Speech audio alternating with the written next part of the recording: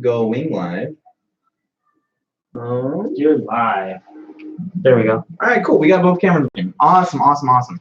So I'm going to type in. Do I have chat? Oh, let me click on it. All right, I'm clicking on it right now. I'm sending you guys his channel. I believe it's YouTube. YouTube.com/Smashby, right? Yes. Or just search Smashby podcast, and it should be in there. Can't fucking spell it, Jesus. Smashby. So yeah, go to his channel. Follow, please do follow. This is gonna be fun. We're gonna be talking about a lot of stuff over here, and then you guys feel free to chime in. This is not just a conversation with us in here, but a conversation with you guys too.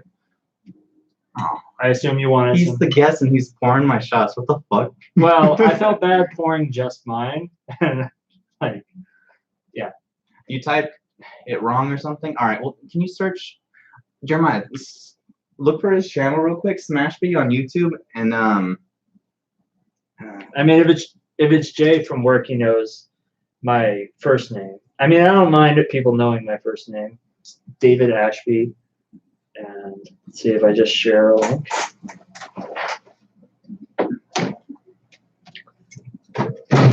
And John Cho, we got a ways to go.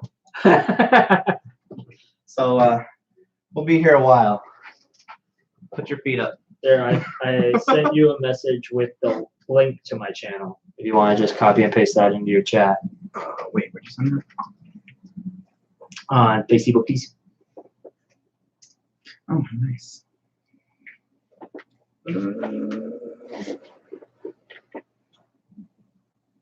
Oh, look at you with your professional photos. Okay, I see you. Oh, there you go. Mr. Model. I look that good. I literally had a friend of mine. Oh, new subscriber. Ooh. Yes. I don't care. I'm just kidding, Jay. I'm hoping that this mic, is it coming through on here? I have no ways to tell your sound. Yeah. For me, my sound's coming. Nani! Yeah, I think it's coming through. Make a Nightbot command. I don't, you know what? I swear, once I get my computer back up and running. Well, I have it on a copy and, or I now have it on copy and paste. So I can just, I have my my keyboard here. Yeah, once I get my computer up and running, I will have everything planned out much better than it is today. Cool. So you have people that are actually like on it. They're instantly listening to you. Yeah. I don't have that strong of a following yet. Well, the way I started, it's for me, it's a little more difficult to explain because I started from nothing. We all started from nothing. I have Started from nothing now. You up on the top. Like right now, we got 5 of my nearest and dearest right now, and these guys also started streaming at one point in time or another. No Mouse TV, if you can see that. He actually streams WoW Classic. He's a really good streamer. He's going to be on my next podcast. Oh, okay. I see how it is. And you can see chat here too. Just coming for me like that. Now with them, turn yourself up, Ashby. Is he talking about your microphone? Because we're streaming with his microphone there, and then I'm using mine here. Let me see if I can. I should have that like group setting. Yeah, I hate this mic. One of these days, well, I just ordered a new. I ordered a new mixer. I think I told you that earlier. I got a new mixer for my friend, and we're gonna have a couple mics going. We're gonna switch to the XLR mics instead of the Blue Yetis. If I end up liking it more, what I'll probably end up doing is either selling off my Blue Yeti or giving it away. Not sure yet. Okay, I've got it says I've got 2 people listening right now. But then again, I also told 2 people about this, so hopefully they're It's that. You know, all people. all it takes is just like, you know, letting folks know. Like when I first started, I got super lucky because the only reason why I started is so I can watch my games, or watch my replays rather, and you know, aim to improve. So I was playing a game called League of Legends. They have a ranking system. Oh yeah. You know, at the time when I first started, I was pretty fucking ass at the game. I'm not gonna lie. Like if you were to look back at those games compared to now, there's a huge difference. But yeah, it started off with that, and then we ended up being. I asked my friend, "Hey, do you mind coaching me?" He was, I think, plat at the time. I'm like, yeah. And then we on the game or on Twitch? On the game. So okay. I was like, yeah, you know, you're watching it live, so you can like coach me live, and I'm just gonna need some practice looking back and forth. But it ended up being a lot of fun. He's like, oh, this is so cool. Like I can actually watch your games and like see what you're doing. And like eventually he was just like screaming internally because he's like, what the fuck are you doing? Like this isn't gonna work. So, you know, he ended up playing games with me, and then got other friends, my girlfriend obviously, and then my good buddy Rich like helped mod my stream. So we added, this was at the early days of Twitch, so like a whole bunch of different bots, Nightbot, like different commands. What we use now is Streamlabs chatbot, and so you can add like a whole bunch of sounds, other variety of things there. But yeah, I always attribute it back to like it started with one friend, and then another friend, and another, and like if you get your core 5, then you know you turn on your stream, you got your core 5 friends that will watch you, and then from there people can like discover your channel. Well, I'm going to pull the chat over here too because I can't fucking see. Yeah, I can't see. Hey, Rich Broke rating with the party of 3. Thank you, much appreciated. Hey, Jace, Derek, Lord Rufio. Yo, what's up, Rufio? How you doing, man? That's a deep cuts reference.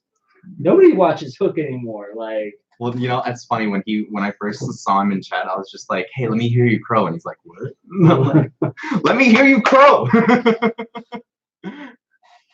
Have you heard the Dark Theory? So this is what I do at work all day. I listen to like different YouTube channels, but like one was the Dark Theories of Pixar and like Disney movies. What? And like Peter Pan goes off and kills members of the Lost Boys when they get too old, and that's who Captain Hook really is like a lost boy that like Peter tried to kill but got away, and was like, I'm gonna start a band of like lost boys that get away, and he's actually like the hero of the story. Interesting. Yeah, I would love to see Disney like redo that whole story just to see the other side. Like I really loved Maleficent. Yeah, because it was just like she's completely misunderstood. Is she evil? Probably, but you know, I'll have no fury like a woman scorn. I'm just saying. Yeah, I get that.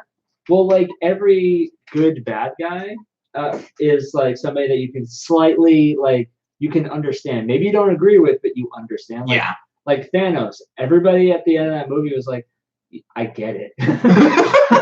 I don't agree, but I get it. I love the memes. Like there's an entire Reddit series where Thanos did nothing wrong, and I was like, yeah, traffic, fuck this. Yeah.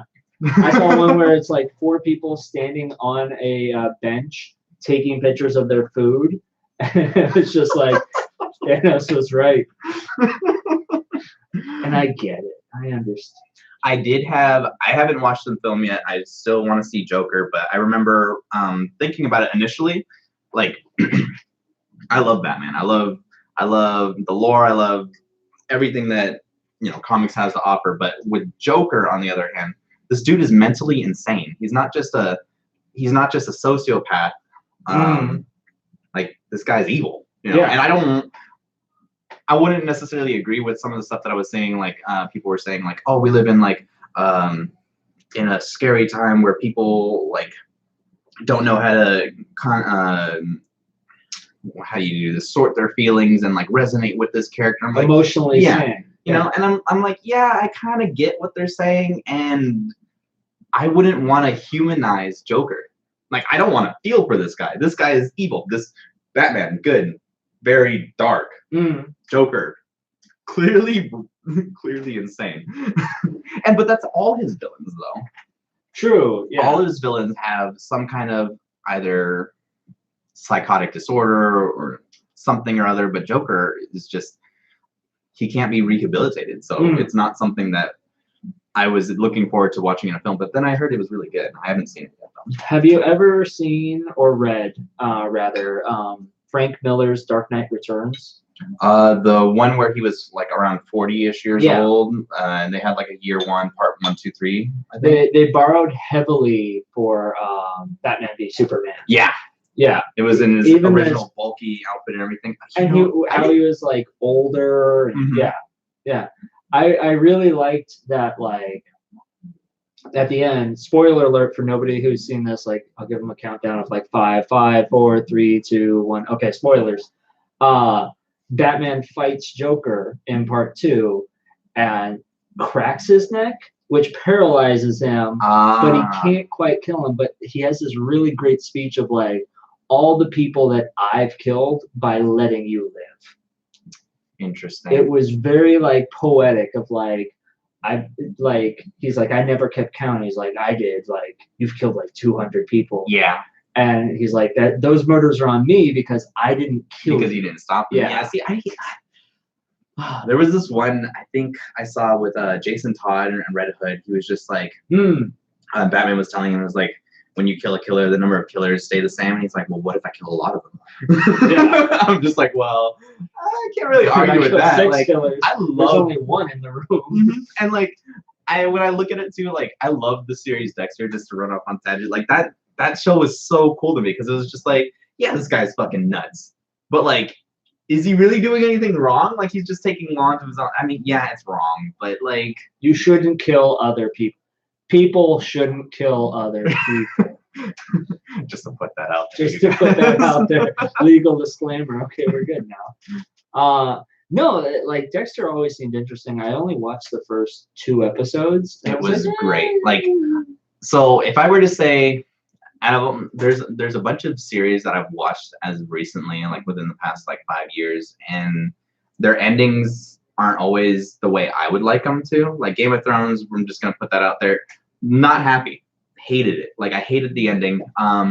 Does it have any replay value? Maybe the first few seasons, sure, but like the ending, no, I'm not gonna waste my fucking time. But Dexter, on the other hand, I don't care how it ended. Like, it was bad. I didn't like it, but I'll rewatch the show. How I Met Your Mother is the same for me. Really? Yeah, I hate the way they ended it. Dude, it's probably because it had like such a emotional, like, you're having fun, you sob, your heartstrings, and then eventually like you get to this ending and it's like, that's it. That wasn't it at all. It was that they built, what was it, 7 seasons? Around that, yeah. Telling you about like how when he met the mom, she was perfect for him, and you're like, yay! And then I guess spoiler alert again. If you haven't seen the end of that one, if you haven't seen the end of that one, why are you watching this? Just go watch that. Much better production value. They introduced the mom, and you're like, oh my god, she is perfect for Ted. And then like, well, guess what? She's dead now. I know. I had to like, I think it was around season like 3 or 4 when I was just like, oh yeah, he ends this talk with like How I Met Your Mother, and I'm just like, wait a minute, like, it just dawned on me, this, they're talking about like How You Met Your Mom, but where the fuck is the mom? Like, she's dead. And I'm like, oh god, this show is dark. He's been holding these kids captured. Yeah, like just telling him about How You Met Your years. Mother, like how many episodes later, and it's just like these kids are, and like they always have like this blank stare, just like, So done with this. Yo, what's up, dude? I don't know how to pronounce your name. I'm what's partially going on? drunk. How do you pronounce that? That is DX. Oh, in the one in purple. Yes.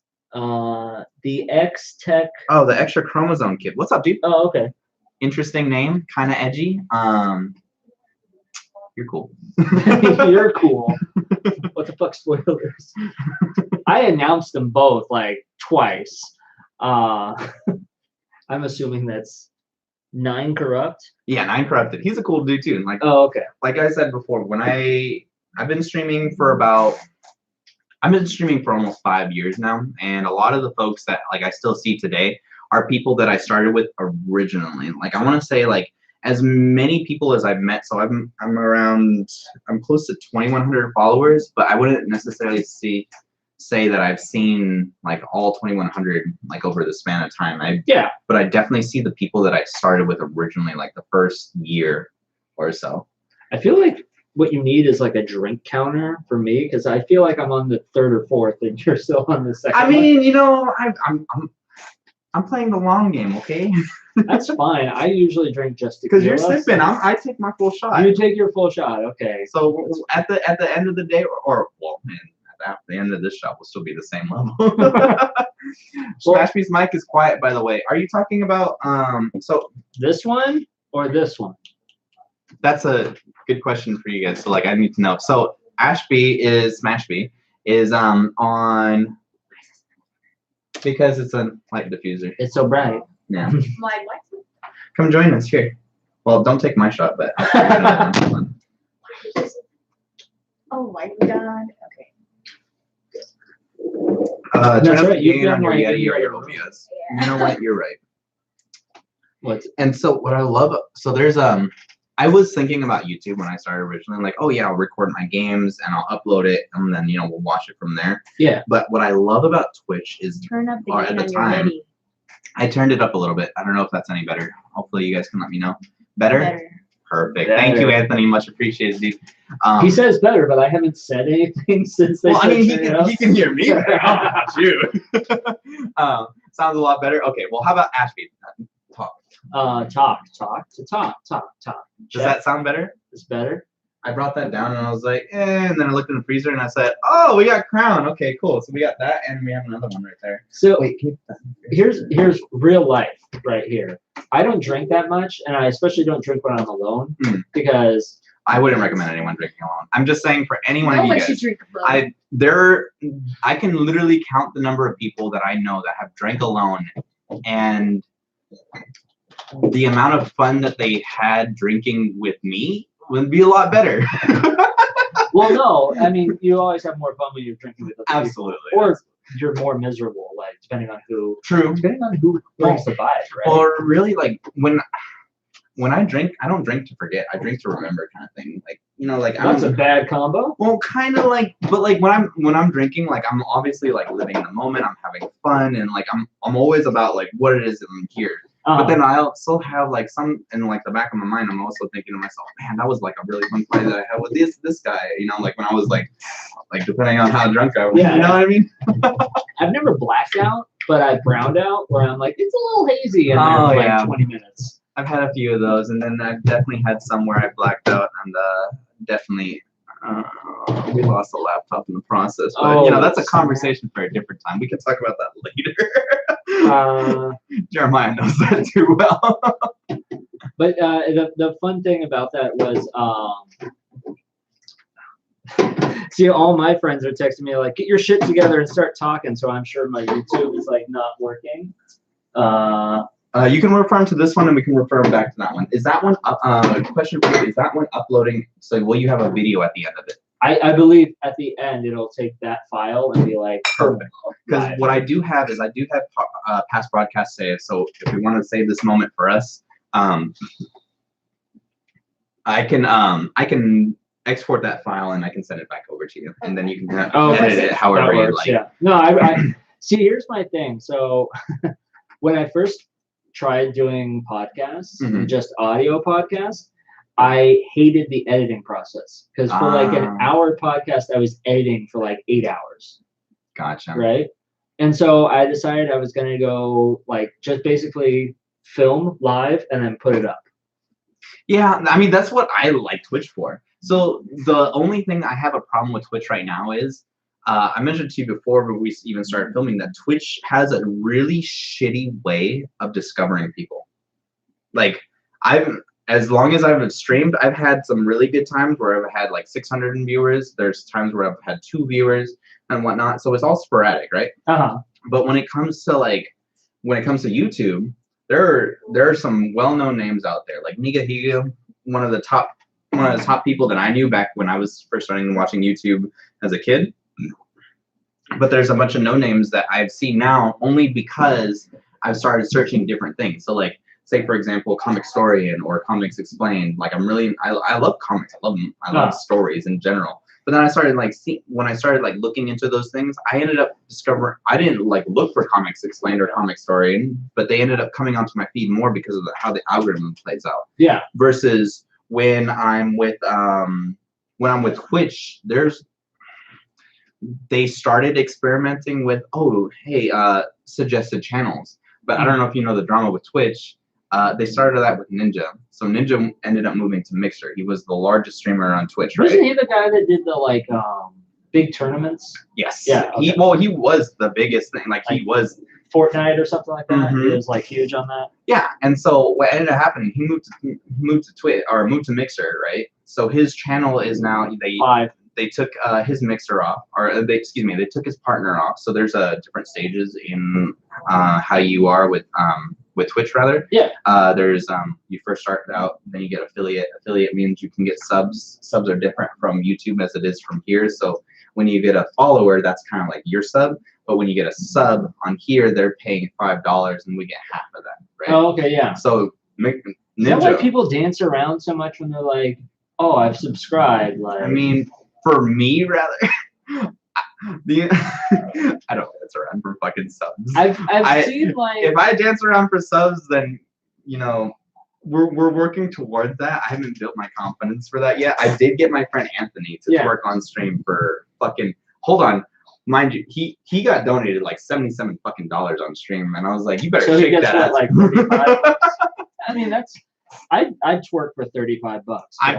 And I've never done it. Everyone's got a price, right? I'd twerk for fucking $5. Hey, everybody's got a price. No, okay. So there's actually a viewer that I had, right? His name was Bongwater, and he's like, everyone's got a price. I was like, I don't know what the fuck you mean. He's like, no, the reason why I have my name Bongwater is because we used to smoke and whatever, and they're like, yo, how much would you drink, or how much would it cost you to drink a bong? I think he did it for $100, and I was like, that is fucking disgusting. He's like, well, how do you think I got my name? And I was like, yo, that is crazy.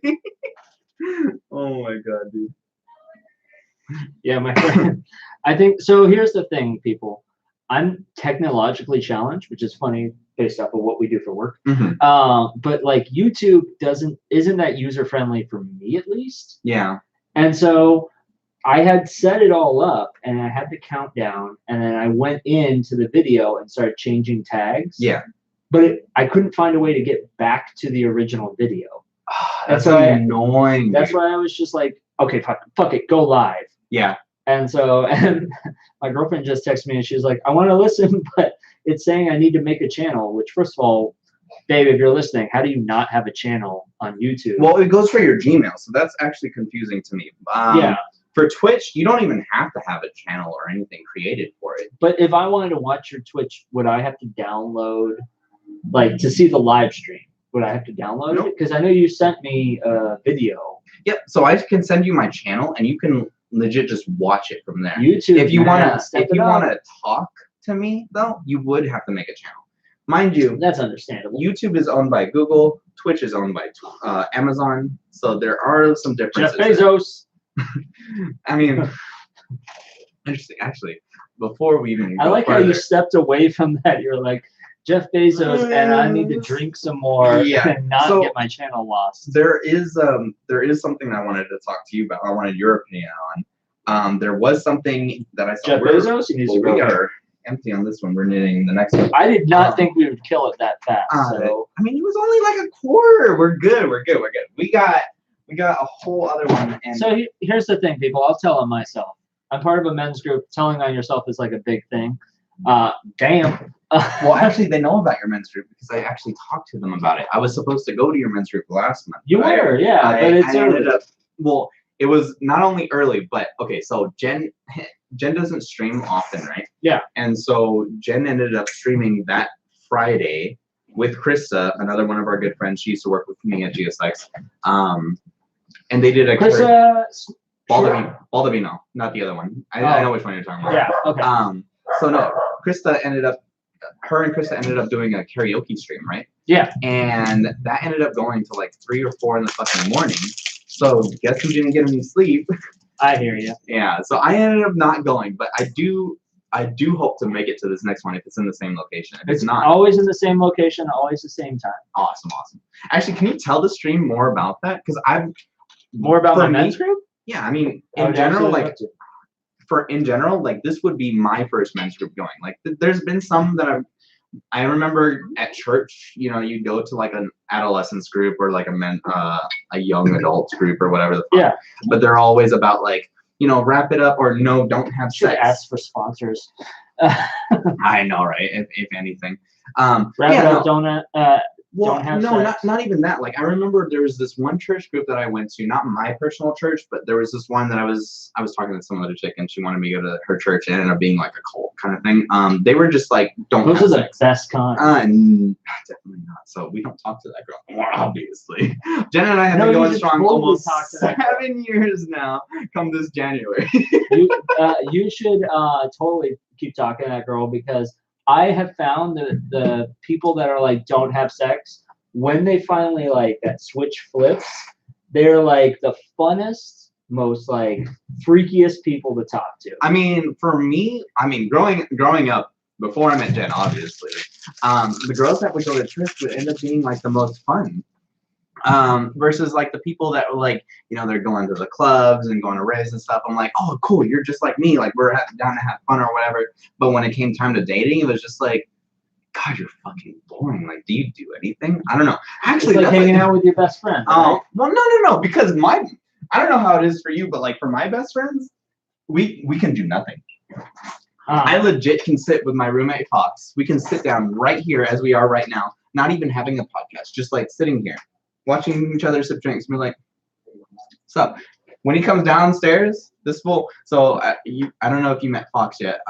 He comes downstairs. He studies for nursing school, and every time he comes downstairs, I don't even say a fucking word to him. He just comes downstairs, looks at me. I'm just like, so. I don't even say anything. I'm just looking at him. He walks this way from here, goes this way. Can't even walk halfway across the room without smiling at me. I was like, yeah, you pretty ass. What are you doing? And that's it. That's all we do. And my we're best good. friends, we don't need to schedule something to do. We just have to know to be in the vicinity Oh, half okay, the time. Yeah. I mean, I feel that too. Like when I'm with Anthony or when I'm with Jeremiah, I'm just like, hey guys, like we're doing something today. Shut up, Jake. Yeah, when we're doing something, I'm like, hey dude, like come on out. I know this might be late because I'm not planning anything. I always just send them an invite. Like Anthony, Jeremiah, Rich, Eli, Fox, like I can name like a whole fucking list of 20 people that will be like, you are for sure guaranteed an invite, whatever I'm doing, as long as like I have room. Yeah. Now, do they all come? No. But when they come, it's a fucking amazing time. And we're literally not doing anything. Like, I really wish you came to our Halloween party. Dude, I was had so two sad. You know, there was a one point because Jesse came too, right? And Jesse Nicholas, the newer guy, he came in with Jimmy. Oh, yeah, Jimmy. Okay. Yeah. So Jesse, the other one, he used to work with me at Tesla. So that's how I referred him over there. Okay, real quick pause on the story. The Bay Area is just like a small city wrapped in a big city because It's a burrito.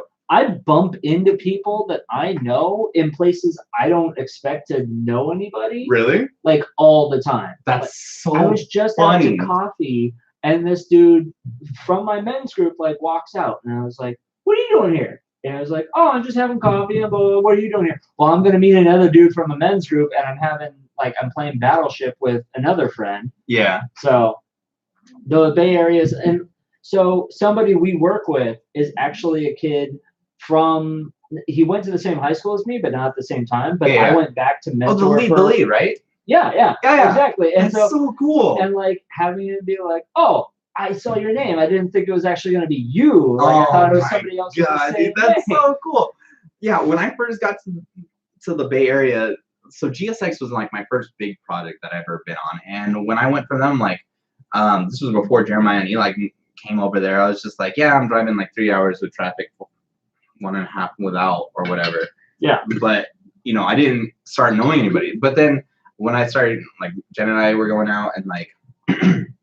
Some of her friends knew my friends. I'm like, what the fuck? Fairfield's such a small town. I'm originally from Fairfield, 707. Yeah, I remember. Represent. But when we were there, like, everyone knew each other in Fairfield. I didn't think people were gonna know each other out here in San Jose. It's kind of far. Like, you know, people typically stay around like you their stay neighborhood. in your same like Exactly. group, right? Well, I know that when you get older, like when I met my buddy Rich, like Rich knows a lot of people too, and like yeah, when you get older, you start to meet new people. You start expanding your circles and whatnot. Like I think I have one person like watching. yo, Ashby, what's your last name? Oh, it's Jeremiah. Yeah, like Fuck you, Jay. so but what was so funny was like when I came down here about 2 or 3 years later, I'm like, dude, everyone knows everybody. Like, what the hell? Like, I came onto this project with you, right? Yeah. There's a gal that knows me from GSX. Also, I didn't know you from GSX. We just on the same project. But she walks up to me legit last week, not even before we go on break. She's just like, "Hey, were you on Google?" I was like, "Yeah, blah blah blah." And I was like, "I was an operations manager." And she's like, "Oh, like I could have sworn you were like a lead or whatever," because I used to like go around different stores and whatnot. And she's like, "Yeah, you look different." And I was like, "Yeah, you know, I'm gained a little weight or whatever." She's like, "Yeah, you were so skinny." I was like, "Oh, thanks."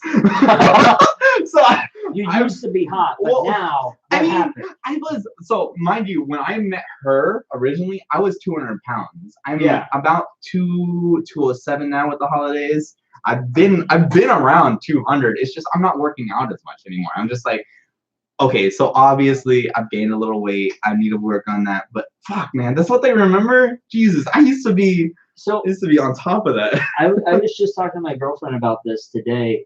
I used to be like pushing 125. I was very skinny. Yeah. I was in a relationship that let's just say did not encourage healthy eating. I mean, what relationship does though? Because when I think about a it, good one. well, I'm a good one. A good one. The one I find myself in right now. Okay. I'll give you that. That's We just went out to I'm gonna Chick-fil-A. say that's an outlier right now. So Jen and I have been in a happy relationship for almost 7 years. Do we eat healthy? Fuck no. Am I happy? Hell yeah. No, you misconstrued. I said eat good. Oh, I didn't say okay. Eat healthy. Well, mind you, like the food we eat is good. We cook at home a lot more than often now. I would say that we cook more often now. In fact, I would say Jen cooks a whole lot better than she used to, and she'll honestly say like I can just follow directions. Cut the feed. But you know what? I don't care if you can follow directions. When I'm coming home to eat, like I'm streaming and she's like, "Hey babe, it's time to eat." I'm eating her food. And I'm like, "Damn, what the fuck did you make? This is so good." And she'll just be like, "I don't know. I just ordered the subscription." I'm like, "This is pretty fucking." What do you got, like Blue Apron or something? No, actually, I was supposed to work for Blue Apron after after GSX. I ended up going to E Club instead. Wrong decision, by the way. Don't they give us our breakfast? No, waiter now. Wait, so E Club used to do our lunches. That's right. Okay. Yeah, but giving too much away. I mean, I won't talk shade as much. I won't talk shade on any company that I've ever worked for before. I'm Tesla. I just need to point something out. But they were terrible. We started out this weird tangent because you were like, let me ask you questions about your men's group. And then I know we never got back to that. 45 minutes later. Actually, so I'll say this. I used to be 125. No shit. Pushing. For how long? For a long time. From pretty much the entire relationship. I was 130 all 4 years of high school. And the most at the senior year, I got to 135. And that was me trying to gain muscle. Mm-hmm. Well, so didn't work. Here's what happened is I did Insanity. Okay. Well, that's nice. My girlfriend did Insanity. I ended up doing P90X. Okay. That's what helped me get back on track. This was Insanity Max 30, which is like, I think it's his second one that he came out with. Okay. So it's like Insanity, but only 30 minutes. Gotcha. Oh, that's the newer ones. Yeah. He's P90X got a 30-minute one too. I just haven't. That became like the big thing. Like people didn't want to do 1 hour workouts. Mm-hmm. And so I did that, and I did the before and after pictures afterwards. And it took me like 3 or 4 go. How did you like it though? I hated it. You hate it? Why? The after, because I had like nothing. I looked like those pictures of not as bad. Okay. But like to me, I look like Auschwitz people. So for me, I did P90, right? So a lot of my friends here too, have also been in my garage. So No Mouse TV, Anthony, this was my day. After high school, I was in college. I just broke up with my girlfriend for about 2 years or whatever. That was like my lowest low or whatever. That's a conversation that I'll have with you off stream, obviously. But on the road to recovery, I can say that like the people that I had in my back corner was what helped me get through that, right? Right. P90X and League of Legends were a big part of that. Uh-huh. So what I would end up doing is like, you know, we work out with P90X, and then after that we'd be like, hey, what you trying to do? Trying to play some League? Fuck yeah, dude, we go play some League. And so like now, mind you, I'm still shit at the game, but I'm a lot better than I was back then. I get that. And what's cool about that is though, when I look back at that, I was originally 147. I dropped down to 131 back then, and I was stick and bones. And I was like, you know, like depression really hit me pretty hard with that relationship or whatever. And so P90X kind of helped me bring it back. Yeah. But then afterwards, I'm just like, oh, dude, I like working out. This is fun. It's not just endorphins. It's not just like dopamine and like having fun. Like I got my boys with me, you know. Yeah. Like we're just doing it. We're literally in my garage. You have a posse. You form a posse. Well, I wouldn't even necessarily say it's like Zed's posse. It's more so like we used to do a pre-workout call. So there was a bunch of them. I used to do Jack first, actually. Tangent roll up.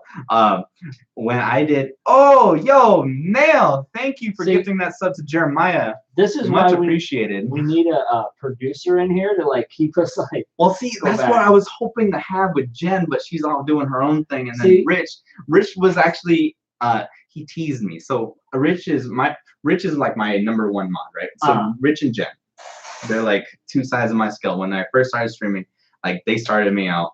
And Rich was actually the one who was going to sell me my mixer, because he was doing that with the mic, and he was like, "Yo, well, then, you know, maybe I'll come out tonight, or maybe I'll come out tomorrow." I'm like, "Dude, like, please, like, it would be so cool." I was super excited for this podcast. Obviously, things didn't happen, but it's totally okay.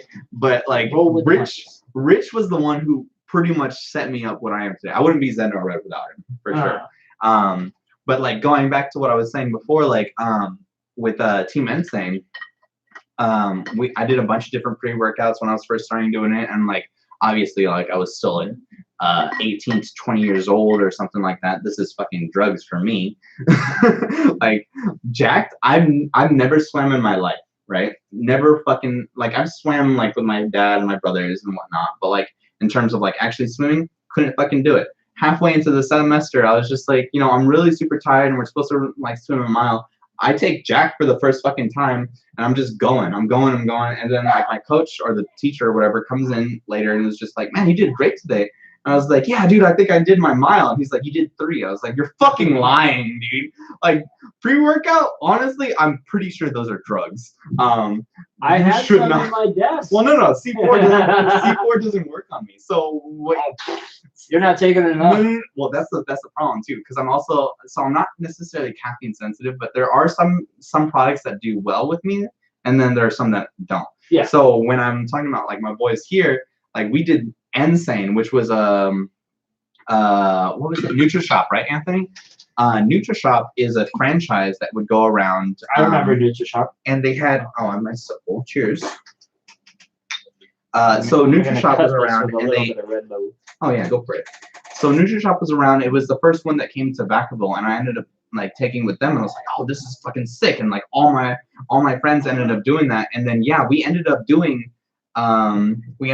like our league group and our P90X or whatever. Anything that we did, this was before I even started streaming. I was like, "We're doing it live, Anthony. Anytime we're doing it live. We're doing it live every people time." do that on Instagram now all the time. And it's so funny because like we did that before anything was even here. Like before Instagram, well, no, maybe not before Twitter. Twitter was still around, but we didn't use it. Nobody does. So. Yeah. So like, you know, we'd always say we're doing it live, and like we would just go hard into our workouts, hard into our league games. We were not freaking good. We just enjoyed it, and then like everything we did, it was like our I wouldn't necessarily. Mantra, I guess. Okay. It was good though, and that core group of people ended up what got me into like being successful at Twitch. I want to say, because if it wasn't for those people, like you're guaranteed 5 people, right? If you have 5, anyone extra is more, and you keep going from there. And I ended up getting up to Got 2.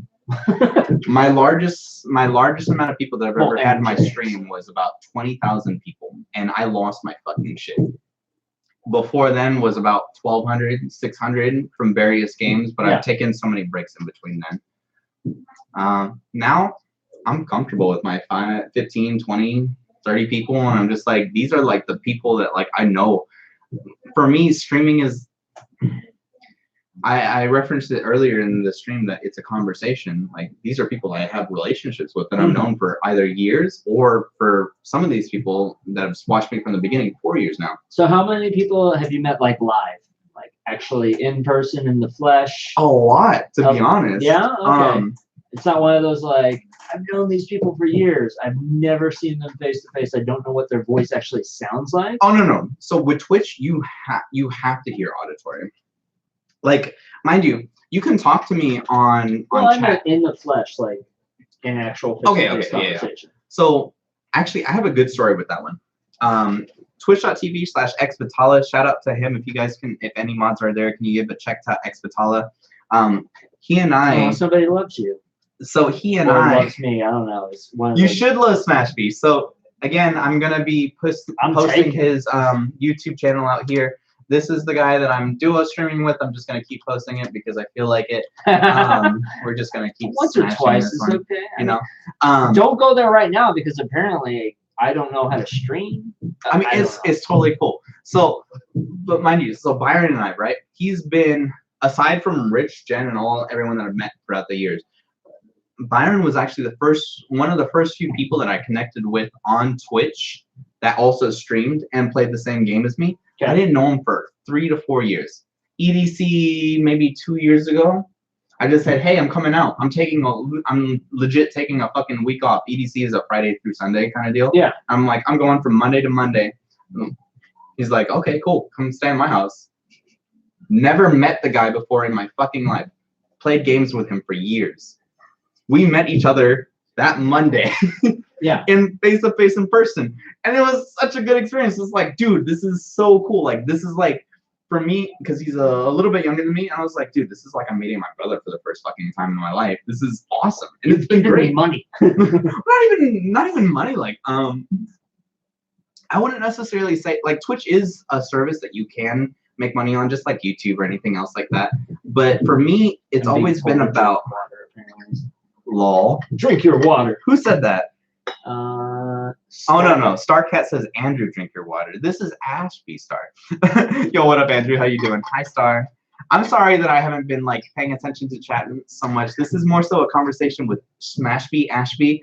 And like you guys can partake in the conversation. If you guys legit have something that you want to say to us, please message either one of the mods that are in there, either Rich or Jace, Lynx, Diamond, and have them refer that question to us so that we can go for it. I can see the notification when they at me. I feel like in the chat they should have I know somebody's gonna watch this game and play a drinking game based off of it. Oh, that's actually pretty fun. I've been wanting to do that. Off it. Well, there's the Jenna Marbles drinking game, and I played that with my ex. No shit. That one's pretty. That one's pretty good. Well, okay. So here's the thing. So we looked up. We looked up the Jenna Marbles drinking game rules, and then we watched the her year, end of year compilation. Interesting. Video. Okay. And so everything was oh, she's wearing that necklace? Shot. Oh, she mentioned this? Drink. Dude, that's so cool. By the end of a 4-minute video, I was drunk off my ass. Oh my god. So I stream for a variety of people. Some of these people I've been following, I've been streaming again for 5 years. Some of these people I've been following since high school, so freshman year in high school. So now they're getting closer to the age of drinking, and I'm like, okay, cool, we can probably get into that, whatever. But I know that I do have a younger audience. So what I want to do with this stream is I want to do a stream bingo, right? So Jen and I, we had randomly we were in traffic. A program that can make a bingo card. Yeah, we can do it on Excel and just okay, these are the categories or whatever. We can print this out and then have each category be a number, and then randomize the numbers. And, like, those are separate cards that we can play, right? So at max, maybe 20, 30 people can play, and like that's cool because that's my viewer audience. And like, yo, let's do this, you know? And then that would be better for me because I used to do a lot of giveaways, but giveaways I would say would inflate your numbers more than anything, not necessarily bring you people in. 2,100 viewers, but I can literally count the people that I recognize in my chat. And who are active in the like. Exactly. Yeah. And so if I were to do a giveaway or anything like that, like I would rather give away to them. Yeah. But also make it fun. So I would figure bingo would be a cool thing to do. I'm not sure how I want to do that yet, but that is one of the things that I want to do for my stream going forward. That's right. So let's go back about 45 minutes. Yeah. And you can ask me about the men's group. Please tell me more about your men's group. How did you get into it? Actually, let's go with the origin How story, did I get into it? So I'll shorten part of it and I'll elongate another part. Okay. That's what she said. Basically, I was going through a messed up divorce. Okay. With my obviously ex. How old are you again, mind you? This For the stream. I had just, I want to say on my 30th birthday, she was there. She like really wanted to be at my birthday party. I know why now, but I won't get into it. Okay. But basically at my 30th birthday party, I knew it was over. Gotcha. So that was coming up on 2 years ago. We were done before that. But Okay. She wanted to be there for some weird reason. Like all my friends were like, why the fuck is she here? Well, I can understand. I know why, but Well, no. The reason why is because unbeknownst to me, one of the guys that she was cheating on me with was going to be at the party. no shit. Wow. Fuck that guy. Okay. I'm sorry. Going off another tangent. Do you get mad because I've been on that guy, right? Do you get mad at the guy that's playing his position, the sideline, or do you get mad at the girl or the guy who's cheating? Here's the thing. I'm not mad at her. I'm not mad at them. I've learned to be like, you know what? That's you, and that's who you're gonna be. And like, if I'm mad, I'm still tied up in that. You okay with that? Okay. You are a better person than I am. Leave the room. Fuck everyone else. I mean, for me, mind you, I've been the guy on the side, and like, did it feel good? Fuck no. Like at one point in time, yeah, in the early beginning. But then when you realize like, what are you doing to like this relationship? Then you're like, dude, this is fucked up. Like I can't do it. Yeah. But I've never done it to someone who is fucking married. Well, there's that. Okay, in hindsight, a little history, not to like throw dirt on the grave, but like she started cheating 3 weeks after we got married. So it's not like I was like married. It was like, yay, we're married. Oh, what's happening? Interesting. So anyways, getting back to the men's group. About 2 years ago it happened. I'm watching a dog fight a cat. The cat and the dog are fighting. And the cat's winning is the fun thing. Well, yeah, because she rules the house. Get down. Hey, go upstairs. Go. I'm mad at both of them. What the fuck?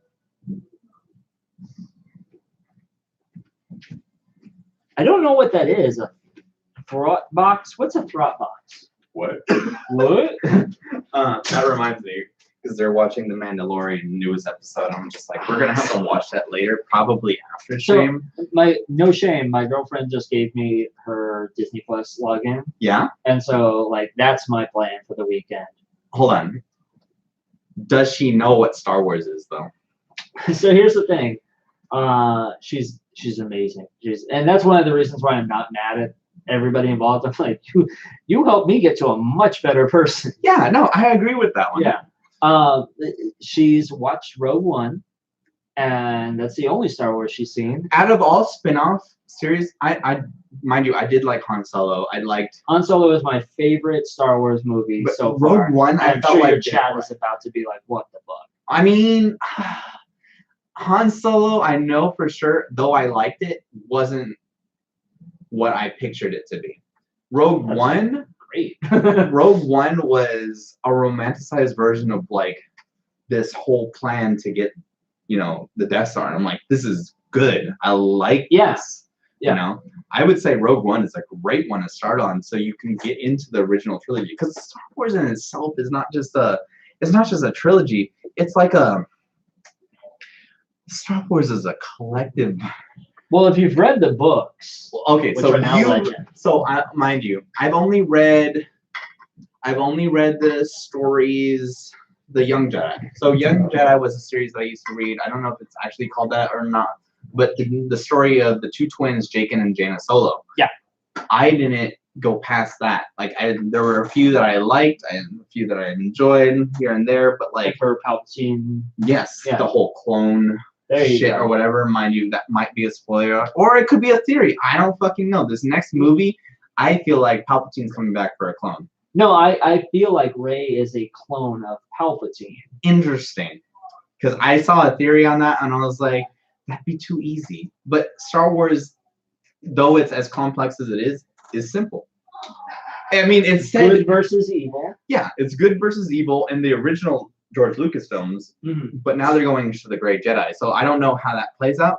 But in terms of the original trilogy, Darth Vader, his name literally translates into father in German. So it's like you should have known who he was. That's Luke's father. I'm trying not to super nerd out. Okay, so no, here's my feel thing. free. Be yourself. This is what my stream is about. We'll I'm get back to myself. my men's group later. But here's the fun thing is, Rich or Jeremiah, can you get a counter on how many times I get lost on tangent? Versus how many times we've had shots. There might be a correlation. No, and this is fun because we actually planned on talking about Star Wars. Yeah, I did. I told you before. I was like, dude, you nerd out on Star Wars. I have a Darth Vader. No, I have a Yoda on my desk. I shit you not. I have my friend's Mandalorian helmet over here. Whether I he saw left it that here on the way in. Whether he left it here on purpose or if I Jedi mind him. Well, it's yours now. It's mine now. Exactly. Fuck you, Nail. Yeah, it's mine now. Yeah. No, you'll see. My friend actually just made a Darth Vader bust with his 3D printer. Wow. And that's going to be on my desk. No fucking way. I saw a Black Friday deal on a 3D printer, and I was like, oh, the things I can do with that. But am I really creative? And I was like, I would totally do some Star Wars figurines. So he does. He loves it, but like, there's a lot more into 3D printing than I imagined. Oh, absolutely. You can print fucking guns. Well, not only that, but like, so I thought you put something in, like to the schematics, and like 30 hours later, boom, there it is. Yeah. Like there's supports that you have to cut out. Huh. You have to like clean it out. Also, like a Gundam. So like, so I don't know if you've seen a Gundam before.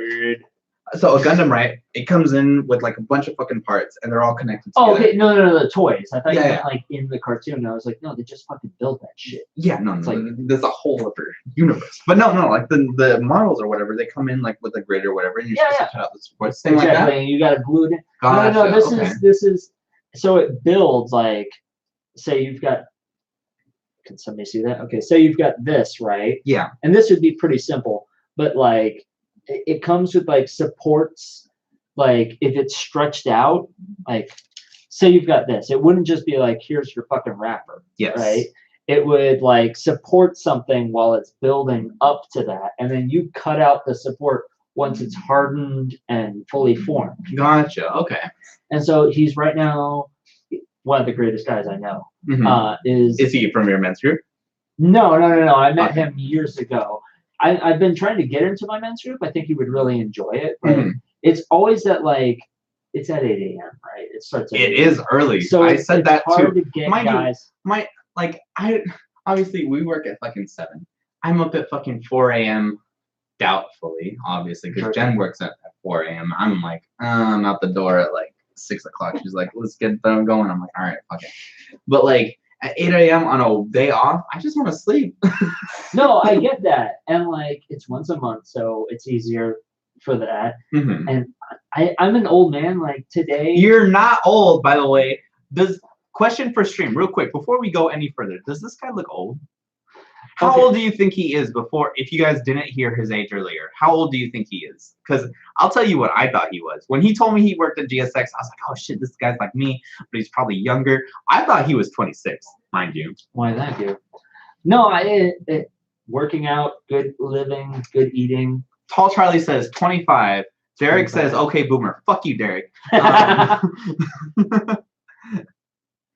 I love his. I know. And a his age. hot 25 at that. Okay, so I'm Charlie wondering says you're a hot 25-year-old. Okay, do you? Oh wait, that's Jay, right? Yeah, Jeremiah's frost shot. Zero. Okay, well, I thought it was my girlfriend for a second, but So Jeremiah, what would you say his age was before you even knew, though? Like when you first impressions, right? Because when I first saw Ashby, I was like, okay, this dude's like 25, 26 years old. This guy's pretty cool. I like how he talks and everything. Like I can, I'm connecting with this guy well. Like, I didn't realize he was his age, and I was just like, wow. I think Link's got it. Late 20s, early 30s. All right. Yeah. Mind you, though, Nail is probably saying that with deductive reasoning, because I do know a lot of people that are younger. Mm-hmm. But if you're coming in here with a fucking man beard, not just like the shit that he has on right now. Yes, Well, I that's didn't shade have a man beard when I Well, met that's you. shade to Nail, because I told him specifically to grow out the Viking beard, and he was like, okay, like I'm gonna grow it, and then he cuts it off. So I'm like, fuck you, so Nail, you're dead to me. But yeah, he's probably going to. Shots fired. 35? I think a little bit older, right? Huh? No, I'm 31. Yeah, see, that's older. That's older. 31, everybody. Steals my helmet. Now I'm dead to him. Well, I mean, if you were a true Mandalorian, you obviously wouldn't lose your helmet. Oh, snap. in the show, I don't know if you've been watching it, but like they asked. I haven't watched any episodes, Oh so my don't spoil anything. Oh. I will know everything by Monday because I will binge watch it.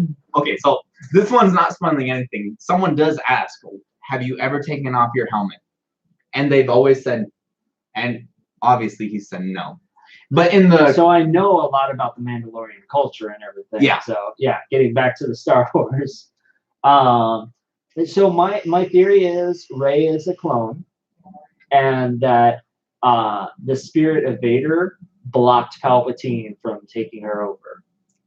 So would you say Vader inhabited, or not necessarily inhabited, but more so moved through Kylo Ren? So Anakin, not Vader. Anakin moved through Kylo Ren, or the fuck is his actual name? It's not Ben. Ben Kenobi. Wow. Or Ben. Ben Solo. Yeah. Wow. Fuck this guy. Ben. Here's my thing. I feel like Kylo Ben is going to turn out to be a spy.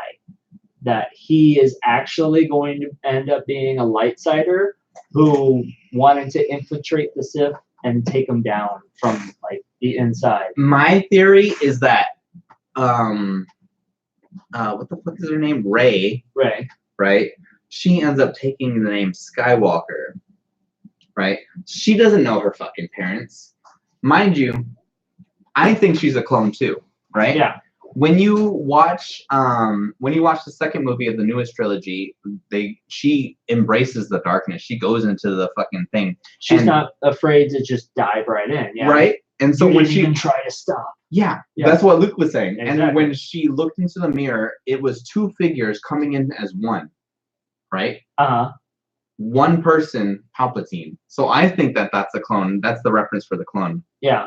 But mind you, I think she cuts off that tie, and then she's going to take on the name Skywalker as an adoptive father, though I don't know why. I would say Solo would be a much better father figure to her, because she ended up inheriting the Millennium Falcon. I'm just saying, you can inherit a fucking lightsaber. So insider knowledge though, Hayden Christensen is credited. And so it's like, okay, if he's in the movie, I think it's gonna have to do with something with this movie, right? Well, I don't know, because like, do you have to credit somebody if you use footage that you've used before? Because that's all that they're using for Leia. I thought so. All that's the a footage- hard one, because Hayden Christensen is alive, and He's I'm alive. thinking that he's gonna He come owns back a as a. farm. Well, what's stupid is, like, I thought he was gonna come back as a Force Ghost, but why would they bring back Hayden Christensen as opposed to older Luke. So that's what actually drove me crazy on the Return of the Jedi. When Anakin came back as a Force ghost, right? It was this old dude that we know nothing about. Or if you watch the crappy 90s, not the 90s, they digitally put in Hayden Christensen. Did they really? That was a newer version, right? Yeah, the newer versions. After episode 3, they go back and put in Hayden Christensen. Interesting. See, I would understand that because that's Anakin before he turned to the That's dark when side. he stopped. Yeah, when he stopped being Anakin. Because they put in this old ass actor in there, and then that was supposed to be Anakin. But then when they made 1 through 3, that's not who it was. No. In fact, I would. So for me right now, I'm having a conflict with the Star Wars universe because I went back to. I first started Rebels, right? I love Rebels. Rebels was good. Urza was a fucking bitch. Rebels was when you started out in Star Wars? No. I started out with Star Wars back in okay. the I was Legends like, wow, series. you started late. No, I was no. I love Star Wars. But so I originally started out with the Young Jedi and everything. This is back when I was still reading books and like going to the library. Who reads books nowadays? Words. Obviously, this guy. But what I was thinking too was like, okay, so Disney, after they owned everything, retconned everything. So basically all the movies and all their animated series are now canon. So what does that leave to interpretation? Like, what is canon? And what's crazy that I've seen is that I think it was the president of Lucasfilms or whatever, it was just like, it's hard to make a movie because we don't have a whole lot of comics or continuity to like pull from or whatever. And I'm just like, what the fuck is Star Wars Legends then?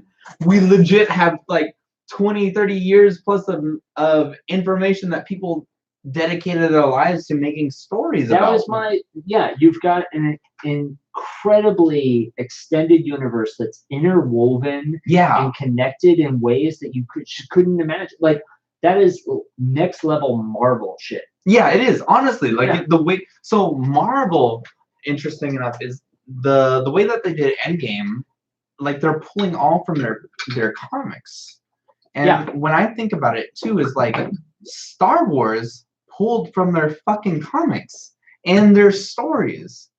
Now Disney is picking and choosing the best ones that they feel like they can work with, and like, okay, what can they adjust it subtly with Thanos and Death and like this whole crusade. Yeah. But like, where are they taking it further? So like, this is the end of the Skywalker saga. So if you look back at the original Skywalker saga, Anakin becoming Vader.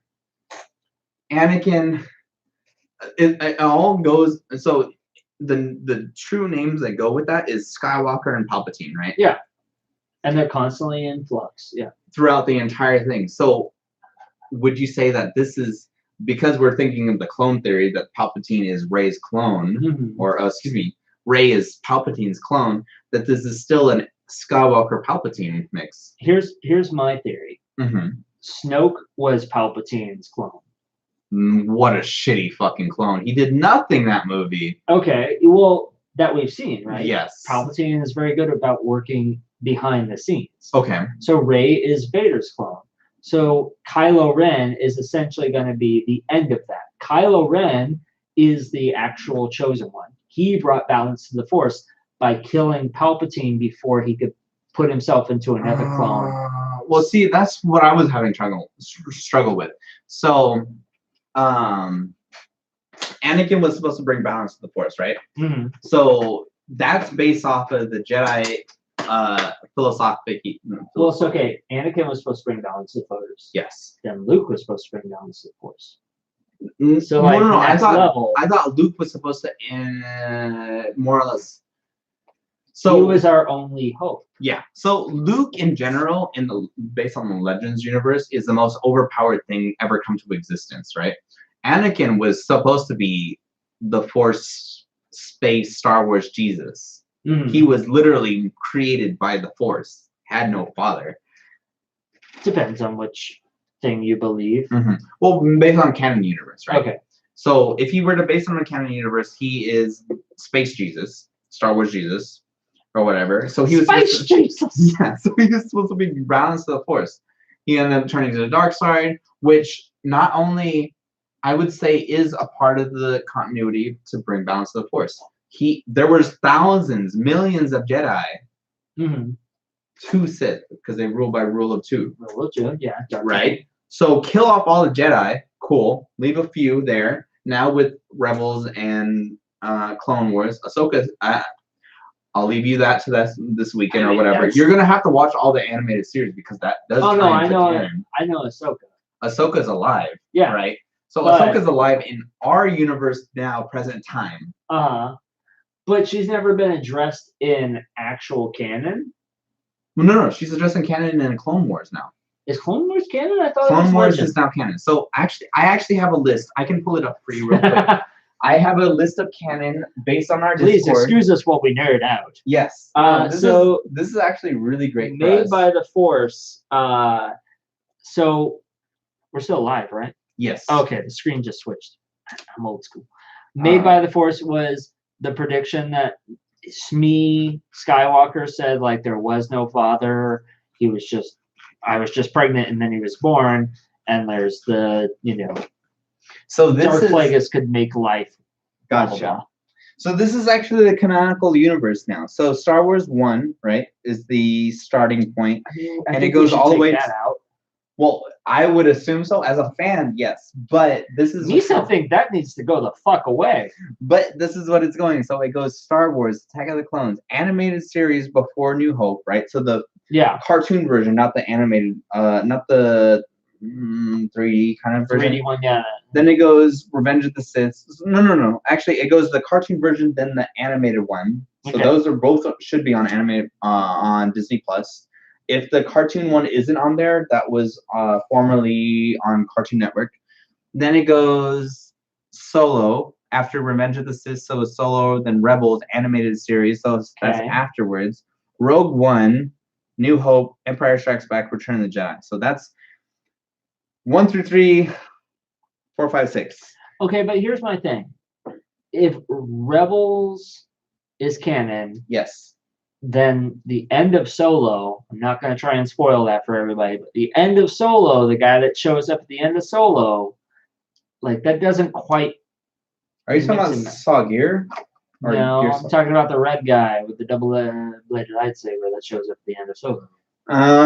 So I think they were going to leave that for the next portion. So it's not going to go with our original trilogy, or excuse me. So present day trilogy. There's a contradiction there. It is. Yeah. So what they're going to end up doing is, so it goes Star Wars animated, and then the original Star Wars Warren wrote Star Wars stories, blah blah blah. Jesus. 1 through 6, right? Then the Mandalorian, and then it goes the original trilogy, and then everything else is going to be what they decide. So I don't know what Star Wars has in plan, but I know that they're going to do a lot of prequel work. Entertain your... Oh, good. Timing. She can jump in, and I can go to that. Actually, I can switch my seat and all that other stuff. Hi, guys. Thank you so much for hanging out with us. This is me, Sentinel Red, and Smashby off of YouTube. I'm going to copy and paste his link again for you guys. He is streaming live on YouTube. Please follow and subscribe to his stream. I want to thank everyone that has come through and participated in the chat and everything. We've gone through so much conversations. Mind you, I'm a little drunk, so obviously our topics aren't going to stay on topic for so long because we didn't have Jen here, but we've gone through different stories as far as our lives prior to this. Not Star Wars. A little bit of Star Wars, a little bit of fucking men's group, a little bit of everything else. Excuse me. Whoa, where'd that come from? Yeah. So yeah, please do follow his stream and everything. I only see Jeremiah talking in his chat. The biggest thing that I want to do with these series of segments. So this was my first because I did this prior. I set up Ashby to come onto the stream and we can showcase what it is he does. His last podcast itself was around 9 months ago, but we wanna support that as a group, as a community. We want to support his content. The next person that I want to bring up on this stage would be No Mouse TV. aka Anthony, aka No Mouse TV, aka the man, the myth, the legend, Team Insane, now streaming on Classic WoW. Like that would be really cool to see. And of course, if you guys have any pointers, suggestions, or whatnot, every guest that we come onto the stream will be allowed to come back on, whether invited or not. If you guys want it, I'm going to just kidnap them. Awesome. Ashby won't fucking know. I know some of you guys have seen my Red Dead Redemption. We might just hog tie somebody. We're just going to space. I don't know if I'm okay with this. We're just going to hog tie him to the back of the truck and just be like, yeah, let's go. He's coming back on the stream where we want to do a revisit. Hopefully you guys are subscribing to the stream and like supporting his channel and whatnot, and you want to like Or I might just make a Twitch stream. I would encourage you to do so. So Twitch itself was originally created for games, but like it's expanded to so much more. Podcasts are a thing. Just chatting is a stream, a thing. I've seen so many people just show off their tits and like it's okay. Jokes. That one girl. Yeah, I sent you the video of how she was like, just donate to my PayPal. She's a disgusting human being, and like, obviously Twitch and YouTube don't really talk about her. But in general, I think you can do really well on Twitch, and like I would be more so excited for you to like play some games with us. I mean, I need to play more games. That's the problem is because the job that we work, I usually don't want to stare at a screen a moment longer than I have to. True. And so I like get home and I want to go out with people. I want to do things. Like I just gamed for the first time and like. What did you play? Anthem. Okay, that's a good one. Anthem is a good game. Okay, so right there I can stop myself. Anthem is a decent game if you want to pop on and play something for 10 minutes, or you want to pop on and play something for 2 or 3 hours. Mm-hmm. It's really good about like, oh, I'm going to jump into somebody else's game, I'm going to help them out, and then I'm going to get out of there. Gotcha. So I heard what you said. Love it. Great. I'm just responding back to Nail. Yes, you actually can use multi-platform streaming. The only people that can't are partnered streamers. So I can use Streamlabs to stream on multiple services, both Facebook, Twitch, and YouTube at the same time. I was actually looking through these settings the other day and was able to go through that, but I'm choosing not to. I prefer to keep it with my Twitch family. So here's the interesting thing. When I went on there to go live, okay, it had an option to stream, and I'm wondering if I could have just added your stream feed. Possibly. These are things that we can find out for next time. Right? Definitely. I would encourage you to do so. Like, what's cool to me is like, though I've been streaming for X amount of years or whatnot, like, I'm feeling like I'm learning something new every single day. Okay. Hard to hear guests. Okay, thank you. Now, appreciate it. How about now? We can just do an ASMR stream for you, just you personally. If you subscribe a tier 3 sub, I'll have Ashby like whisper in your ears and like sweet nothings, all kinds of Star Wars theory. Cardi B actually does that. She has like no fucking shit, dude. I think okay, so she like scratches. She'll be like, "How's that?" Oh my god. So I feel like there was a person created for that. So I would say, as far back as I can remember, sidebar, I want to know how many people were just like, So, well, I was saying was Lil' Kim, right? Lil' Kim was like this original persona or whatnot, and then like it stemmed to so and so to eventually Cardi B. Nicki Minaj was one of those people, and should they throw shade on each other? That's only for views. But the way I see it is, there's always going to be that outlandish person there that some record label is going to be like, yo, this is like our person or whatever. Yeah. Cardi B. Maybe it wasn't. I don't want to like Cardi B. Who is John Legend's wife? Chrissy Teigen. Oh my God, Chrissy Teigen. I think it was Chrissy Teigen. So I awesome. cannot. I want to say it was Cardi B, but it could have been Chrissy Teigen. I'm not a pop culture fan. I'm Mumford & Sons, and that's it. So one of those two. Gotcha. Move the mic closer to him and further from you. The gain turned up, and okay, so I'm gonna turn it this way, and hopefully that will fix it. Okay. Thank you, Anthony. What channel do you have it on? Do you have it on like the 1 or 2, on the the card. crowd? It's both. It's correct. Okay. Because mine, so I bought mine used. I- Thankfully, I did because it was super cheap. But yeah, it's actually around the room. Supposedly. Telling on myself, guys. Again, something that my men's group is big on. I showed up with a box of things, being like, "Hey, can we do this and connect it to like the computers over here?" And like, I didn't bring any of my extenders. I didn't bring any of my stuff. Like, it's on me. It's not on this guy. He's got his setup. And I was just like, how about this? But I also did invite him to say like, yo, I got 2 computers. We'll make it work however you want. As soon as you come through, you tell me how you want me to design the room. We'll do that. And so like Jen's desk has moved a little bit more. My cables are extended as far as they can fucking go. But like, you know, if you could see the setup, guys, you'd see the like wires on. But next time we'll know. And next time we'll be better. Actually, before we even move on to anything else, do you have a Twitter? So we joked around saying that we don't have Twitters. I have a Twitter. I use it frequently. I have 2 Twitters. I do not use them all that often. I have my personal Twitter, which I think I've used like 2 or 3 times. Mm-hmm. And I have a Twitter that obviously I do not use anymore called Shit My Fiance Says.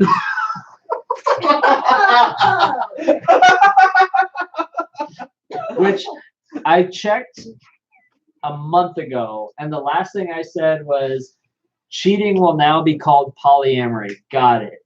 And if anybody goes and adds that, I like to apologize. I have poly friends who do not cheat, but I also have poly friends who like understand what my ex did, and they're like, yeah, that's not polyamory, that's just cheating. Well, see, I feel like polyamorous relationships is a two-parter, right? So relationship in general, sometimes 3-parter, sometimes 4-parter, right? But it's what you decide. So it's what you work at and get at. Mm-hmm. Yeah. So if Jen and I were to just, if I were to just say like, Jen, we've been together for 6, almost 7 years.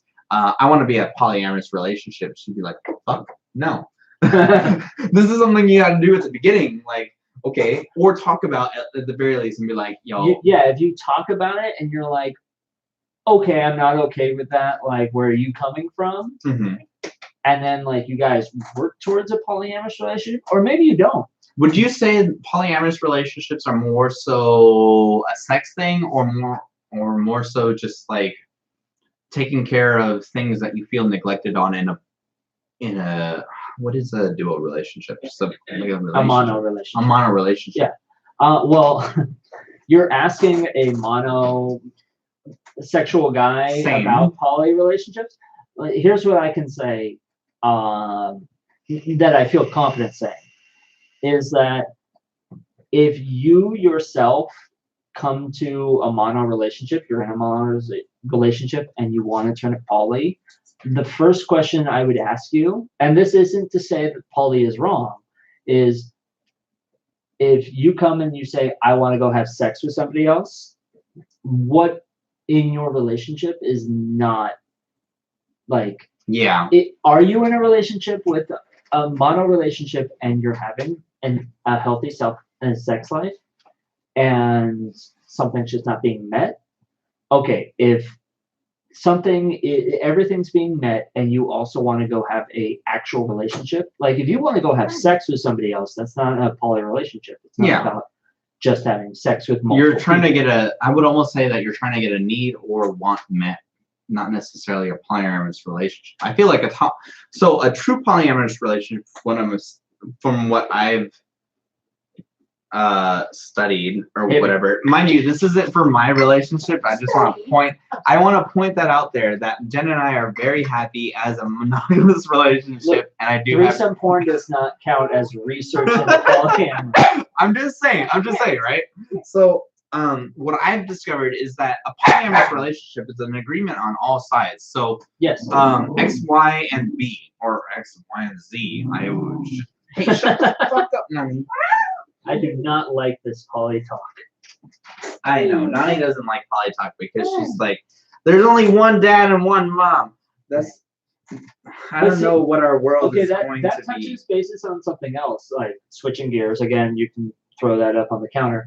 Mom and dad relationships. Is people are like, there's only one mom and one dad. Well, But I don't poly believe that's- relationship.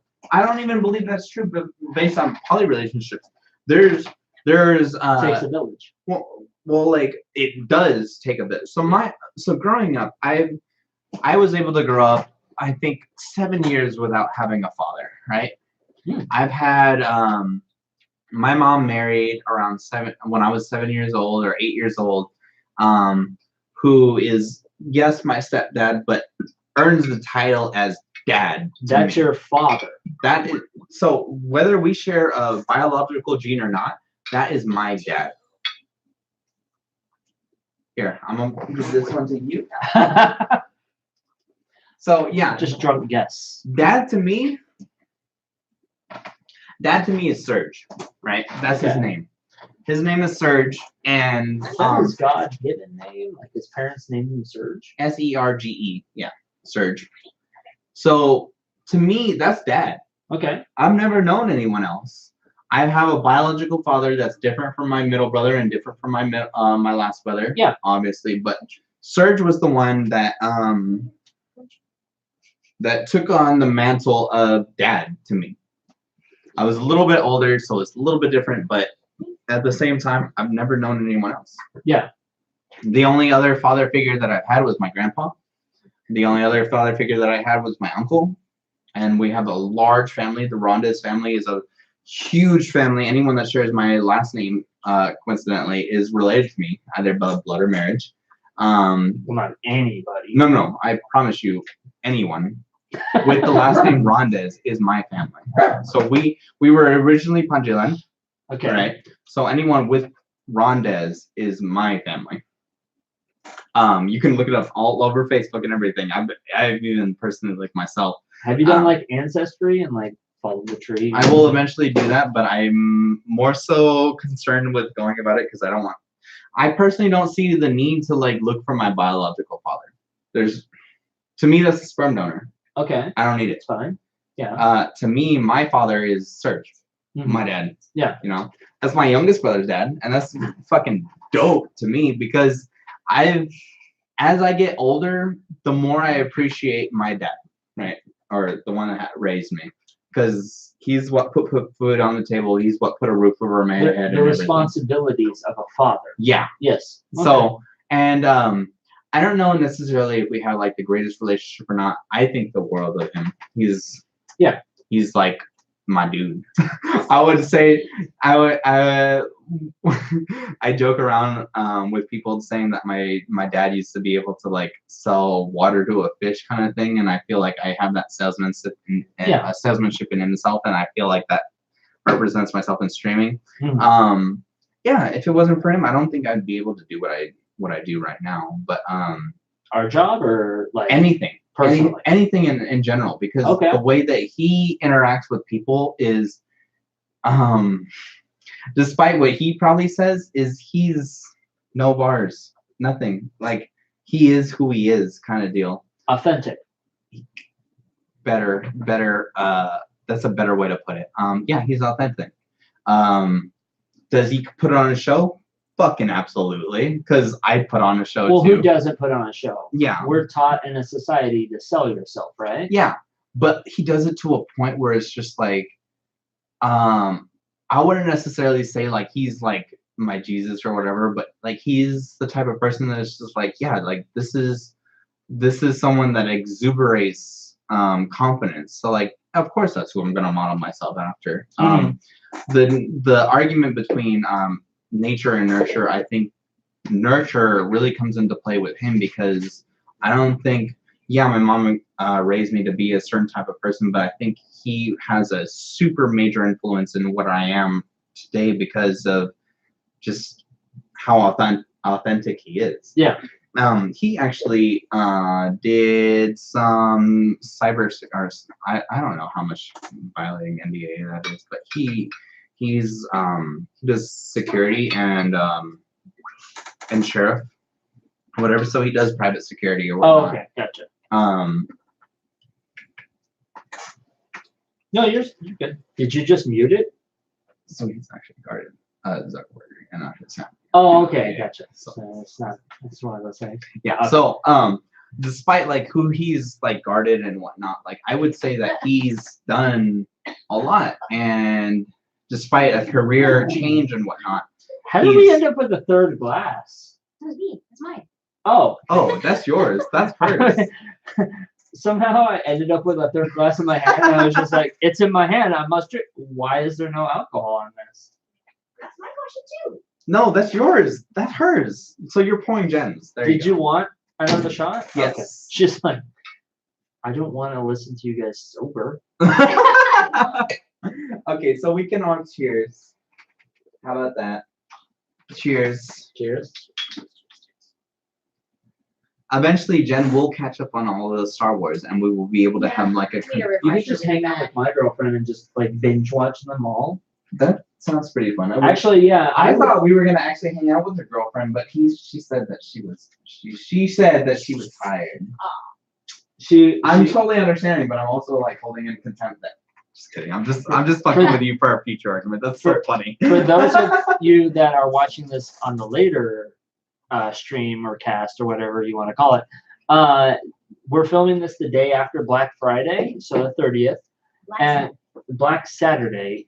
Brown Saturday? I don't know. So I was super excited to actually talk to your girlfriend about that because I've been raised to be a Black Friday shopper. I will give you the best deals fucking possible. But in my, there's one person better than me. So Rich, my supermod or whatever, will always say like, no, he has better deals. And he has consistently Rich said, is like, he researches. Rich, if you can find me a really good computer for streaming that's cheap. no. I can also do that. I can say, hold on. What did I just build you, Jeremiah? Jeremiah, you're in fucking chat. Jeremiah, what did I just fucking build you for under $400 fucking dollars? An amazing piece of shit. No, I have a great desktop that my friend actually built me. The Okay. same friend that has the 3D About how printer. long ago? This was about 3 years ago. Okay. That's not that bad. It's a good computer. It's really good. He It is good, Jeremiah. Okay. He Continue. built it. It's great. It was an amazing gift out of left field. He was like, He hey, did it for you. He so- did it for me, no cost to me. He just Wow. showed up one day and was like, hey, he's Okay, so just saying, as someone as pretty as you, he didn't want nothing in return. he has a wife and kids. Okay. I'm So just- this is a really, really fucking good Okay. friend, and I would love to have both of you onto the podcast next time. Oh, he's been on my podcast a couple years ago, but Was this the same one that you showed me last time, or the other one? no. Okay. Because I only recently started looking back on your previous content, but I didn't. I I was don't also think I watching did Star it. Wars content at the same time. He did do a YouTube video with me. I don't have his permission to share his name, so I'm not gonna. But I will say, I've given him the title of Ninja Warrior, of Dreamsmith, Okay. because So his name dubbed to you, or dubbed by the you, is Dreamsmith. right? Dreamsmith. Okay, let's Gotcha. call him the Dreamsmith. And so I will tell him a dream that I have. Okay. Like, say, I want to get into podcasting. He will not only send me all the information I need to know, but he will also, oh, you need a computer, but you don't have one? He builds me a computer. Oh, you need... That is awesome. He sounds like my Rich.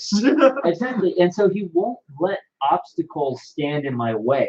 Gotcha. And so he holds me accountable, but he also, like, will realize, like, oh, you have no money for a computer? I will build you a fucking computer. Okay, but then how do you return that favor in return? So, like, mind you, I asked this. So forth. I asked this as someone that is, yo, what up, Fox? Hero, cuz We haven't yo, been very good at all. I like how he fucking says hello to Rain. Mind you, I love you, Rain. You are amazing, and Sky. You are my favorite fucking people in the whole wide world, next to Rich and Jen and fucking Fox. But I like how he says hi to you first, but not me. Anyways, what I was saying though is if it wasn't for Rich and Jen, I wouldn't be here today. Yeah. I said no, right? Yeah. So with your person, like, would you be interested in like bringing your person on with my person on with Rich? I would totally ask him. I will, in his defense, say that he is expecting a second child right now, Gotcha. and he has a coming up on 2-year-old, amazing, beautiful son. That is awesome. And so there's time to like hang out. We've been trying to hang out for like 2 months, and Yeah, we just hung out last night. honestly, it's hard. Like with people with kids, like I found it a lot harder. Like so Jesse is my main duo for League of Legends, right? Mhm. It is increasingly harder and harder and harder to play with him because he has a child and he works Exactly. with us, right? Yes. So I know his schedule, I know our playtime, but it's like, dude, you got a kid. Like I get it. It's cool. And he's one of these people, like, he's very modest. Gotcha. He doesn't think, I won't say he doesn't think that highly of himself. He doesn't understand his importance in people's lives. Honestly, I think that's the same for every moderator of every Twitch channel. So Shout out to all your mods. no, and it's true because so for Rich and Jen, right? So Jen and Rich are my two main mods. My Yes. super mods out of everyone because Jen is always there no matter if I turn it on live. I've watched your videos. She's over here. She's like adjusting things, throwing videos out. This guy watches my fucking streams, dude. Yeah, How am I not? Rich and Jen like are always there, right? And like I do have other mods into the stream and everything, Behind the scenes. but like Behind the scenes is the most important. so like with my original like getting ready to stream scene and everything with like that the was so visualization and everything, Jen made that. Rich literally legit made everything fucking else. Okay, And- I gotta ask real quick, and then we'll Yes. get right back into it. Who's the person that throws up the like Super Saiyan like no, Is that you? No, it's me. Oh. I needed to know because I was watching your video and you're like, That "Somebody was just me!" subscribed." That was Which- me. I don't know if we've had any subscriptions for you. We haven't. Oh no, we have Like, one subscription. Nail, thank you very much for gifting that sub to Jeremiah again. He gifted the sub to Jeremiah, and that would post the Goku yell. It's fine. It's you guys don't love me. It's fine. I won't be back. No, you will be back, and You'll Hog never tied. leave. I'm actually very appreciative of you for coming onto the stream because I was gonna start, regardless if you were gonna come onto the show or not, I was going to start a segment of revisiting content creators that I personally support, right? Okay. So I've been streaming for I about got 4 no years. money. In fact, we're in the red because I bought you alcohol. So. Oh. No, you didn't. I brought my own alcohol. What about Fox? that? Oh, Fox subbed. You fucking Two liar. years. Wow, Fox. Oh, Mind wait. you, Fox. I was gonna say that when we went to Molly McGee's, but oh, you're right. You did. I was so drunk that night, and Jen had to drive home. But who's yeah, paying for this? I guess that's it. oh man, dude, I really wish you went to my Halloween party because like you would have met like all my roommates. Not It's just okay. Jay. This is made up for it. I'm sufficiently drunk. happy that you are like sufficiently drunk, and we're gonna keep drinking until like this bottle is done. Anyways, No, we're not. Compete. anyways, Anyways, Jen is one of your no, silent heroes. yeah, Jen for sure. So if it wasn't for Jen and Rich, like I wouldn't be here today because they are my super mods and essentially like Somebody count as far as like what I've been able to accomplish, like anything new that I have added to the stream or whatnot. Fox has been like my not just like my. So Fox and I have known each other for about 4 years and whatnot. So Jeremiah, Eli, all of them, like they've all known each other for that long. But like, he's always been that kind of guy because he was formerly Marines. Like, you can do this, blah blah blah, blah. When he originally, when I think of the Marines, I do not think of like self-help. Like you can do this. Like you would think like, that, in right? your face, like You honestly, oh, you would, make it. you honestly would think that, but like, the Separate pie. conversation that I would talk, separate pie. Separate pie. So like when I would talk to Fox, right? This is someone that I've known through high school and everything. We've connected in such a it's so hard to talk about Fox because like we're so connected in that sense. Like I view him as a brother, right? Okay. So we've known each other for about 14, almost 15 years Nice. and everything. And we've stayed true to that contact. When he first moved here to the Bay Area, he was originally going to move to San Diego, and I told him, no, come here. I want you here. Personally, I said, I want you here because I want to be there. I have learned the power of a personal, like, not it's good for you, but like, I personally want this. Yeah. Yeah. Well, so the way I see it is, so he had other tours. He had Spain, he had Afghanistan, and Chad was Thank you for your service. Fox. Fox. Thank you for your service, now. Yeah. Fox. So Here we go, baby. I'm just gonna say quick thank you to Oddcast. Thank you. With due respect, who the hell is Smashby? Just curious. Smashby is Ashby. He is my coworker and my good friend. Thank you for coming to the stream. Thank you. I post funny things. He posts funny things. I also want to thank you to like everyone else that's like watching the stream. And Fox, this is a segment dedicated to you. Crown Royal. Fox had two. Not sponsored. Fox had two choices. Sponsor. So Fox was in Chad the last few years that he was in the service, and I told him specifically that I want you here in San Jose. So I was living in Denver at the time. Jen and I have been living together when I first joined GSX and everything in Campbell, and I said I want you here. So we had a good fucking amount of people in our house already, but I was like, you're gonna live in my room. You're gonna live in my room. You're gonna live in my room. I don't care if you're at Dienza or whatever fucking community college you are. I want you to be here because I know what kind of struggle that he was in. Yeah. As far as combat, as far as like whatever it is, I was like, I know getting into society is going to be hard, and I just want to be that personal support for you because he is, to me, he's one of my best friends. Jeremiah, Eli, and Fox. Like, if you were to ask me, like, my top three, like, those are, like, my guys, you know? Yeah. And Rich and everyone, you know?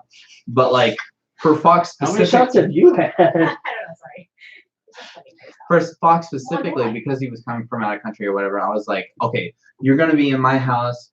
This will be a good chance for you to, like, if you explode, I got you. Yeah. Right? Like, I don't know what kind of, expecting PTSD. Fox, if you don't want this talked about, please let us know. But was I expecting Fox to have PTSD? No. Okay. He has seen combat. Fox has seen some shit because he's a personal security guard for like a lot of stuff. I know for most of his stuff he can't talk about because of NDNA. But as far as what he's done in the service or whatnot, like I know for sure that with Fox's concern, when I told him to come here, I told him I had him because I knew full well and whether I had a job or not that I would take care of him. That's fair. And given that though, he's done so much. Now he's a nursing student in his first year of nursing and everything. Right. In his first year of nursing and everything, like he has my mother's support. So for me, backtracking again, like my mother is, we used to nickname her the dragon because she used to like work. She used to work in the day, school at night, work at night, and everything. And like she was like, temperament was really high. And I'll be all like, you fucking wake me up, like you're getting your ass beat kind of thing. But like, you know, she's like, she's a doctorate now. Yeah. You know, and I would also say that like I hold that in the same regard to like any of my friends that like pursue anything. Like Fox is one of those kind of guys that like, yeah, like I did this and like I'm supportive of that. Mm-hmm.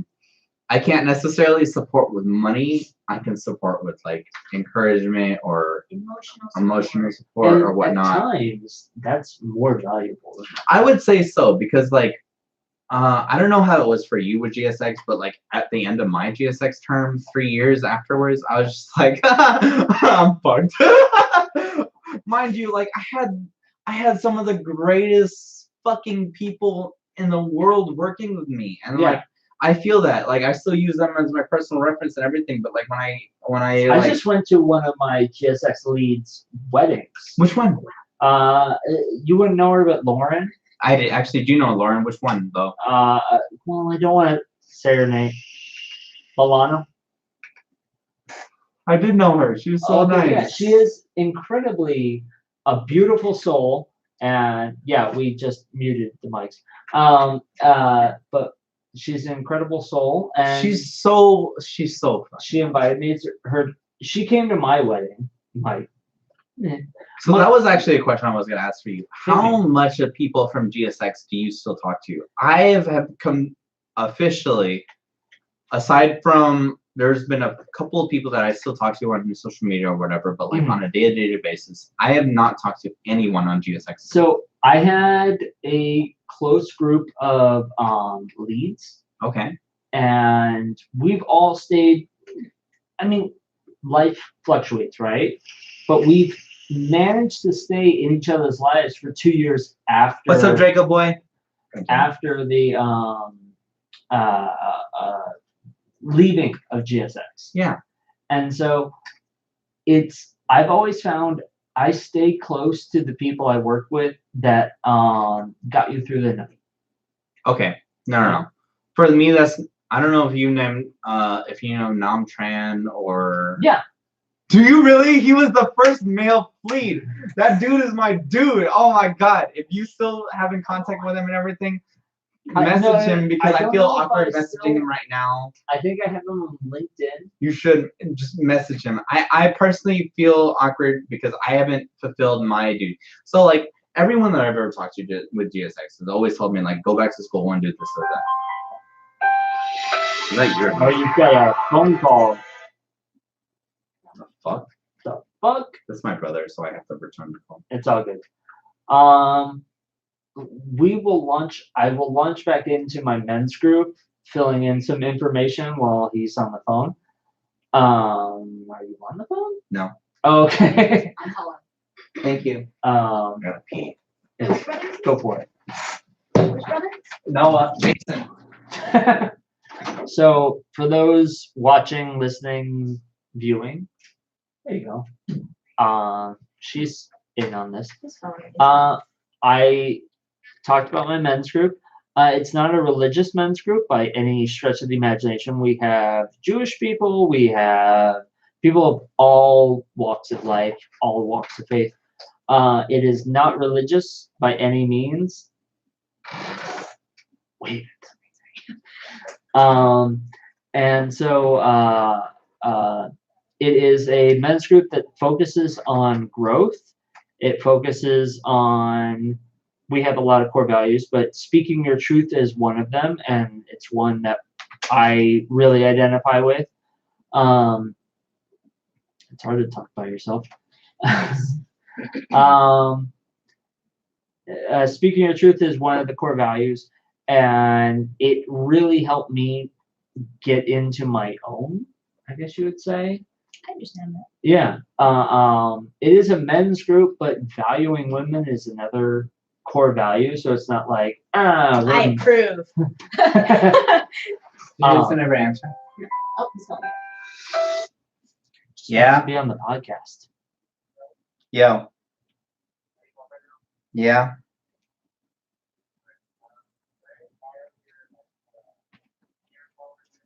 Yeah. Wait, what?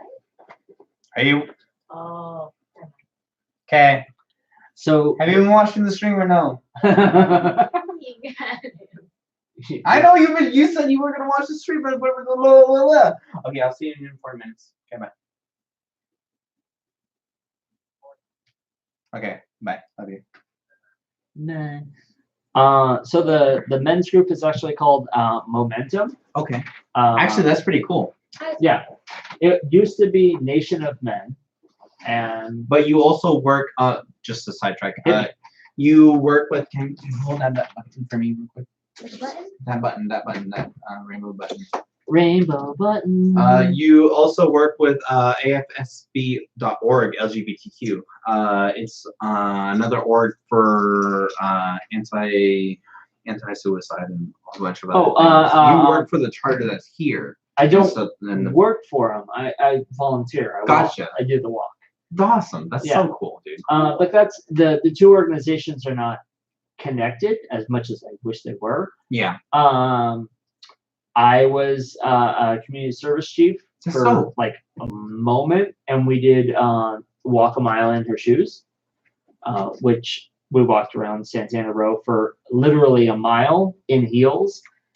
That shit hurt, but it's worth it. Okay. Fucking clicking bullshit. Continue. Momentum is the name of the organization. What can I tell you? I mean, I'm better at answering direct questions. Okay. Would you say that your walk? Do you think it personally affected your life in any shape, way, or form? Dope dog, bro. Thanks, man. I appreciate it. This is my Husky Chihuahua mix. Pomsky Wawa. She's a Pomeranian Husky Chihuahua mix. Her mother did not live past the next litter, but I need she to is a ask, miracle. what happened? Like Husky and Chihuahua? Okay, so the dad was the Husky, right? Okay. She is the third litter from that family. This is Nani. She's got 2 different colored eyes. I fucking love her. She's an asshole. But on the 4th litter, That's fine. Yeah. on the 4th litter, her dad pulled out, and so did she. So all of her innards came out, and Oh. I was lucky enough to adopt her as she was, and everything. The litter, Jen and I were actually going to adopt a pug, and it turns out that litter and everything, that pug itself died early stages and everything. Mm-hmm. So I was like, well, fuck me. I don't know if I want a fucking dog anymore, because I did have 3 dogs at the time in my mother's house and everything. But I knew with as large as they were, we weren't going to bring her into Jen's house. Yeah. So we went to our friend Janelle and everything, and she was having Husky, Pomeranian Husky Chihuahua mixes, and her other dog was a lot taller. I would say that if I were to choose again, maybe I would choose her, but she was the one that I picked because she had 2 different color eyes and everything. She was my Nani. So on the Joe Rogan podcast, like guests like constantly are running to the bathroom, so this is a good sign. Oh yeah, it definitely, because we've been drinking. Babe, is that your shot? Pull up it now. Pull up it. That's a little personal. Jen knocked down the pot. I did not. No, Nani did. So we have to connect this again, and hopefully it connects back to Ashby's channel. God, we're gonna have to do a better job. I do hope though, Jen, that we can between you, me, Jen, Rich, and Ashby, that we can probably come up with a better form of guest speaking onto this channel. I know that he is streaming technically right now from your computer, but the hope is that we can do a better job.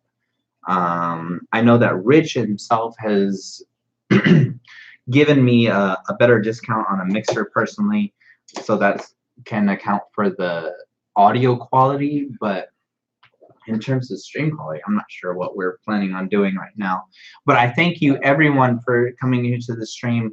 I know Smashby or Ashby isn't someone that's a regular, but we do hope that he's going to be here in the coming future. I thank everyone that has been here. I can name you actually by name: Draco, Jace, Jeremiah, Anthony, all these cool fucking people and shit. You're fucking cool. But thank you everyone for being here today. You guys are awesome. I do have chat on my phone, so that's why we've technically been ignoring stream chat, because we have you guys on another monitor and again over here. But thank you everyone that's been listening.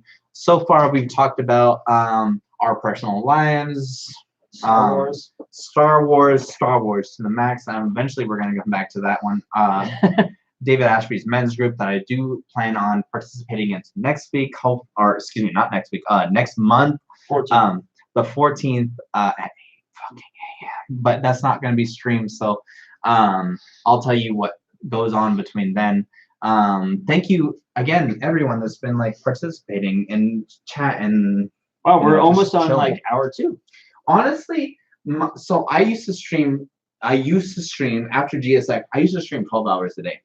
Wow. Okay. Fucking sucked dick, dude. Yeah. Your But- girlfriend behind there is like. So this is how my stream dynamics. So when I was off, when I wasn't working or whatever, I used to stream, and so she would work nights or mornings. Did you or just whatever. walk over Cheers. just to cheers? Yes. His like. Yes, sitting we're very behind- respectful in this house. So Cheers yeah, every shot. we used to do the thing, and that was back when I had a Razer Black Eurobos. If you're ever gonna ask me on like any specific components or whatnot, I will always say silent switches over anything, but just because of the arguments Jen and I used to have back when I had a Black Widow that she personally bought me. It was so I didn't clacky hear it clacky. when I bought it. Yeah, so it was super fucking clacky clacky, and now I switched to Cherry MX brands and You hear those everything. people in the office that are like, Yeah. Well, okay. So thankfully, in my place in our office, we're all in the same department. I have no one behind me, but I have like a micro kitchen behind me. Oh, I'm not yeah. complaining about our micro kitchen. Fucking, I love the perks of Silicon Valley and the like snacks, Yeah, definitely. but like I can hear people conversating the whole time. But like I said, I have headphones and I just listen to things. And I have a headphone pair in there. It has been 9 months since I have recorded a podcast, so I haven't opened up my gear in a long time. Gotcha. But there's a nice pair of headphones in there that I am going to like take to town. And I honestly, I do hope after this podcast that you would join Uplift, our Uplift gaming group and everything. I do plan on making like another I Discord don't and like, whatever. considering this is literally a side-by-side comparison. We have Twitch over here, Mhm. right? And all your gear is all set up. You have a live chat, everything. And I see your setup. It's basically what the gear that I have. I would and imagine then- so. I have YouTube over here, and I'm not knocking YouTube. There are some people that have made very successful lives on YouTube, but the user interface is, I'm not saying it's stupid, but like, I don't know how to use it. Gotcha. And like, So my premise with Uplift and Jace and Rich and everyone literally in this chat can confirm that the premise of Uplift is to help other streamers, whether it's Twitch, whether it's YouTube or whatever. I mean, originally it was for Twitch, but like our premise is to help people. Yeah. You play games with us, fuck yeah, you're cool. If you vibe with us, dope, you're awesome. We're gonna help you. I used to be So- such a strong gamer.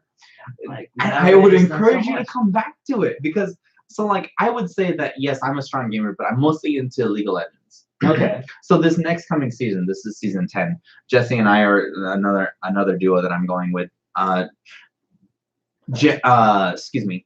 Jace is another one, assuming that I can get up to that level to compete. Would be another one. Yeah. And a few others, but like I'm trying to get to the like higher elo. So like, it's gonna be a lot harder for me to get to, despite working another full-time job. But yeah, I would encourage you as a person, regardless if you're doing podcasts or gaming or whatever, just get into it.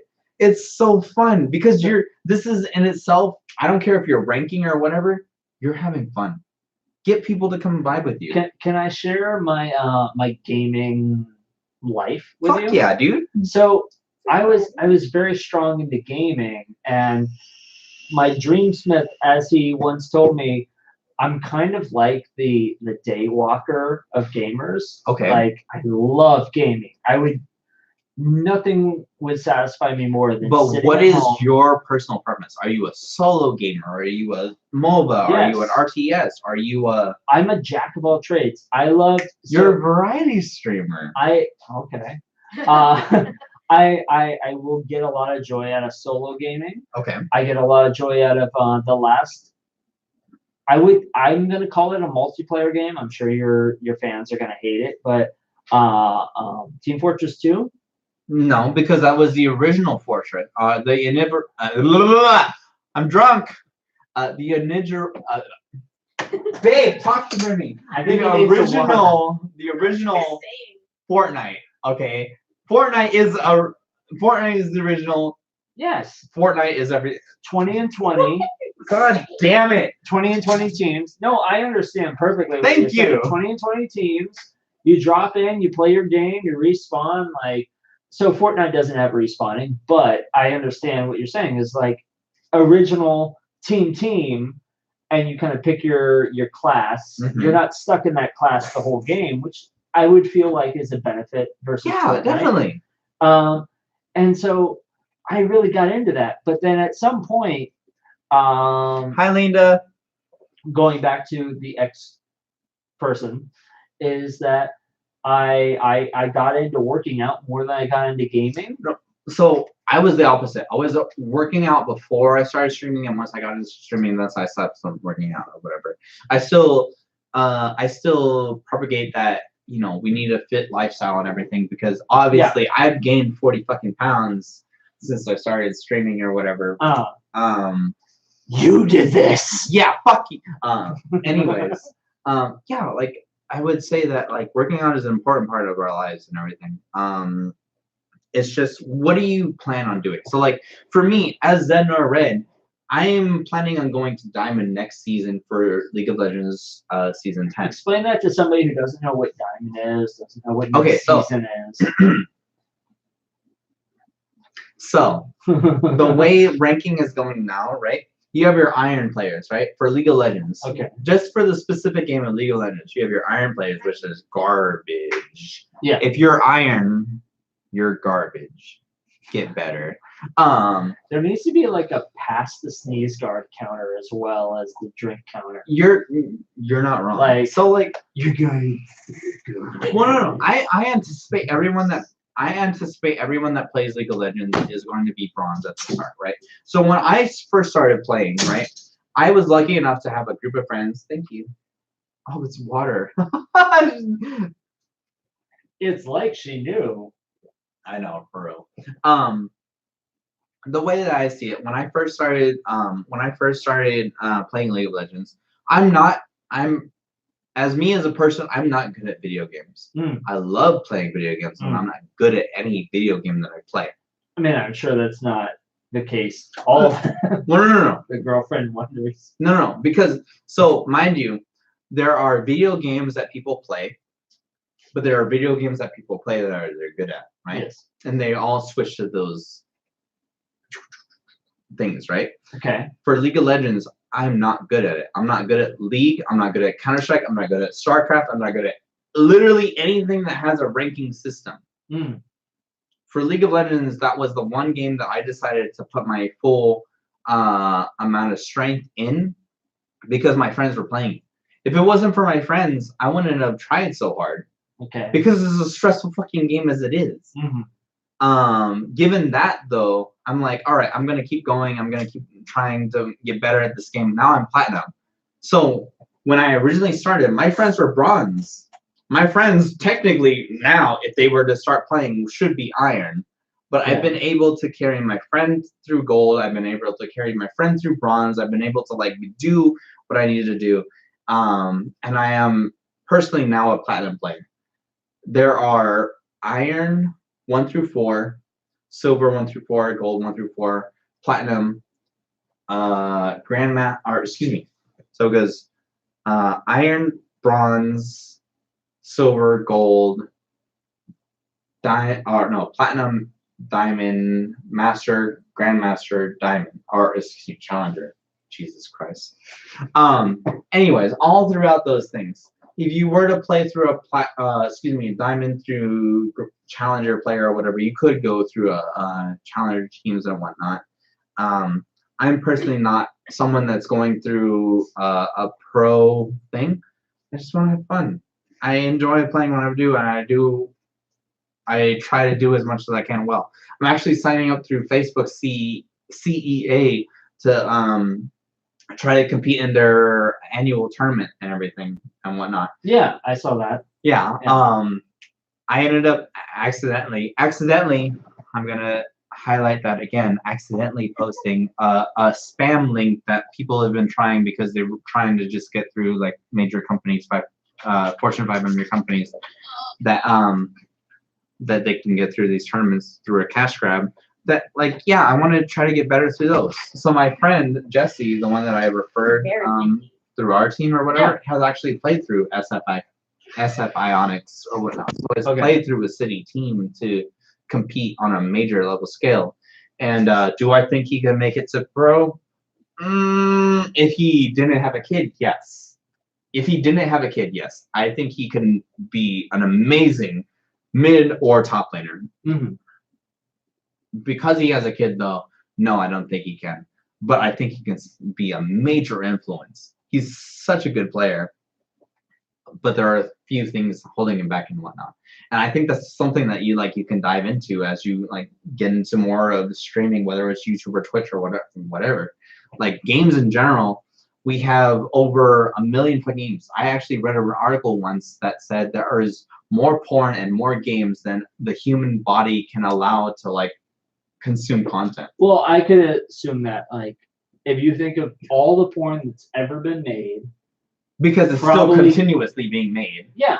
Even same with games. If you were chop, that's it, no more porn. You could probably not consume all the porn, nor would you want to. Porn that's been made in the entire time of existence. There's probably another 30 billion years of porn that's been I would imagine created. so. Yeah. I would imagine that I would never consume as much content as there is created. Yeah. And I think that's for any platform, whether it's porn or games or whatnot.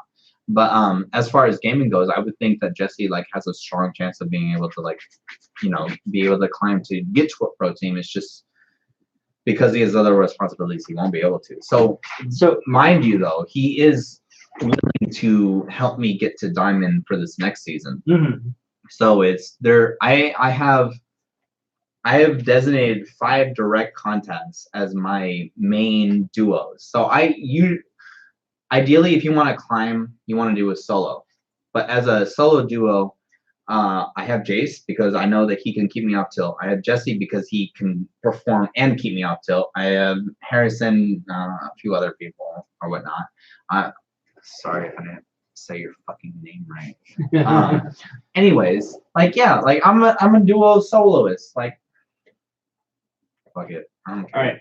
Hit me with your next question about the men's group. Oh wow, we're going back to that. That was 3 hours ago. As far as men's group go, okay, so aside from starting early, the one thing I wanted to talk to your men's group about as me as a person, right? I do want to think about a passive income. I know that your men's group specifically specializes in toxic masculinity and various other things. It's one of the things we focus about. Yeah. Yeah, and I agree that that's something that should be talked about. I wouldn't necessarily say that I'm a toxic masculine, but because I was raised by a single mother and everything. But I would say that people talking in person, just making friends and whatnot. I see toxic masculinity everywhere. If you're just trying to make a friend, just be 100% genuine. Just be a fucking human being. How hard is that? It's a lot easier in a work setting because it's oh, okay, I'm gonna probably get fired by this. But at the same time, it's dude, hey, here's Ashby, here's Patrick or Zen or Red. Let's just talk. How do I get to know you? What does your men's group talk about when getting to know new people? And granted, into your late 20s and early 30s, right? Because this isn't something you talk about in your early 20s because you're still in college. You're in a 100% institutionalized society where your college will say hey, let's do an icebreaker. You lucky fucks. But when you're in a work environment, whether you're working for Facebook, BC Forward, or Deco, or whatever the fuck, you guys are expected to talk to people you're fucking mature. So wait, what was the question in there? the question itself is what does your men group help to help other men? So you have a wide variety of age groups. Yes. For your men's group, what's your lowest and what's your highest, and how do you coach people along the way to I would personally say from an outsider, how do you make friends? For me, I make friends throughout the years from high school to college or whatever. But as I'm going into my 30s, I'm scared as fuck to how do I expand the circle without hurting my I friends that I've made throughout the years. I think I formed the question. So the first question I want to tackle is age groups. We have guys that for a long time I was considered the youngest, but now we have guys that are showing up there around 25, Okay. ranging all the way to retired 70. Wow, that's really nice. So Yeah. would you say that's more a part of them for taking into a group that's more so because they have time at the retirement that they're trying to give back, or is that just because then I don't know, what's compelling them to do this? So for the Because that's an younger, entirely different generation. exactly. That's technically the boomer for us. Yeah. They are boomer generation. For my men's group, I would say a lot of the younger members come from meetups and they're facing problems. How do they get acquainted to this? Is it through a church? Is it through a group? Is it through a social media group? How is it? A lot of people come through meetups. Okay. They sign up for meetups and they hear about a men's group and they think that's interesting. I mean, it is. Yeah. To be honest, that's the only reason why. So despite you, would I go to it? No.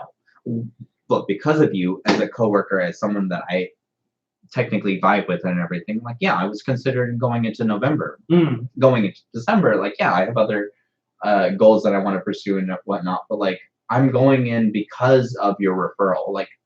What do you say about people that aren't going in as a referral? How did they find out about this? Meetups. They're literally on Meetup or something like that. If it's not a referral, then it's A definitely meetup as through the Meetup social media app. Okay, Yeah. Gotcha. And they hear about a men's group and they think, oh, that's interesting.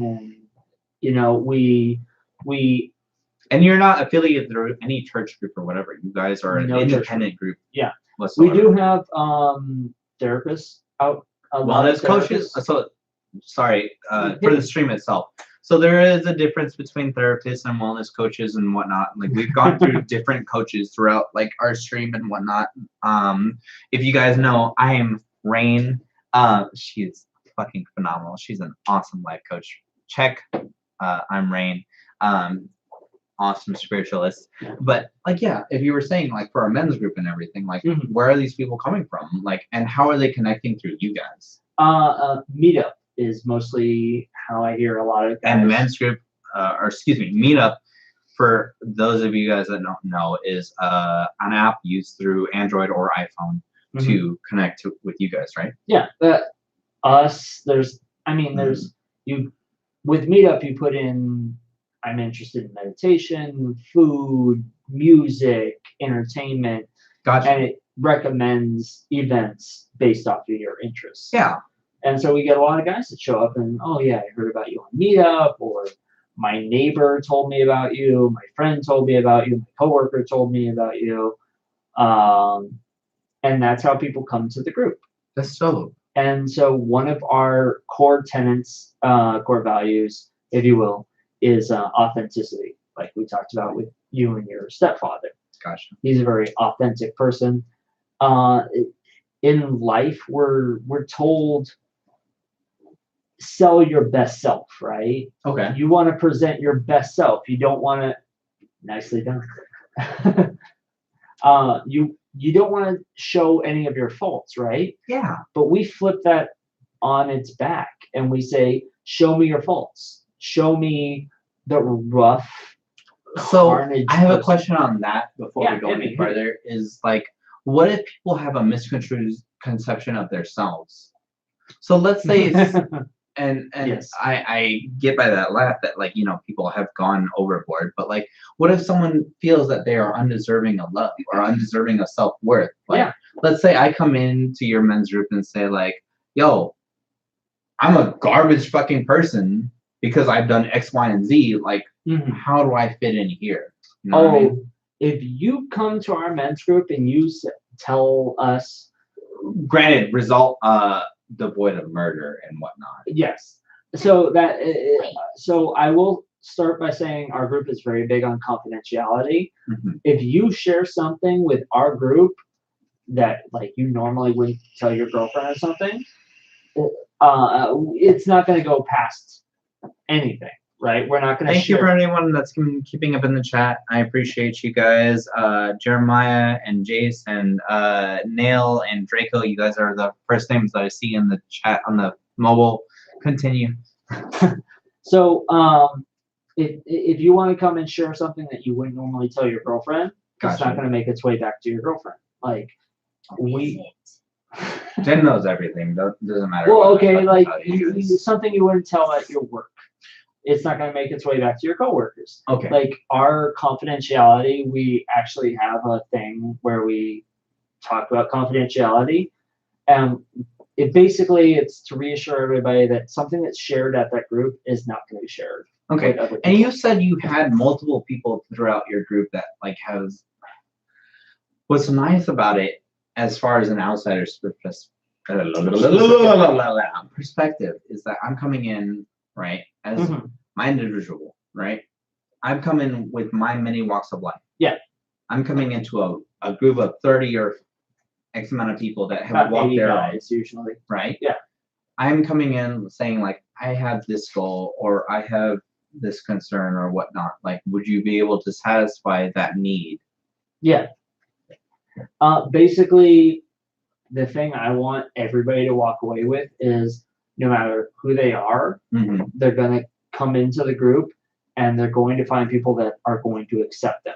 Gotcha. Maybe that don't understand them exactly. Like we're not going to have a lot of people that are Twitchers or content moderators. It's funny because I had a ex-girlfriend that used to call us Twitchers or whatever. But like, yeah, like we stream. Exactly. You're not going to have a lot of like 60-year-olds that are going to fully understand. But they're going to understand your core Value and beliefs. Like Gotcha. your core value, if I may assume, is that you like to communicate to people. Yeah. You're going to find people every age group that love communicating. So how and this is like the serious part of our conversation, like how do I go about that? Let's say for example, I wanna we recently, and whether it's NDA or not, we recently got our raise, right? Yes. So that's a raise of money that we already had planned that wasn't going into our bills. So that's extra, right? Yeah. So we can invest whether it is. That's not me. We can determine whether or not that's going to be into our savings or into our stocks. Like, what does that group have for me? So that's $77 to $86 that we can take for ourselves. What can we do for the future, right? So if you're coming into my men's group looking for financial gain, I'll tell you right now, you're not going to get it. True. Okay. While there are people in that group that are Forbes top 4 or they're Silicon Valley's best, it's not a group that's built for growing financially. But how would you go about that conversation though? So as far as like, okay, mind you, as an individual, as someone's a streamer on Twitch or whatever, Twitch in general is a very selfish community. Yeah. Right? Because we hoard our viewers, we hoard everything that we do around ourselves or whatnot. But like we're trying to get into another avenue of revenue or whatnot. Yeah. Like we're trying to go about it as open-minded as we can. But like I would almost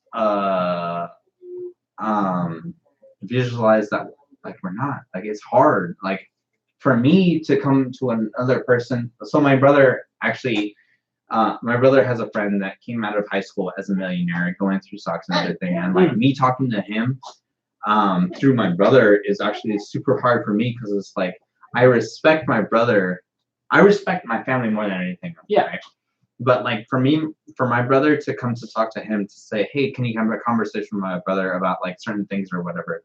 I believe that we live in a world where information predating us was a loss, and now that information is at our fingertips, sorting through that and trying to get as much information as possible to get us to success is hard. Yeah. So it's like, how do I go about my brother's friend, or more so your men's group, to get a result that I would seem is successful in our run. So for me, example, let's say, for example, I want to set up a life for myself and Jen. Like, how do I go about that? And what investments do I take? Or who do I talk to?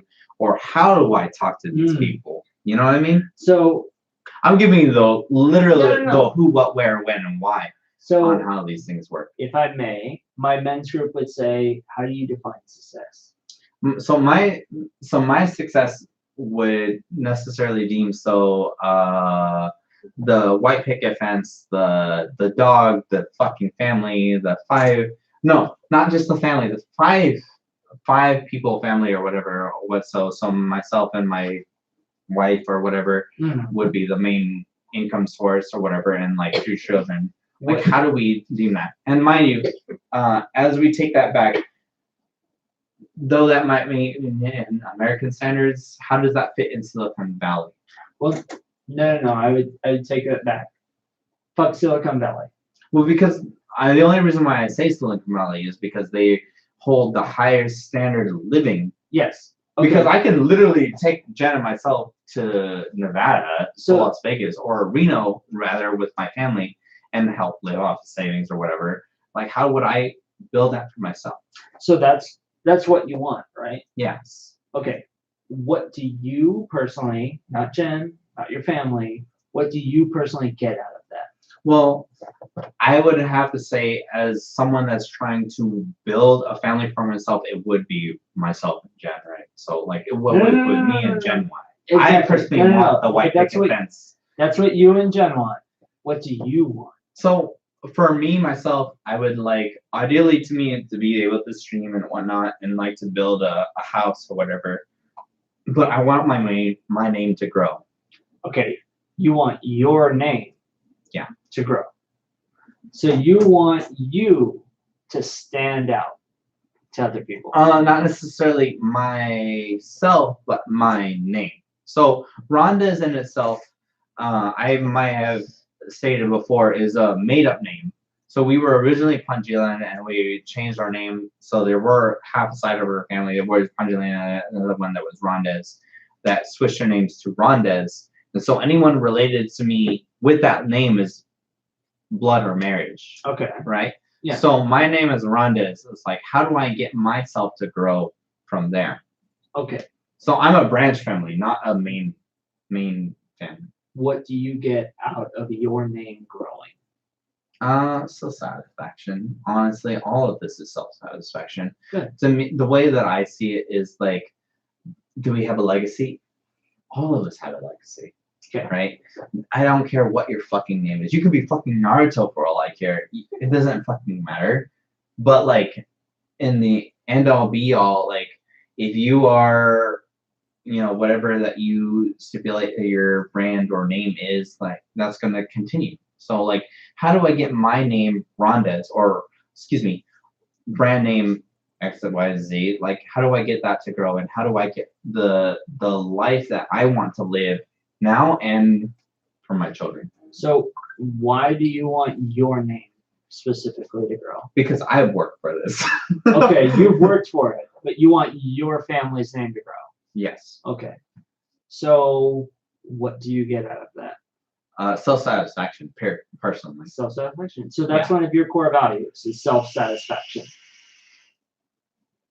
Mind you, we live in a society where, like, if you are a girl, like, you change your name to your Husband's husband, name, yeah. right? Yeah.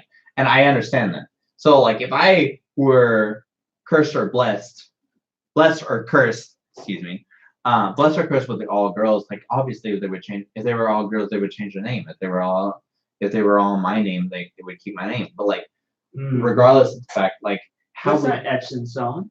right? And so wait. You keep going to your children or to your girlfriend, which is great. You value family, and I get that.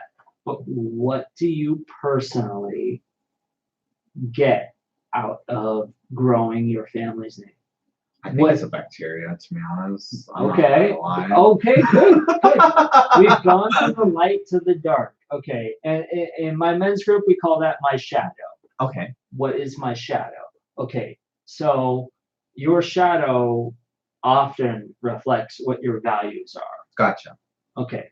So what do you personally get out of growing your family's name? So, the fuck is it? Oh. Well, I know from growing up, my name is one of a kind, right? So I want my name to grow and to like expand or whatever. As a young individual, but prior to knowing my name or whatever, No, you keep telling me story. What do you want right now? So right now, I just want my legacy to continue.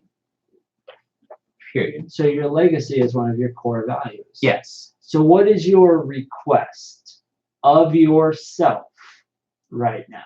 Well, so I've actually been having a battle between that, between like what I want for my future, right? So for my legacy, and for what I want right now.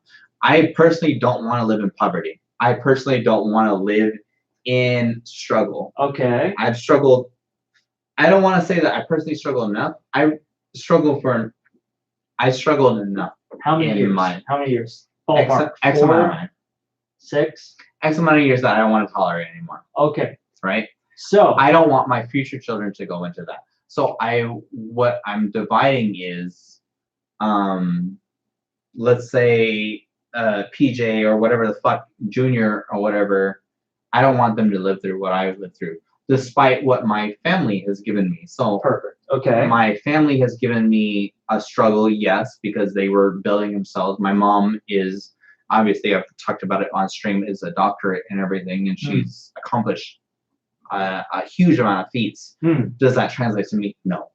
But what I want to do is I want to impart knowledge and like, values that will help them get to forward. But at the same token, I want to focus on myself. That there you go. Help. That's what I want. That's what I want. Yeah, that's what I want to help them get forward, right? Okay. So let's stop right there. Cool. If you had to request one thing or many things of yourself, phrase it in a sentence.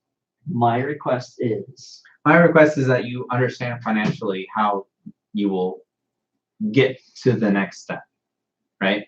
So stop right there. My request is that you would request that I, Patrick, yes, would get to the next financial step, right? Okay. So you have a goal. I do have a goal. I want them to live better than I live currently right now. Mind you, so when I talk about this, just sit in there for a moment. You can go on after that, but just sit in that for a second. Yeah. Don't breeze past it. Like, you now have a goal in life, right? I do. Like, take a breath. Take a breath. The way I see it, like, my mother and my family in general have struggled so much to get past me. I'm one of 3, right? Okay. My brother, who has graduated out of San Jose State, who is doing very well for himself. My youngest brother, who is on his way to doing very well for himself. I distracted from the main plan or whatever. I'm not necessarily seen as a mistake child. Did you have a life? Of course, everyone has a life. No. Not everyone. Did you, Patrick, have a life? Did you go through life? Did you have experiences? I would say that I would argue more so for my experiences than anything else. I didn't necessarily align with the goal. But you had experiences, right? Yeah. Did those experiences, as we just talked about, align you towards a certain goal?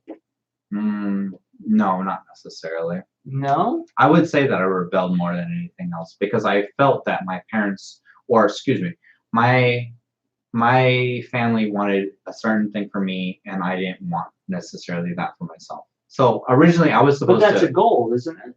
Kinda. So I was supposed to go to the Philippines originally for med school or whatnot.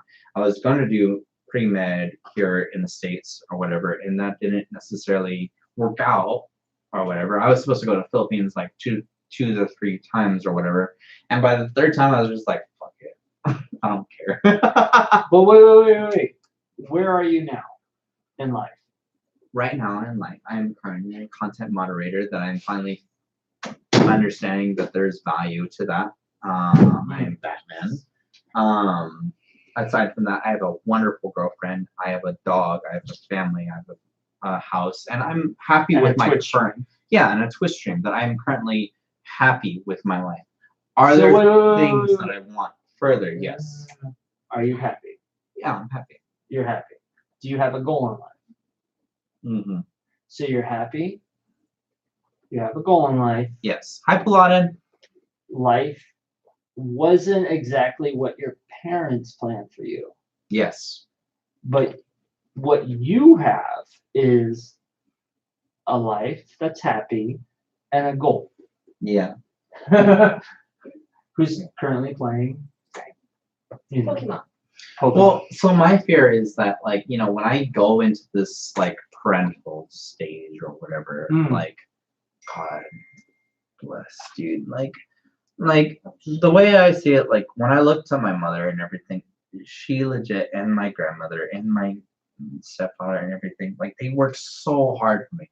I know personally I won't do. Not because I don't want to, just because I don't want that. I don't want the struggle that they personally have. I want to work on now before I even get to that point. Like, what can I do to, like, help me get to that point where I can, like, okay, we can, like, afford to, like, do X, Y, and Z, and, like, so you can have blah, blah, blah, or whatever. You know what I mean? So I need to point something out to you. Mm-hmm. Whenever you talk about you, just you are up here. Okay. And you have a girlfriend, and you have a dog, and you have a Twitch stream. Okay. Life. But then when I talk about my family and what was expected of me, also, you come down from that plateau. I agree with you, yes and no. Yeah. So, like, it's opposite for me. So, like, I actually hold my family in high regard over here, and vice versa down here. So whatever I built for myself, so, like, what I see for my family is building and whatnot, like, I hold myself up here and that I've fallen from grace kind of thing. Opposite from what you're saying. And so, like, I'm trying to build my way back up to there. You know what I mean? What if you just accepted that you, as a person, are complete? No, and I understand that sigh is very hard, right? Uh-huh. It's hard to accept that you, as a person, are complete. And you have goals. Yeah. And you have things that you want to do, which is fine. You should have goals and you should have things. But accepting that you as a person are complete and you don't need to have this, like, but what about what I was supposed to, but my family wanted, because you're getting into what other people, what if you people's align with goals. yourself with those goals, though, right? Mm-hmm. So let's say, I hate to bring race involved into this or whatnot, but, like, for Filipinos and whatnot, like, I don't know whether it's Asian or Filipino or whatnot. Like, I was supposed to be a doctor. That's what my family specifically said. You're supposed to be a doctor. I was like, I would have loved to have been a doctor. I would fucking love to. My handwriting is It's already there. It's my handwriting point. is chicken scratch. But for me personally, I was like, you know, I love science and I love everything else that goes with it. But, like, I made some very poor choices along the way, and, like, I can't. How dare you, Patrick? Right? How dare you? Or rather, so there were some experiences in my life that said, like, okay, you can't necessarily do this, and I made some choices thereafter, and it was mostly because of the girlfriend that I chose to be with at the time, to, like, try to make a life with, and it didn't work out. But how dare you, Patrick? How dare you? Mm-hmm. Okay, continue. So what I've been struggling with for the past couple of years now is, like, after GSX, right? Yes. So in GSX, I worked towards, like, a person being of importance that I felt like was deserving of my status of who I personally felt I wanted to be, and then going to other jobs necessarily didn't fit in. What I'm struggling with now is, like, as I'm rebuilding myself and who I think I am, and again to the stream and everything, like, who they can necessarily be and, like, live up to or whatever. Like, how do I go about being a role model for them? You know what I mean? So as a person of one of three, right? So I'm the kuya or manong in my dialect. One of two brothers, and then one of 8 to 12 cousins or whatever. I'm the manong of the family. Like, how do I live a life that they can model themselves after, whether it's to be educated, to get a professional fucking degree or whatever, live 4 years, get a bachelor's, master's, doctorate like my mother, or someone that's just worked as hard as they possibly fucking can. You know, I'm just me. I'm just Zen Norman. So you are just you, but at the same time as you're trying to be just you, you're trying to be something for them. Well, no, and honestly, my sense of self is more so not necessarily who I am, but who I am to them. Yeah. So, like, for my brothers and everything, like, And that's fun. I would assume so. So, like, when I think of, like, okay, we got a raise recently, right? The first person I talked to, aside from Jen, is my brothers, right? I'm like, hey, I got a raise recently, blah, blah, blah. Why? Not because they give a shit. Just because I'm like, hey, I'm working something, you know, I'm getting a raise. You guys should be looking towards a raise too. You guys should be looking to something else. So you've hopped into the hero world. Well, in the Filipino culture, yes, absolutely. Yeah. No, in any culture. Like, to say that Filipinos are different than any other culture. I wouldn't necessarily say that. I would just say that, like, for my brothers, more than anything else, like, so my middle brother and I, we grew up without a father until my mom married and or whatever, until I was like 6 or 7 or whatever. We had him as a major influence, and then everything else, and they ended up getting divorced and whatever. So yes, my dad or stepdad, my dad, so when I get title dad, we're our major influences for my younger brothers. Yeah. And like anytime we share success or whatever, that's for them. But you're putting yourself in the hero role, right? I got a raise. Yeah. My job is good. I wouldn't necessarily say that, because my brothers both have different plans for themselves and what they want to do. Let me try. I got a raise, right? Hero role. Like, you should strive for getting in a job that gives you a raise. So I want to say you're on the right track, because I've also dived into like entrepreneurship and everything. So like, yes and no. It's more so just saying like, get everything that you deserve, kind of thing. Regardless if I'm working for X, Y, and Z company, or if I'm doing my own company myself, I want them to get paid every much as bit as I am, and go even further than myself, or my children to go even further than myself. Right? There you go. So family is a core value of yours. Family in itself extends farther than just my family name now. So Rhonda's was my original family name, and that's something that's either blood or marriage, and now it's extended to my Twitch family, my stream, or whatever. Can I take it a layer deeper and say that family is a core value, but connectivity is really what you strive for? I would say so. You want to be connected to your family, your Twitch family, your work family, right? Yeah, I would say so myself, because there was a period in time when I was working for GSX. There was like about 3 years where I was like deeply related to Jen and like our family and friends. We were going to Disneyland all the time, but like I wasn't necessarily consenting to like my family. You know, what I imparted onto like the viewers, such as Derek Keto or Paladin or Jeremiah or whatnot, like, you know, we're trying to build something together. It doesn't necessarily be all out of our dream white picket fence house, whatever. It's just like we're just trying to get past this poverty line where we can be happy. You know what I mean? Okay. So you have your core value of family. Okay. Finance is also tied into that. Right? I would say that finances would be a dark shadow to all of everything. There you go. Yeah. So you've got your family, but the shadow is finance. I can't be close to my family. And I'm not saying I'm not speaking for you, but I can't be close to my family without finances connected. Yeah. Yeah? Yeah. Is that a truth for you? Does that I would say so, because can like, you say that? Like to yourself? I personally say that to myself because the way I see my family is like we see. I don't know how anyone else sees their family, but I see them like silver lining kind of thing. Like they're like wouldn't necessarily say they're gods, but like they did as much as they possibly can for their children. My mom and my dad did as much as they possibly can for others. We had, I would say, living through life that I could not want for anything more aside from the I wanted for myself that they didn't provide, right? Say that again. To yourself. You dress yourself, Patrick. So I would say that I lived a life that was fulfilled through my parents. Not I.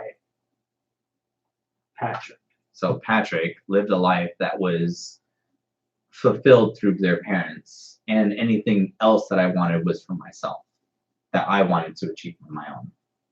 So were you truly self-sufficient as a child? I was raised to be so. Okay. I'm the oldest. That's what our role is. Was it your responsibility to take care of everybody? Yes. Everybody, your mom and dad? Yes. They had their job, and we were to keep the entire family in check. So, to paint a picture, let's say, for example, my dad and my mom divorced, right? My grandpa had a stroke in the Philippines or whatever. My mom had to end up taking a trip to the Philippines and ended up getting stuck out there or whatever.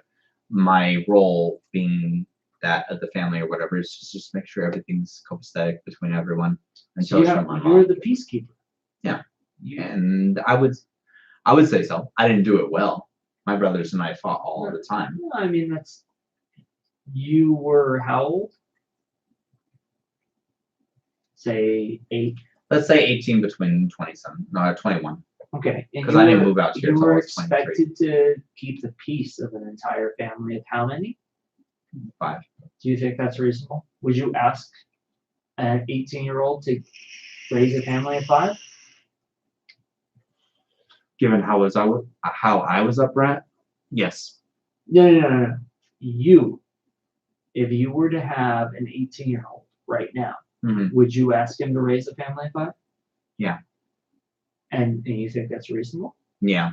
It would just be out of necessity, not out of... No. You as you are now, not in your parents' shoes, would you ask an 18-year-old? An 18-year-old you. What would you say to that 18-year-old you? I wouldn't... That's hard. No, it's hard. I would raise them to be every bit of resilient as I was. If it wasn't for my mother and father telling me to you can do this and everything, I wouldn't be where I am today. And for my children, I wouldn't expect anything less. But that's the problem. I had expectations. If I were to have expectations for my children and they can meet it, then I would be like, what would they take onto themselves? I don't personally think that I met up to my expectations, but at the same time, I think I did well for myself. And that's all I can say at the end of the day. I'm like, I did what I could. Yeah. My brothers are successful. I'm successful. Are you proud of yourself? Oh, yeah. There you go.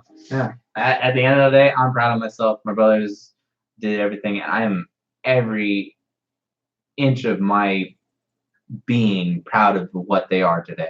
I just hung out with my brother for the full week, my youngest brother for the full weekend, and I couldn't have been more happy. He was able to take care of his dog or whatever. We were able to connect and everything. And I was just like, this is so cool. He's such an adult now. So he's so tall. He is tall. He's fucking 4 inches taller than me. Jesus Christ. You sound very proud of your family, of who you are. So I know your core values are family, communication. Yeah. So what's missing? Self-worth. Hold that thought. I gotta...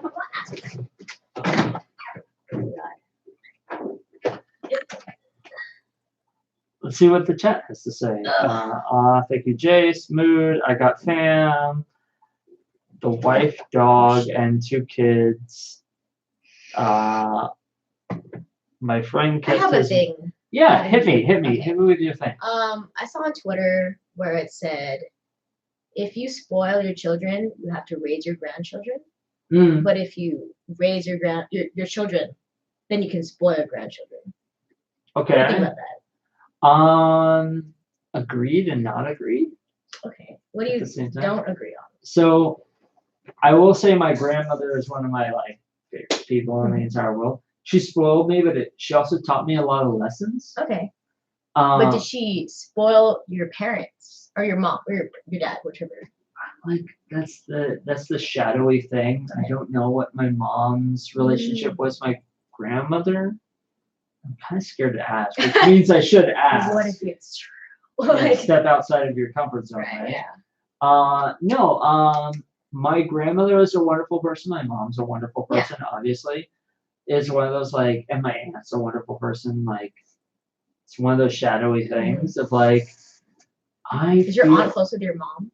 Are they close to siblings? My aunt and my mom, I wouldn't say have a close relationship. My brother and I do not have a close relationship. Okay. And so I'm bridging that gap, but at the same time, I want my mom and my aunt to bridge that gap. So You're still hoping. yeah, it's one of those like. So Family. I will say nobody has a complete childhood. True. Everybody, if you dig deep enough, has even a part of their childhood they do not remember.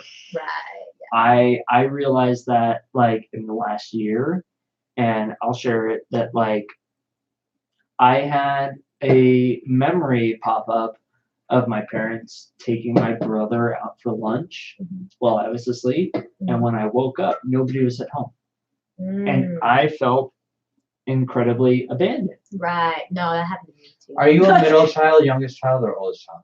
Youngest out of two. Okay. Dang. And that's hard because you're talking from Noah's perspective. But as the baby. So as a baby of the family, the bunsod, how did that make you feel? It made me feel rejected and abandoned. And if my parents happen to watch this for whatever reason, maybe many years from now, I now realize completely silly, right? I was asleep. I was maybe 8, maybe 9. I was asleep. My parents decided to take my older brother, who would have been, I want to say 1920. Oh, okay. Out for lunch on a Saturday. Oh. Completely normal, right? If you were a parent and your 20-year-old was awake, but your 8-year-old was asleep, you take him out for lunch, you come back. Hopefully the kid's still asleep. 8 years old, they can take care of themselves, right? But that put in me this feeling of I have to prove my worth in order to get love. Right. Once you realize that and you move past it, you're like, I don't have to prove shit to anybody because I love myself. Yeah. And your people have been very nice about being on here and being quiet while we're doing our thing. That happened to me with my family too. I'm also the baby, and my dad took out. My dad's pretty old, so he's turning 80 next year, and so he has like kids from his other marriage that are like 40, 30, like 30 and above, and so I'm like the only kid with him and my mom, and so like he took his kids, other kids, and his grandchildren out for lunch, and I was asleep in my room. Yeah. And I woke up and everyone was gone, and I knew it was like someone's birthday, but I was like, oh dang it. Well, for your family, it was different. Like, No, I know how it is. It's just, Did you just end the stream? No. My stream is still active. It's very windy right now. now. The way I see it, like, so Jen and I come from opposite sides of the spectrum. So like, I'm the oldest of my family. Right? So like, I have I am instilled with a greater role of taking care of my family, right? Yeah. So Jen, with being the last of her generation, or the last of their parents' wishes or whatever, she's expected to like carry on that role.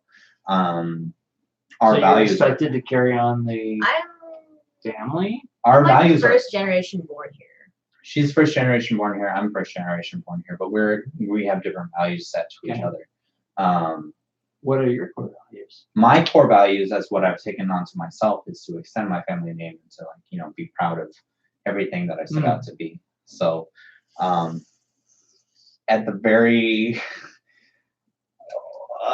what I take on to myself. No, Jen, you can stick around. I know. I'm just getting a shot. Okay. What I end up taking for myself is like I take on to the values of like whatever my mom and my family instilled, whether they instilled in values into themselves or not or whatever. Like I take it upon myself that say like my family name means something. Yeah. It's one of a kind. Good. Well, okay. You own that. I do own that. It's your Despite family. whether or not every fucking family reunion or not, whether there is 4 fucking billboards or not, I'm on a post-it note every single fucking time that I am. Your family. Well, so this is what's so stupid, No. right? No. So you're trying to skate past it. No, whose family is it? My family. So every family reunion I've ever had has always been like 4 billboards or whatever, right? And I'm on a post-it note. My mother, unreluctantly, mind you, has always been the black sheep of the family. Everyone, right? My mom has done so much. Okay. I've done nothing. That's how I see it. And no matter what my success is, it will not equate to like my mother and my grandpa or whatever in terms of my family. I've done a lot for myself. And I'm thankful for my stream and for my family and to my friends that like I'm able to make a difference in their lives. But in terms of my family, I don't think I've done my part. And I don't think I'll ever have done. By whose standards? My standards. Because No. No. Actually, my standards based on what I've been told of how our family has gotten to America or, gotten here to this point. Who placed those expectations on you? I think myself. Okay. Why? I think it's a romanticized version of whatever it is that we play. Trying to breeze through it. I wouldn't necessarily breeze through it. I would just say, like, whatever stories that we hear through our family and friends, like, I think there is a romanticized version of, like, what we put to ourselves. I think there is in terms of my family, per se, is like, they came here from nothing to something. Okay. Am I something? I am as much as I put myself as. But am I something to someone else? Who are you supposed to be? Zed No Red. I'm Zed No Red. I'm fucking Zed No Red, dude. Okay. That's who you are. Yeah. Who are you supposed to be? Whatever. I'm fucking Captain America at this point. Or Superman. You want to be Superman. Yeah. You want to fly through the sky, look through buildings, and have heat ray vision. Mm-hmm. Okay. Is that possible? No. Okay, so who should you be? I don't know. I'm trying to figure that myself out that right now. So there was a point in time where cheers. Oh wait. Here's That's yours. My bad. So there was a point in time where like I was going through DSX. I was going through multiple promotions, and I thought to myself that I was gonna do something, that I was gonna be something. It didn't end up being what I wanted, but it was something, right? Mm-hmm. It was experience. It was experience, and now getting closer to my 30s, I'm like having to look back, and it's a sad thing to say whether I'm looking back at my accomplishments and asking myself whether those are accomplishments or not. Yeah. But what I'm thinking to myself is that like I'm not where I want to be, and I don't think that my previous accomplishments is where. No, you touched on it. You touched on it. you're not where you want to be. Yeah. Where do you want to be? Well, that's hard to say because No. It's not hard to say. it is. You just said, well, so I'm not where I want to be. So where do you want to be? well, it's more so hard to say for this fact, right? Like, I want to be X amount of income, or I want to have So you want X to be amount a of children. billionaire. Or yeah, let's just say that. We'll make that You like wanna be a thing. We billionaire. want to be a Okay. billionaire. Everyone wants to wanna be a billionaire, and everyone wants to have X amount of children, or everyone wants to have this amount of lifestyle, whatever it is. I want to live without. I want to live without having to question my means. Can I do this? No. You know what I mean? Take it back. I want to be where I want to be without having to question my means. Yeah. What are your means? Whatever I set my limit to. Okay. So what do you set your limit to? Live in California, there's a lot of limits. Fuck! You can move out of California tomorrow. Well, that's what Jen and I have been talking about for the past year and a half now. Uh-huh. I'm too What- scared to move out of well, California. and California's all I know. So you've tied your life in with her, and that's beautiful. well, I'm not gonna the only say reason it's not. the only reason why I say that, right? So my family worked super hard to get here. Okay. So there is some kind of God damn it, Patrick! You have to live in California that's because what I your was he thinking. doesn't. family wants you to No. live in California Well, because you but they want don't your even live kids to in live in California. Oh California. yeah, my family doesn't live in California anymore. They live in Nevada now. My family was born and raised. Oh, me. I was born and raised. So her family was raised in the Philippines. They moved out here. My family was raised or born in the Philippines, moved out here to the States, and then moved to California. So like, yeah, there is a little bit of we worked so hard to get out to California. You should like work to live out here. But like at So the now same time, you have to live in California, but your family doesn't Well, have to live in so California. that's what I've been struggling with. Like I've been looking I've been trying to educate myself a lot despite my setbacks. You guys trying to Sorry. drag on this whole thing. Well, despite the setbacks that I have these past couple of years. Read up an important comment, please. I like seeing Pat from this angle. Thanks, Draco. I It's a different appreciate angle, you. I know. Despite the setbacks that I've had or whatnot, like I realized to myself, like, despite like what my family has struggled with and persevered through, that's not necessarily my life, right? If I want to go move to a state that has no sales tax, cool. He's been talking But- about moving to LA or Las Vegas. Sorry. Yeah, well, because lower state tax in Nevada, but anyways, Higher stripper account. well, Yeah, more money. there's Live trade-offs. where He you wants to wanna be a live. stripper. So there's He could be a stripper. He could. No, He he's could be a saying You're a fucking stripper. Anyways, the thing that I've been coming to grips with is like income is everything, right? So like if you have a day-to-day job, Yes. if you have a passive income, dope. Like you Okay. can live wherever the fuck you want to be as long as you have the means to live by it, right? So if I want to live in California, I know that my means or however I want to live is I need to A, have either a degree and work a stable job, Yeah. or B, have a fucking large amount of money on the side. Keep and, going, keep be going. working on my No, passive keep going. and I wouldn't mind living in like another state that has lower state No. state income tax. You. So, I could live here if. I can live here if I can sustain myself, period. Okay. Period. But if I want I could live here if. Another if. so if I want to live in California and I want to sustain a family, I'm gonna have to sacrifice either my wants, needs, or desires, whatever the fuck.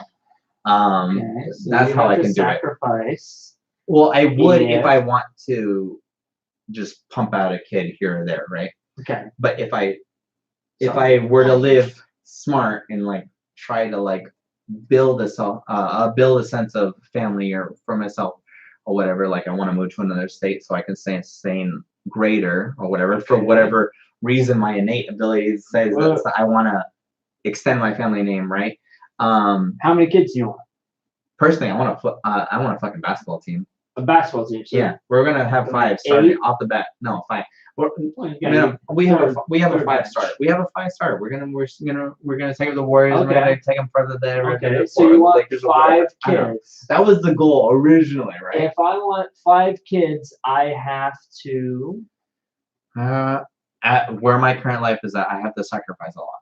Otherwise, I'm gonna have to like make some very tough decisions to hold that. I have to sacrifice a lot. That sounds a lot to me like the hero role. Yeah. Okay. Let's take it a step deeper. Mm-hmm. If I want 5 kids, she has to. Sorry. I can even take care of myself. Okay, that's a great response. She has to. I don't know what Jen has to do.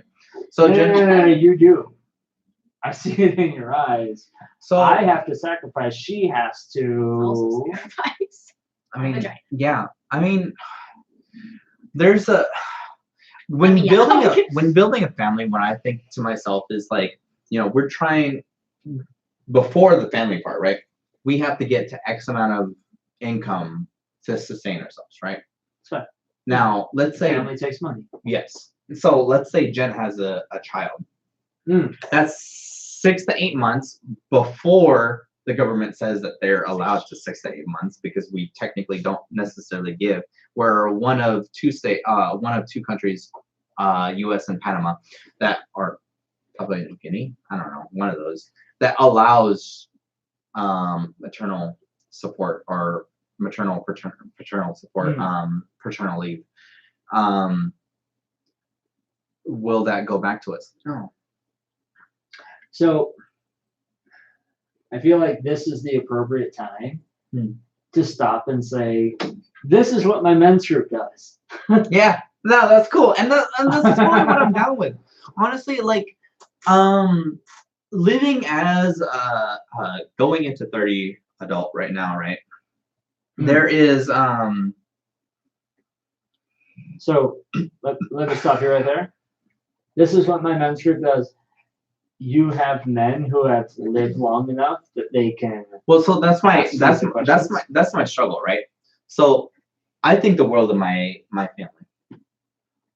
I don't necessarily think that anyone else necessarily doesn't have value, but do I take my family's value first? Yes, absolutely. Okay. My mother has worked harder than anyone else I've ever fucking known. Yeah, absolutely. Have I seen that? Yes. Good. So I will always put my mother and my parents or my grandparents or family first.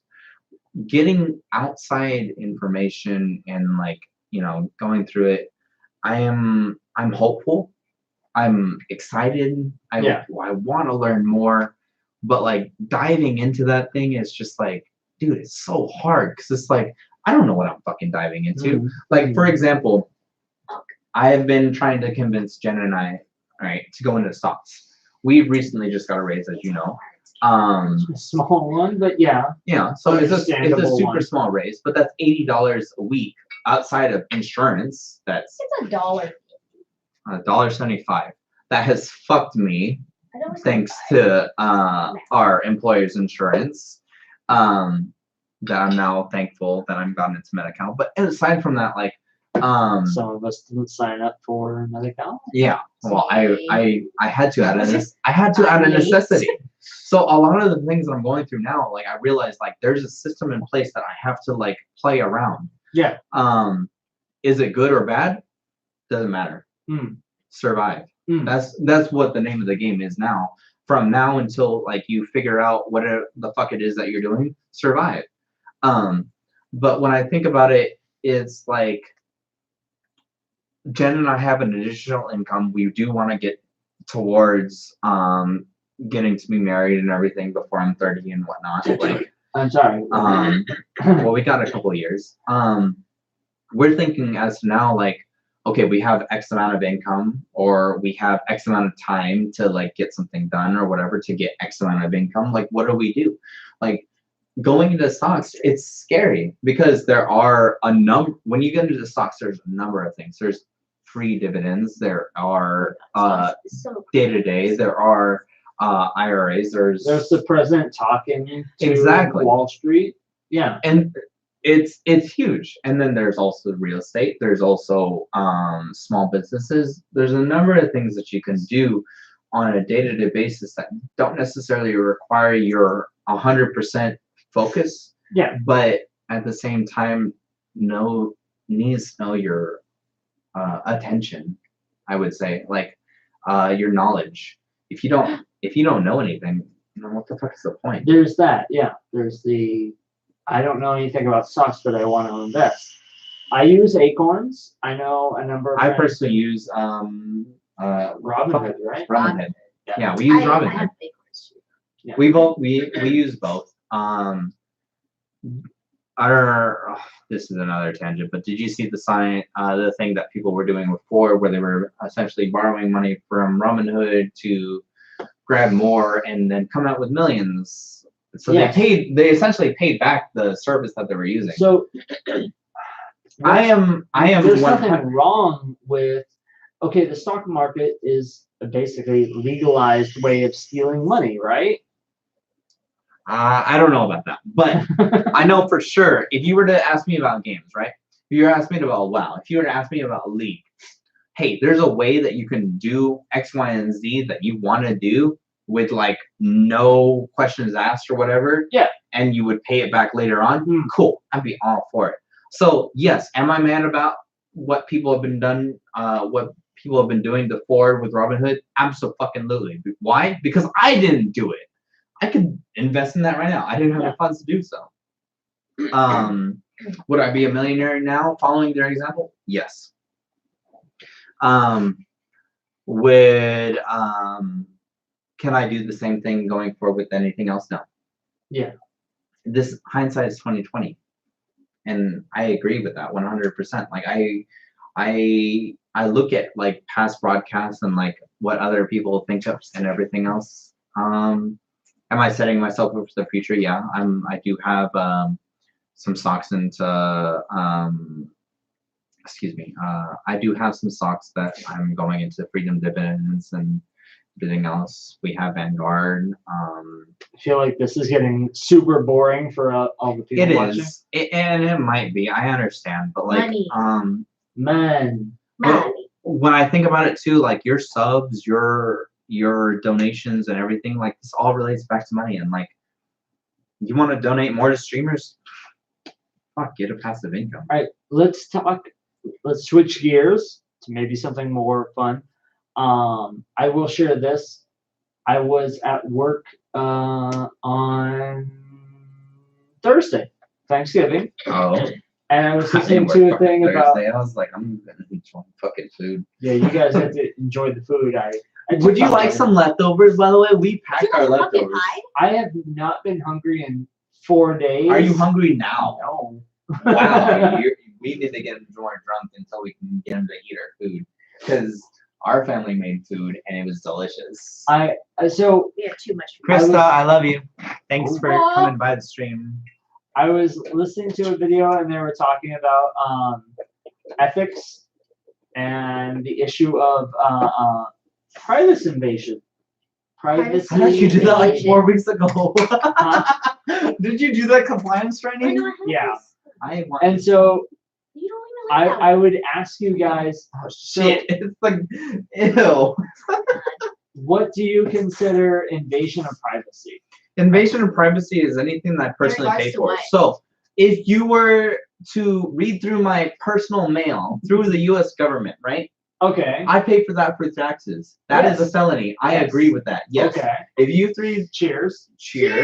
Oh, if you read through my Facebook messages that I personally don't pay for, it is a free service. Oh well. So what do you think we're drinking, Krista? So how do you send your nudes? How do I send my nudes? That's fine. Text messages, obviously. No. Well, the way I see it too is like after everything that we've seen. God bless America. The way I see news in general is like you need to like know the person. Oh. Thank you. Well, give him a little bit more. He's drank more than me.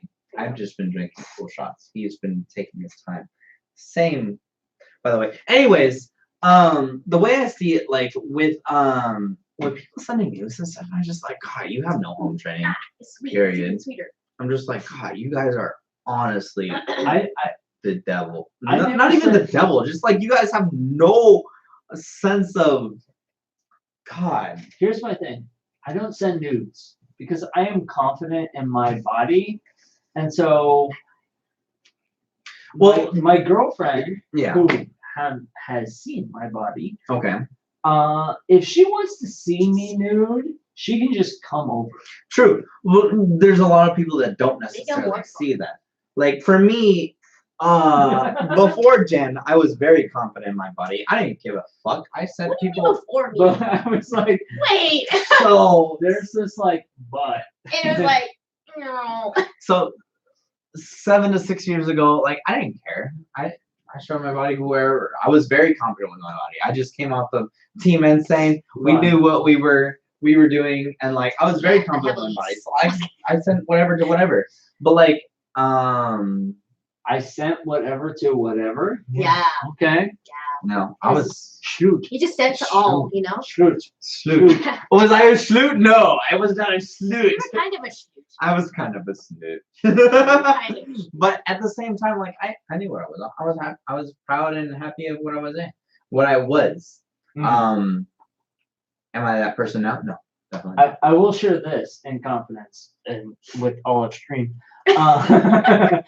Uh, when I was going through the divorce, I lost about 15 pounds. Good for you. High So- five. Fuck yeah, dude. Awesome. Wait, you Well, you know what's funny? So I was like cut, right? Yeah. So I like took news. I was like, oh, check this out. Like, because it was just like muscle. I had the dick root and everything. Hey, let's go. The beef cut? Yeah. Yeah. And so I was like, check I've this never heard out. that one. I've never heard of dick root It either, does- but I saw the beef cut. It Okay, does I not know look what you're the talking same now that I've gained. I gained 50 pounds in the divorce because that's how much a soul weighs. And I was dating a ginger at the time. about. Just had no soul. So and then took yours. Oh, 10 And out of 10 so, confirmed. I look good now, but it's I think just- you look great, and Yeah. you got a beard and everything. Like I wouldn't know. I honestly wouldn't know that you were previously divorced. But what I was saying was before that when I was sending like pictures and I was very confident in myself, I was just like, fuck. Mm. Honestly, like I don't think the internet is as big as it says it is. Now working for what we do, like I understand it's more, but at the same time, So the internet is a frat boy? no, not It's not a sensitive? frat boy. The internet is Big Brother. The internet is Big Brother, Yeah, and no Big Brother is matter very big. Big Brother is very Big Brother big. is. I don't care who the fuck is Big Brother. Oh, It could Big be Brother the is U.S. You know who we work for. Oh, Big Brother can be the Big U.S. Brother, I love government. you. Big Brother can be. watch over me. I just know that in general. Shout out to Big Z. 45?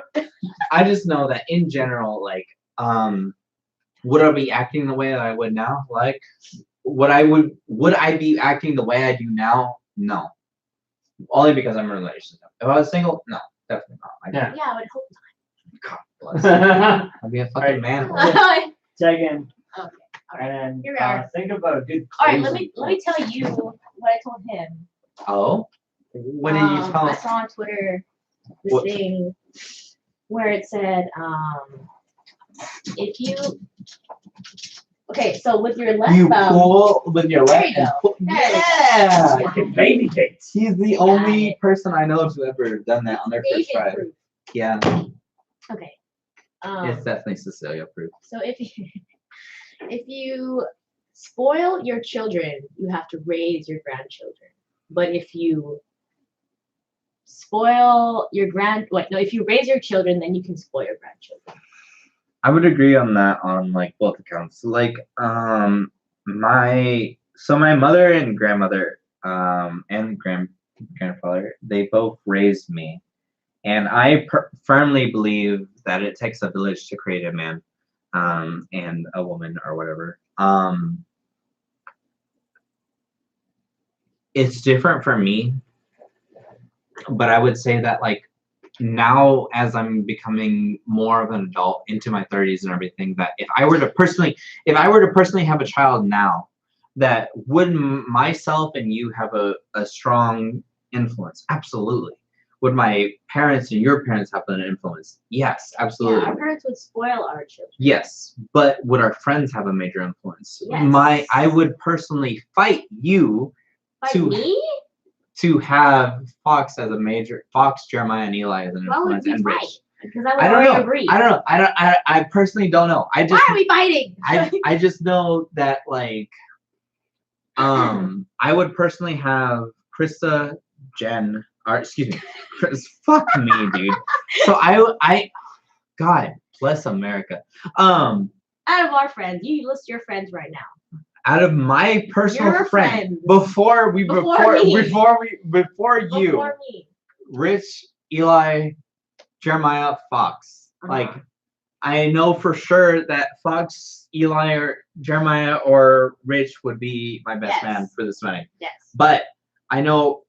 Let me. If I were to pick, I can't pick. No.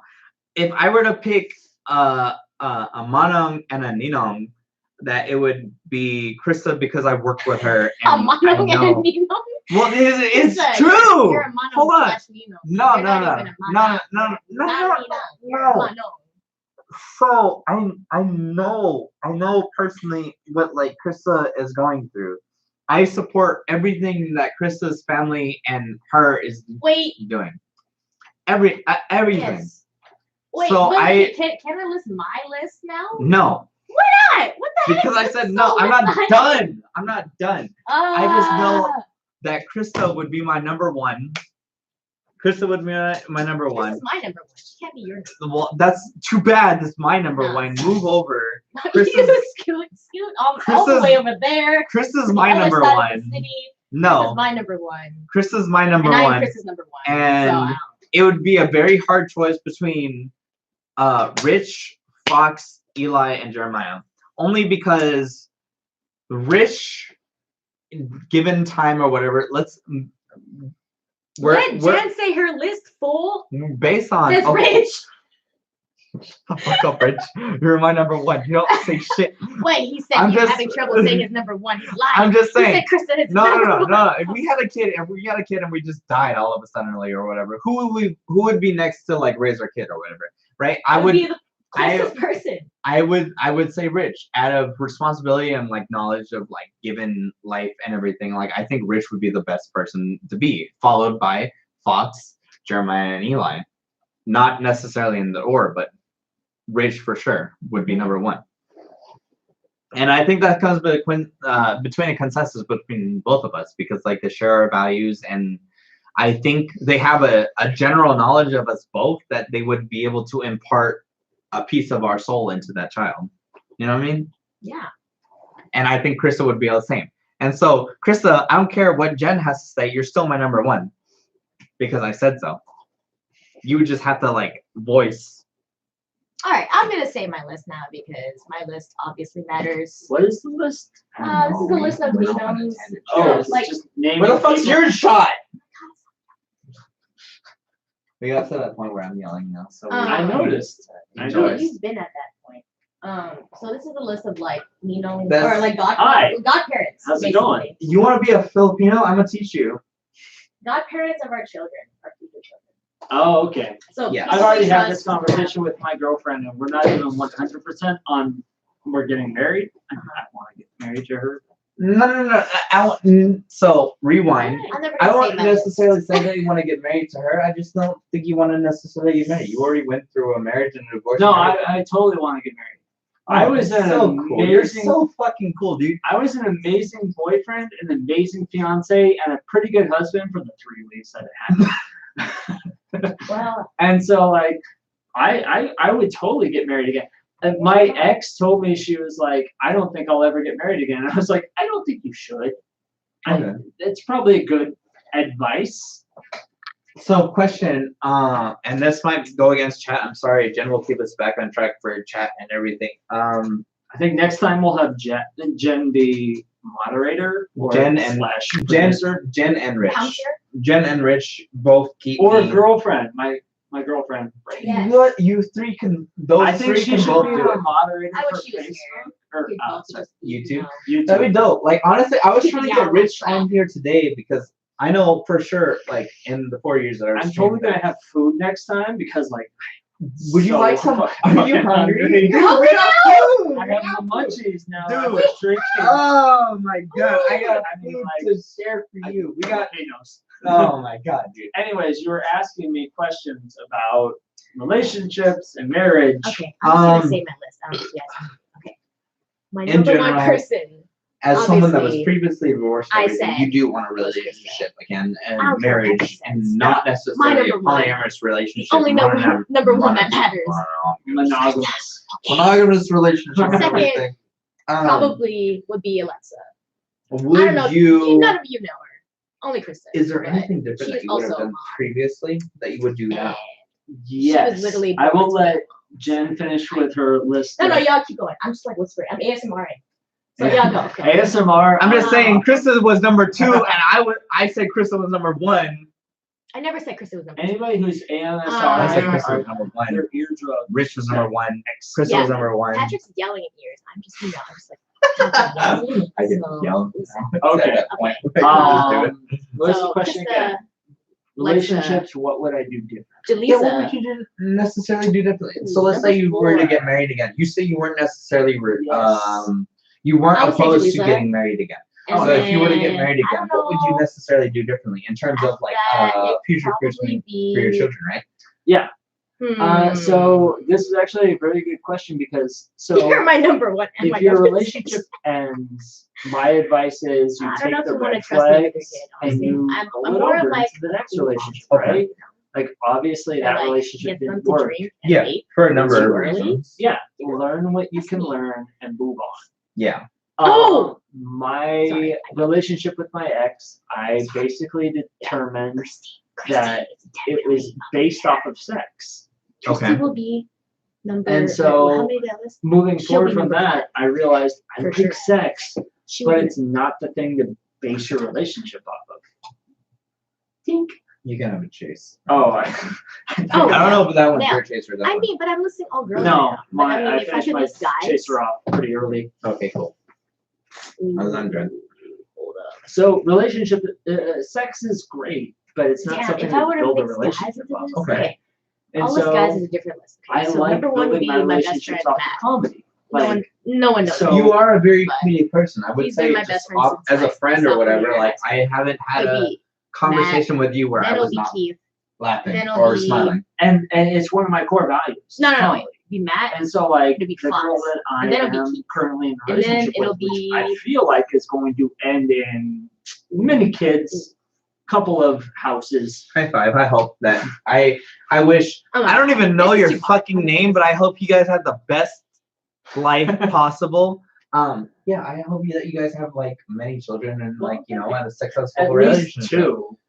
If least. not, you know, I hope that you at least would come onto the stream and explain why, you know, that wouldn't come to be. And Jen's like, and I'm out. But in general, like, you know, I do wish the best for both parties. I would hope that everyone who, whether or not like comes onto the stream as a guest speaker or whatever, not like just enjoys and has fun. Like the content that we put on today is natural, by all means.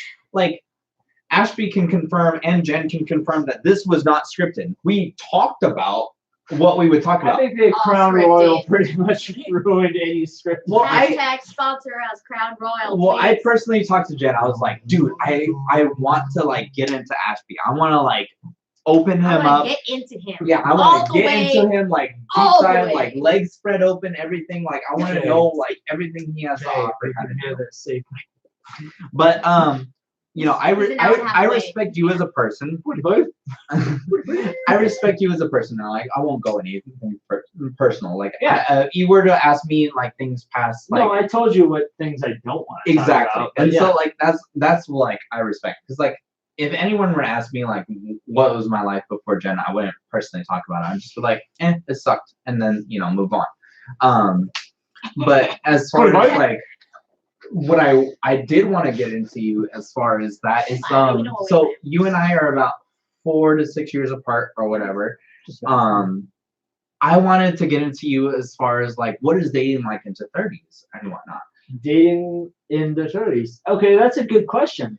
I personally think it is because so for me personally, dating into my high school and then dating into my 20s or whatever, I've been in a very happy, successful relationship for the past 7 years and whatnot.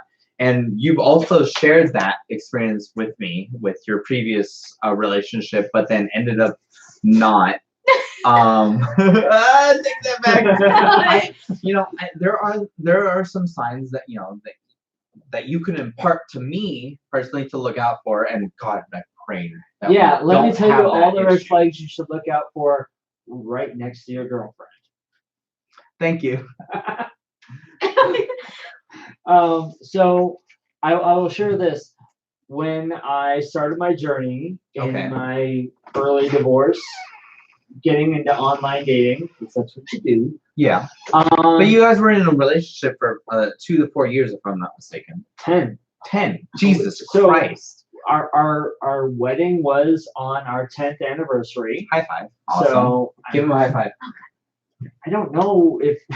Well, I just think it's an accomplishment in itself. God. Okay. Yes. I managed to date somebody for 10 years without them cheating on me seriously. Okay. And then she started cheating on me seriously after the wedding, which is unfortunate. But so this is victory, and then I got the. I also that's what I'm. Oh, Jesus Christ! I'm so sorry, Mike, and everything. Like to me personally, when I look at Ashby, I think of this guy as like the pantheon or whatever. Like this guy is awesome. Not only did he get into a long distance relationship and not a long distance relationship, but a long standing relationship and everything. He survived a cheating arrangement. Shut the fuck up, Nani! I'm just kidding. I love my dog. He survived past that, right? Like you're sleeping so sound. And he's had 2 years since then, since that predicament. And when we met each other, and when I met him, I honestly wouldn't have known. Well, I try to be a very like acknowledge the darkness. Like when we met, it was right after I don't know, how would you say it? Initiation day. I guess. I mean, any new company is like that. I was just very much like, "Hey guys, how's it going? Like, what's going on?" Like, I am going to confront the awkwardness of us not knowing each other with what's up? I personally respect that more because when I was an operations manager and I didn't have employees. Thank you. When I had employees that I used to interview, and they wouldn't acknowledge like whatever issues they were having, and I would see it in their day-to-day performance. I'm just like, what the fuck, dude? Like, why didn't you just tell me sooner? Like, I would have understood. Just talk to me. So dating in our 30s or my 30s was, I'm gonna hop online. Yes. I'm gonna meet some people I haven't dated in 10 years. So what's the first thing I want? Well, I want to feel valued and I want to feel sexy. Okay. So I started dating people which you are, by the way. Well, thank you. And I acknowledge that. Yeah. But I started dating people that were pretty much below me. We're gonna say your current girlfriend excluded. No.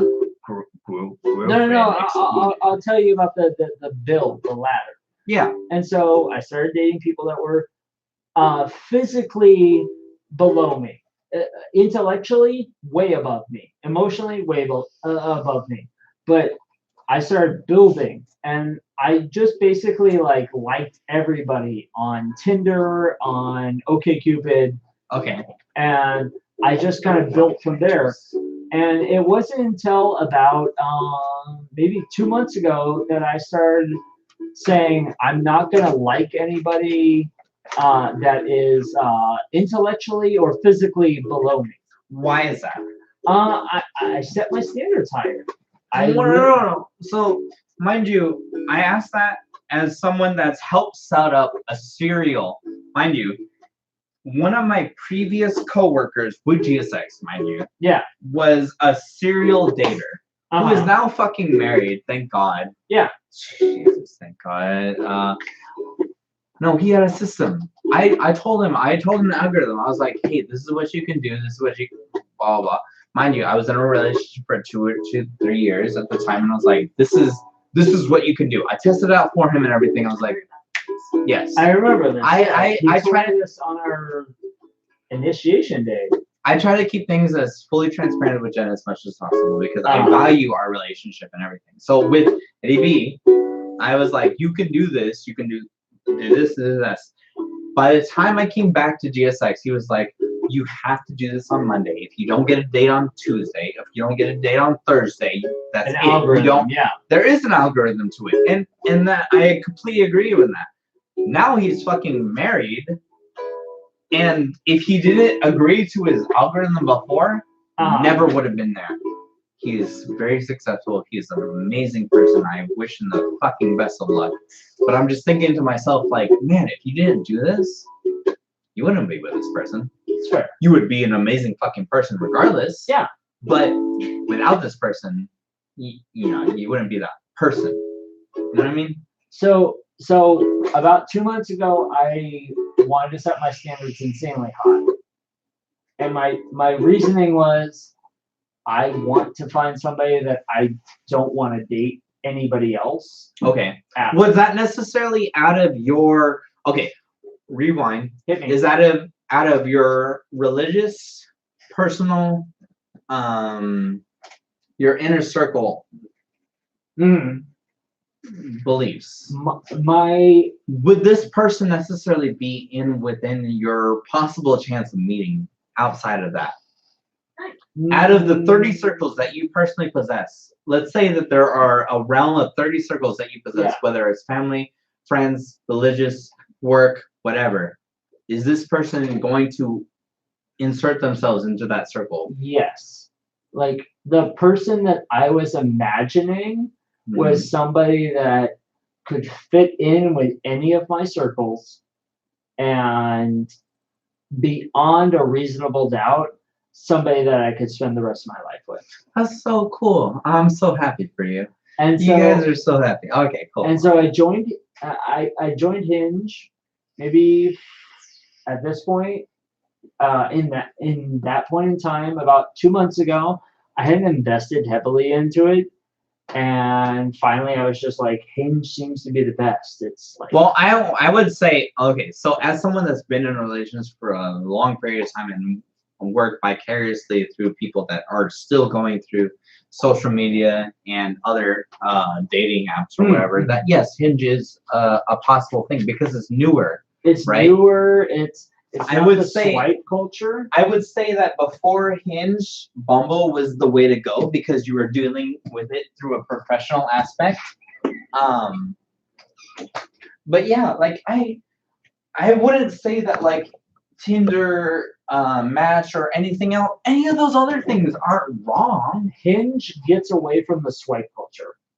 Basically, like instead of being like, here's a profile with a name and an age, it's like, here's 3 things that they have said. Here's 4 photos that they have.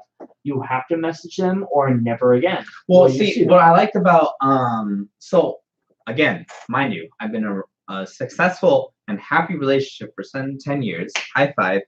The only reason why I like Bumble, as I was trying it for my friend or whatever, is Bumble is something that a girl would have to message a guy. Yeah. That's a good it takes away from the normal like 50 guys to 1 girl. But it's a convenience sake. I don't think it's not the end all be all. Like, guys, I'm sorry, guys in my stream, be a fucking man, dude. Like, go talk to the people that you're fucking interested in. I don't care if you're not feeling like you're not the best or the worthy or whatever. Like, you're fucking amazing because I said so.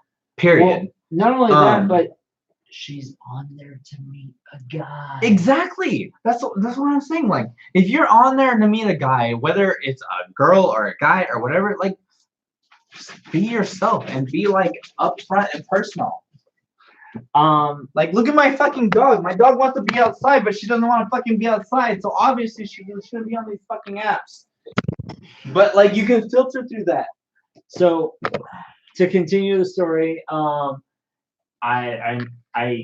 went out on several dates. I saw a couple of girls from the dates, but it never really went past the like third or maybe fourth date. Okay. Before I was like, this isn't gonna work out. But what values did you have? Did you hold differently from now till before? Right. So this is good. So, I will speak to the values that I picked up on very early with the girl that I'm seeing right now. Okay. She is very highly invested in family, which is cool because you did mention before we went live or whatever, he was previously invited to a Thanksgiving party, and he said, oh, my girlfriend invited me to a party or whatever, and it turned out to be 35 fucking people. Yeah, so that's cool because to me, when I say, hey, babe, go to a family party with me, I personally think 35 fucking people. When she tells me we're going to a family party, 35 fucking people. That's how it is in Filipino culture. How is it for you? See, for me, like I went to family dinner. Gotcha. With my mom, my dad, and my brother. Okay. And she was like, "Come on over for family dessert." With my mom, my dad, dessert, not dinner. Everybody in her family, and it's just like her boyfriend's girlfriend's mom and dad. Holy shit, that's amazing. Yeah, and so it's like I personally think it's valuable. amazing. As a minority growing up in California, I think to myself, like, family dinners are supposed to be big. Period. I had never known anything different. So when you tell me that you're going to a family dinner and you weren't expecting that many people, I'm just like, And I was fine with it. Like I walked in the door and there was like the first bit of family at the first like coffee table. Okay. And I was like, oh, okay, there's like 8 people here. And she's like, there's 35 people in the back of the house. Jesus. And I was like, my 35 okay. family members would be playing mahjong or something else or whatever. Well, to bring it back to the men's group, I know what my core values are. Okay. So like meeting 35 people, I don't have to like change faces. Okay. Because I'm like, this is who I am. I'm authentic. Gotcha. These are my values. And you're confident with what you are every and bit of the way. People pick up on confidence. And they're I would say so. Oh my God. Sure. Like you're being authentic and you're being like, and I think I called it out. I know I had a drink or two when I first got there, gotcha. But I was very authentic. I was like, I'm not going to be able to name everybody. And they're like, oh, there's going to be a test on it later. I was like, okay, I'm going to fail. Like, and people pick up on that. They're like, you're being seen. And so I was just like, all right, this is who I am. I don't know if I'm going to be able to. Yeah, no. As someone that came from GSX, I remember specifically every single member of my team and their children and everything else. Yeah. When it comes to anything like family parties or potlucks or whatever, I told them specifically, I'm sorry, I don't remember who the fuck you are. You are. Is there going to be a test? Your employee who is employed with me is obviously a valued member of this team. I don't know. And I do remember, like, I had one. This was the hardest part.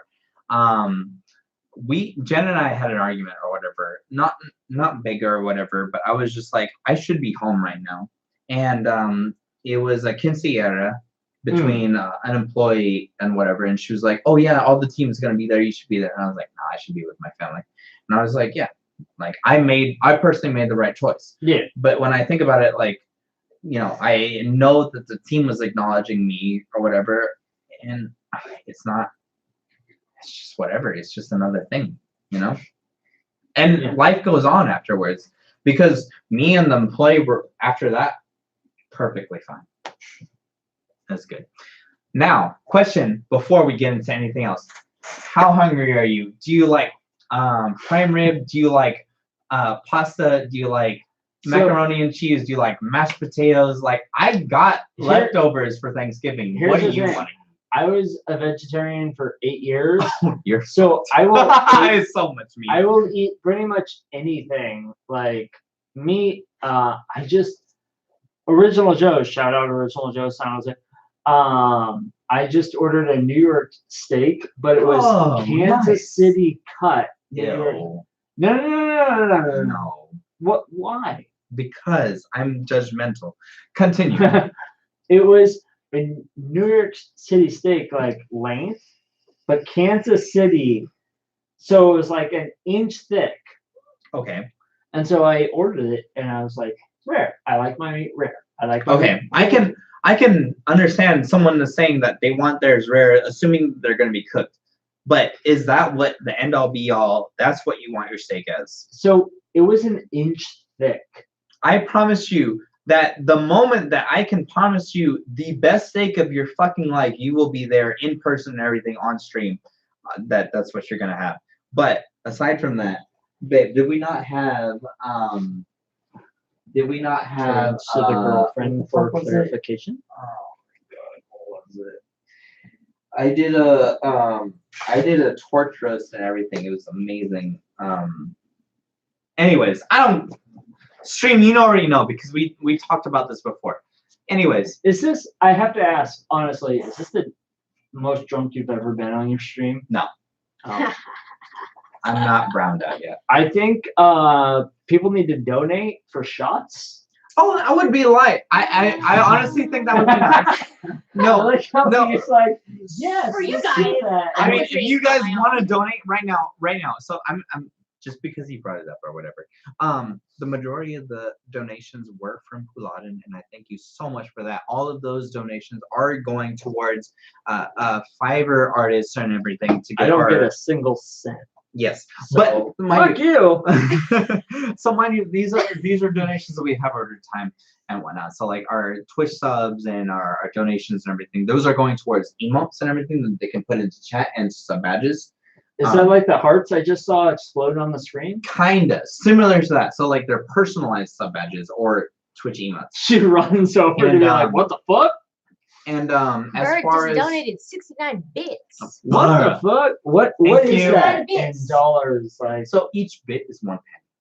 So 69 cents. 69 cents. We will not 69 for 69 cents. Okay. So but $69. But Puladen, I'm gonna address Puladen because I don't know if he's here or not, or if he's working his second job or he's working his night shift. He's donated a lot of money as of recently. We're good. The money that I'm using that he's donating towards is towards that mixer that will have multiple XLR mics and everything. So we could possibly do another podcast. And I would love to do another podcast. I would do this every day. I would. I personally want to do this monthly. I personally want to do this monthly. I would do this. I was gonna say weekly, but I was like, you know what? I have a girlfriend. She kind of wants to like. And see, I would personally, Jen and I. Well, I don't know, Jen. Bring her. What the fuck? Yeah, Jen. No, the girl with me here. After watching this, if she's actually watching this, we would personally love to have her be here. Like, so Jen and I obviously specialize in video games and whatnot. Once I get the like extension cable. Yeah. So like the mixer that I bought from Rich and whatever will obviously pay for the additional mics and whatnot. Yeah. We do want to expand on our content and whatever, and we would love to get you and your girlfriend into playing some games with us. She's a huge fan of wine. So like yeah, you mentioned that. She will not drink hard alcohol. She won't mix.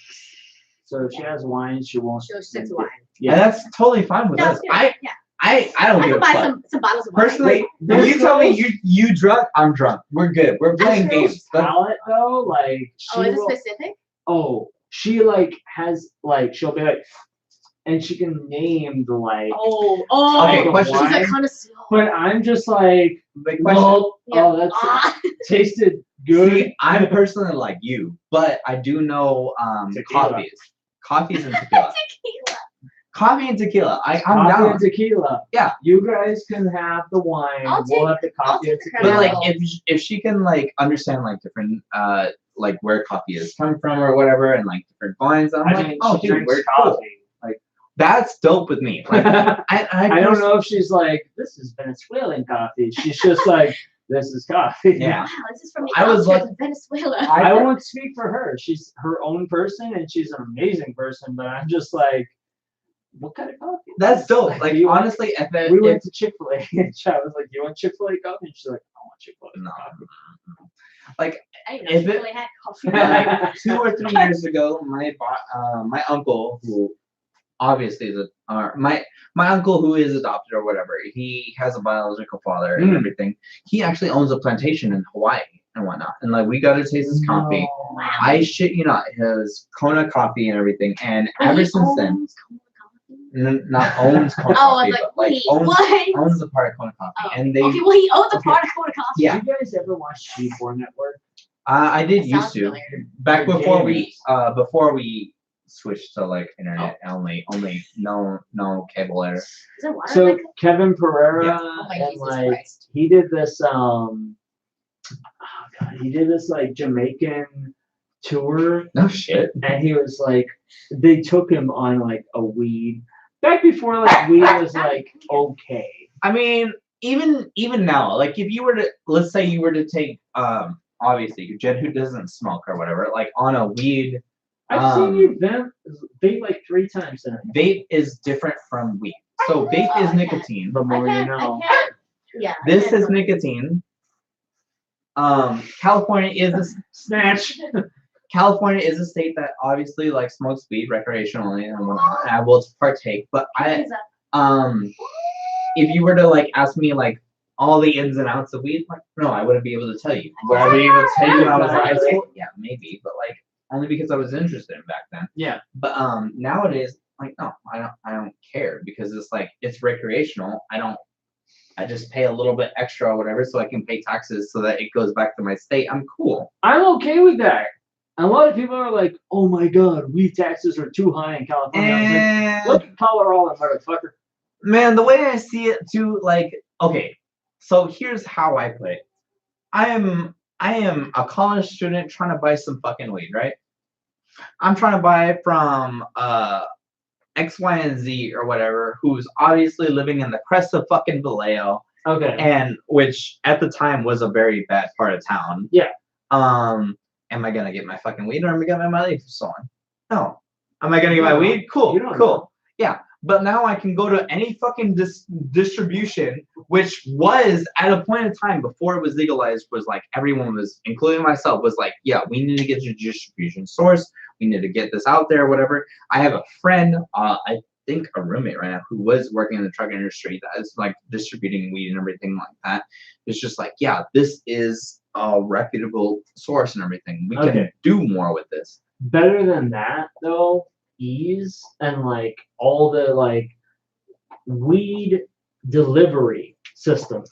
Okay, so there's that's hard for me because it's like any Nick Brad or whatever the fuck, right, can like go distribute weed. But like when I think this is a like actual app, like well yeah, if they're signed up with the app and they're like employed and everything and they get sponsor us. Well, if they get employed and everything, cool. Like I have a friend, Jace, right now, who's currently in chat right now, who's done DoorDash and whatever. He's done it on his bike. I know this kid as someone who's followed my stream. On his bike? Yes. So you can. Your weed will be there in 45 minutes. Okay, wait. Rewind. So mind you, he's done DoorDash for meals, full-on meals, dinner and everything. I've known this kid. I love that stuff. Yeah, I think it's amazing. Like, if you're gonna bring me a full course Chinese meal and everything, dope. But like, I've known this kid since before he was Diamond and like a good player. We would have fun and everything. And we talk every single day. And now he's like DoorDashing, to get some extra cash so he can pay for college. I'm like, dope, that's cool. And now I'm thinking to myself, like, if you were to expand on that, like, what are you gonna do now? Like, how are you gonna about this? I personally think that he should be a full-time coach and insert himself into the NLCS, which is the if you were to compare itself to like collegiate, high school, and NBA team basketball, he should be on that stage. But there are other factors in play. I think personally that Jace should be on that stage. Would you like another shot? No, just had it. Okay, because I need another shot. I have. Hello. Well, I asked you. Why else would I give it to you? I just know that. So I was in St. Louis. Okay. Right before I joined the project, actually. Really? So about 5 months ago. Okay. 6 months ago, and I was talking to one of my friends who used to live here. Actually, she used to be my roommate. No shit. Like from Piece of My Heart or from something else? Many years ago. About maybe 2 years ago, 4 years ago. Wonderful person. Like we fell out of sync and then we got back in touch. She lives in St. Louis now. Mm-hmm. Went to visit her and do some business stuff with my ex job. And I was telling her about ease and like California and their just happiness of like, look, weed is available readily. You okay? Trying to reach How much is G in Cali? I don't know, dude. Jace, I thank you for being here in the chat and everything. I hope you look at youtube.com/Smashby. He's an awesome dude, coworker of mine, good friend, and coworker of ours. No, you're on a different team now. You're IG, okay? Yeah, You no, I shit you not. Jen switched to IG. Okay. No, hold on. Real quick, Ashby, guess what? When we came in on Why Thursday, was that not? It wasn't announced. because it's not announced. But guess what? I'm still there. I'm 13. You know how we have 180 profiles, right? Yeah. Jen had like 407 profiles, right? Within 2 hours, she's like, I got 700 profiles done. She had 1,100 to do. Yeah. Traitor. Well, she's been here like a couple. I need something new. I'm burnt out. Even the dog is like upset. I'm burnt out of our profiles. Yeah. So Jen's been here longer than us. Obviously, she's Anyways, like doing her So job. St. Louis, I'm there, I'm talking, and I was like, yeah, we have ease now. And she was like, what's ease? And I was like, it is weed delivery. It literally shows up at your door with what you order. Vapes, flour, whatever. And I've used it for mints years ago. Yeah. 2 years ago. Mints. For bits. Mints, like marijuana mints. Oh, I was like. And so she was just like floored by this idea that you can have like weed delivered to your door. And I was like, it's going to happen eventually to everybody in the United States. Indeed. Yeah. No, ease, not indeed. Indeed is work profile. I concur. Yeah. I mean, regarding weed, What's on the it's like this, but $20 for one. who is that? Sup? Spicy Indian 96. What's up, dude? Sup, spicy Indian? Weed mints. Yeah, I didn't know that was a thing. Is it like? They're like you just pop them in your mouth and they have like peppermint like flavors. The ones I still have them too. Spearmint? No, they're like chalky orange. Right. So they're like Tic Tacs, but like weed. Yeah. Okay. Exactly. Okay. Hey. And so you can't have any. you pop them in your mouth. You're supposed to like let them dissolve, but most people just chew them up. Because they're. Yeah, So I will share because it's past the statute of limitations. Come here. The time I was way too high on edibles. And we mentioned insanity before. I had like my roommate got me these chocolate blueberries. And so it said like serving size 3. So I popped 3, I chewed them, and like nothing happened, right? Oh, no, that's the thing. And you're like, I don't feel I've never used weed before this. And she like left. She was like, here you go. And she left. She did. And so I popped the 3, nothing happened. So I waited like 10, 20 minutes and I was like, no, nothing's happening. So I popped 3 more. Oh, not another 3. And I was like, why is nothing happening? Like, these things must be so weak. Yeah. And so I was like, well, I've got things to do. So I popped 3 more. Oh my god. And I start going to do. You're at 9 now. I'm at 9. I'm at 3 You're times 3 servings. the serving size. Yeah. And so I start doing Insanity Max 30, which is, as you know, Insanity. It's high intensity cardio high training. cardio, melting the fat. Yeah. I did Insanity for a month. And so I'm like 40% through it. Like I'm at like 20 minutes in, and my roommate comes back and she's like, "Hey, how do you like those weed blueberries?" And as if God snapped his hands, I was like, "I don't feel anything." Boom. And they all started to hit, and I was just like, no. life is great. Oh my god. And I was like, they're all hitting me right now. And she's like, are you okay? And I was like, yeah, I'm going to finish this workout. So I finished the last 5 minutes. It's like melting the fat and cooking everything in my stomach. And so I get done, and I was like, I'm going to go shower. And she's like, okay. And I remember walking in the bathroom, turning on the water, and being like, I should get in the shower. And I got. Wait, hold on. Let me ask this before you say Yeah, that. hit me. So when you were in the shower high, did you feel like you were drowning? No, I felt like time was like speeding up and slowing down simultaneously. Wow. I cannot even imagine. So I got in the shower, and I remember being like very deep in thought, and having deep thoughts, but not remembering any of them, coming out and being like, I've been in the shower for way too long. Oh, okay. Maybe my roommate needs to use the bathroom. Right. So I turned off the water really quick, like dried off. Yep. Wrapped the towel around me, walked in the kitchen, and apologized. And I was like, hey, I'm really sorry I was in the shower for so long. And she's like, what do you mean? You've only been there for 2 minutes. And she was like, what do you mean too long? You were in the shower for like 30 seconds. Oh my God. What do you mean? I was just turn on the water. And she was like, I heard you turn on the water, get in, yell, oh shit, and get out. That's the worst. And she was just like, you were in the shower for about maybe 20 seconds. And that's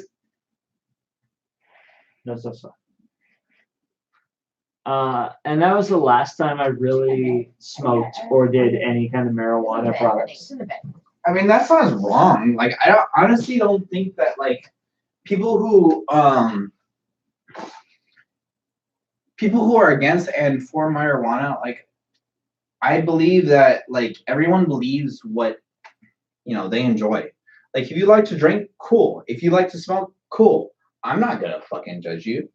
Like, as long as you are a upstanding citizen of the U.S., you're fucking cool with me. You pay your taxes, dope. If you acknowledge Nail's tier 3 sub. Nail.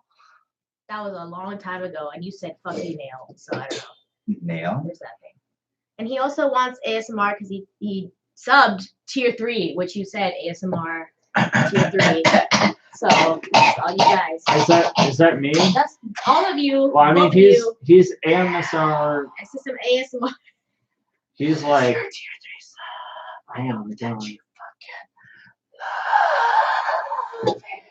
I love that his jaw muscle just you like see his vein popping out vibrated. the side too? Like it was like vibrating while his jaw was vibrating. What's tier 3 sound? Tier 3 is so $25. Tier 1 is $5, right? Tier 2 is $10. Tier 3 is $25.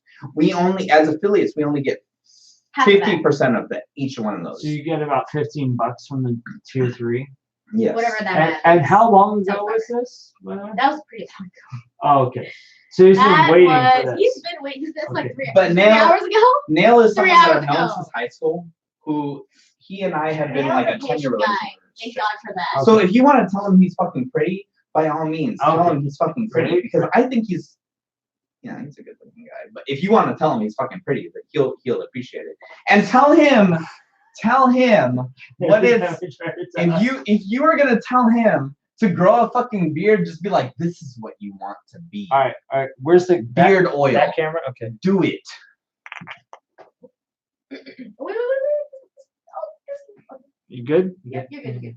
This is for Lynx 29 nail.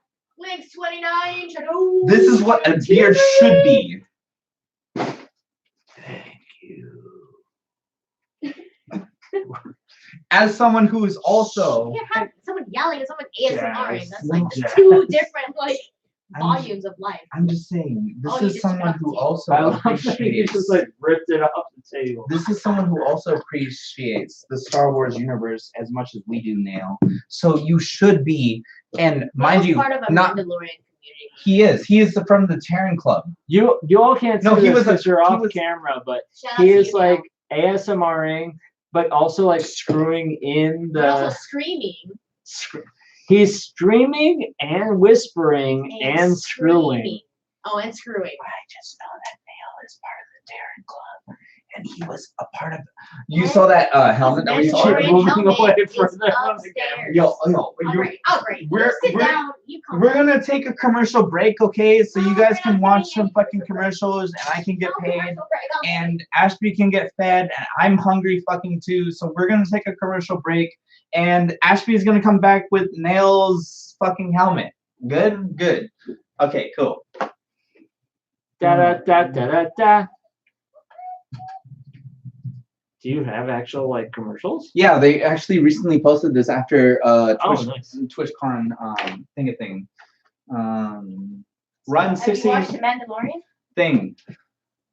So we're running an ad right now. Let's go eat. Come on, go, tell me what you want to eat. You know, subs don't see Oh, the ads, whatever. right? I don't care. He just has to wear the fucking helmet. I'll wear the helmet. I have You I have a Darth Vader helmet. That No I should shit, have dude. brought. Yeah, our friend Nail. Alright, I'll be downstairs here because I already ate. But you guys Our can- friend Nail has was joined a part of the club and everything. We're And dining with you. if he sees you wearing this, he I will will. talk to stream. probably I while let will you're me gone. totally wear that when we come No, back wait. from break. Yeah, there you All right. I'll eat cold cuts. go. No, you don't no. have to. No. No. Babe, No. Can you hand me a vape?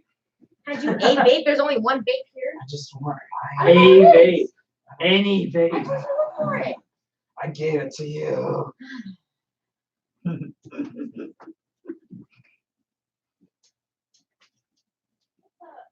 What the? Run another 60-minute ad. I actually don't know where it is. Oh shit! Run another 60-minute ad. What? Okay, well, anyways, for the subs, you don't see this. Wait, Neil was gone? Wow, fuck that guy. Oh my god, we were thanking you for the third. We were- tier 3 subs. We were appreciating him, and he left us. Asshole. Okay, anyways, Draco, thank you for the $5 donation. We love you too. Hello, go eat. Where's mine? My big. I don't know where your vape is. Go and eat. Goodbye. I'm talking to your chat. Okay. I heard all of the love. Okay, it was great. Okay, good. As long as you heard it, that's good. All right, I'm just here to, Wally, I don't know how long that's gonna take. So I'm so sorry. If we lose all the viewers right now, it's okay. I mean,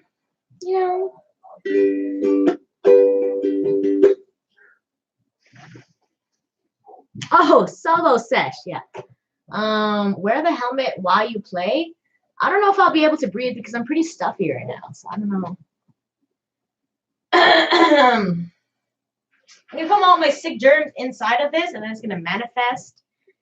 And then I don't know if I should. I really should not. I shouldn't. No, I shouldn't. Because I'm sick right now. I'm sick, and I should not. I should not. What?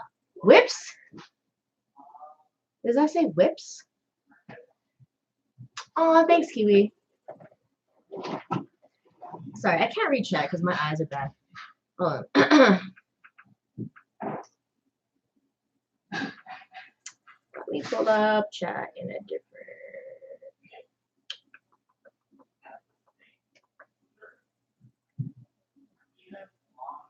Damn, Jace, you've been following for 2 years? Crazy. Sick. Yep. So, I mean, I don't know. Okay. I told David this, or what is it? Smashby. I told Smashby this, but I also told Patrick this. But, like, what do you guys think about this? So I saw this on Twitter, right? So it said, if you spoil your children, you have to raise your grandchildren. But if you raise your children, then you can spoil your grandchildren. What do you think about that?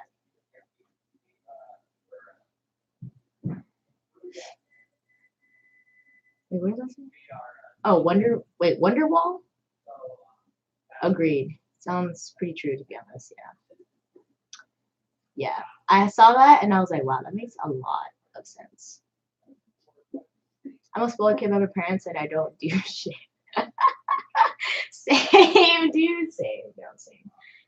Oh, wait. Kiwi, are you the baby of your family? If you spoil your children, you have to raise their children. Yeah. That's pretty much what I'm saying, yeah. I'm probably going to spoil my children if I ever have any. But what if I... Krista, spoiling yourself is spoiling me, which is pretty much you already do. So I don't know. Oh, you're a middle child? Okay. I mean, well, that's kind of different. That's good. Because usually the middle child doesn't get spoiled, right? Then don't have kids, Krista. Rip.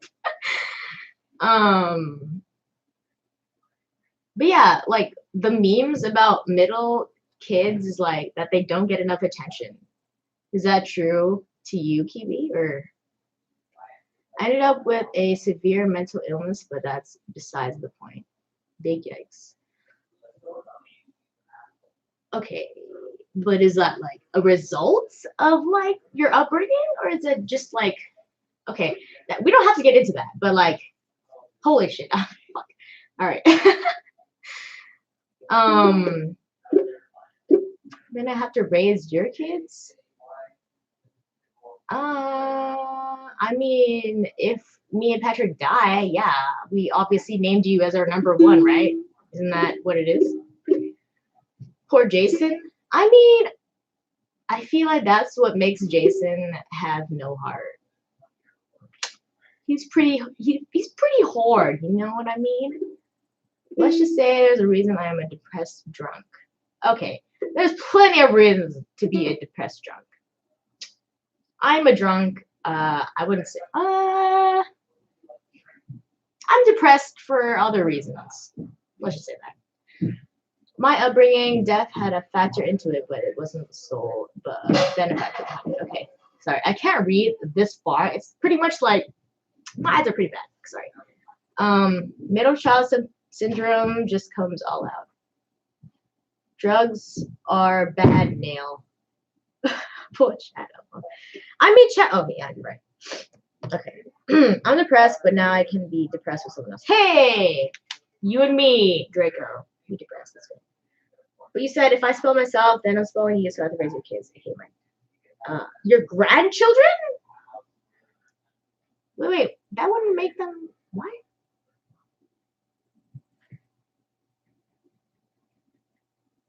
What? I'm super depressed. I'm so sorry about that, Kiwi. Well, you're in a safe space. We are all depressed. I'm just kidding. I'm not gonna speak for everyone here, but personally, I'm in a place where I'm not satisfied with where I am, and I'm kind of letting that, manifest, I guess. I don't know. So hard to talk about. Anyways, but we're chugging along. We got it. We got this together. Yeah, exactly, Kiwi. You got this. We got this. No, we got this actually. What was it? Kiwi, I'm always an ear for you, my guy. Hey, dude, same. No, seriously, I'm here. Honestly, I'm a great listener. I'm just not a great advisor.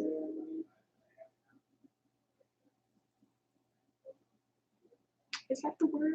I don't know. But I can listen. So there's that.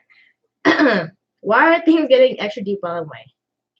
Listen, I don't know. Like, the guys aren't even talking anymore, and it's getting extra deep. I'm just here as a buffer, while they eat because they're fucking drunk. So, and I'm also drunk, but I ate earlier. So, yeah. When I get back, we're gonna have an extra long talk. Yeah, that talk is probably gonna be full of, alcohol and tears, probably. Great. Today was the first day I ended up actually wishing to redo half of my life. Wait, okay. Half of your life. So wait. It's relative to how old you are though. But I don't want to ask you how old you are, but how wait, because the older you are, that means a lot of the years. Oh wait, they're coming back. What? Hello? Hello. Where's your food? I heated up Ashby's food. Where's your food? I just want my vape. No, where's your food? I'm hungry. Go eat. I just want my Go vape. eat. Where's my vape? I just want my vape. Eat first. Okay, you and Ashby talk. I want my vape. Yeah. All right, ask me questions. Wait, hold on. So chat is so we have well, I'm not gonna call him out. Yeah, see, chat is Patrick eat. Patrick eat, and Patrick eat. Detective Kiwi says chat is depressed. Why? Why is chat depressed? We had such a good conversation today. Where's my vape? Babe, just go eat. You said you're hungry. Why are you in a blanket? Yeah, why is he? Because it's warm. About being Have hungry. you been in this warm blanket? You need This to blanket eat is if you're fucking cold. warm. I just want to eat. Seriously, dude, eat some food. Where's my vape? Eat. Oh my I God. will, but where's You my can vape? eat vape afterwards. Eat then vape. All right.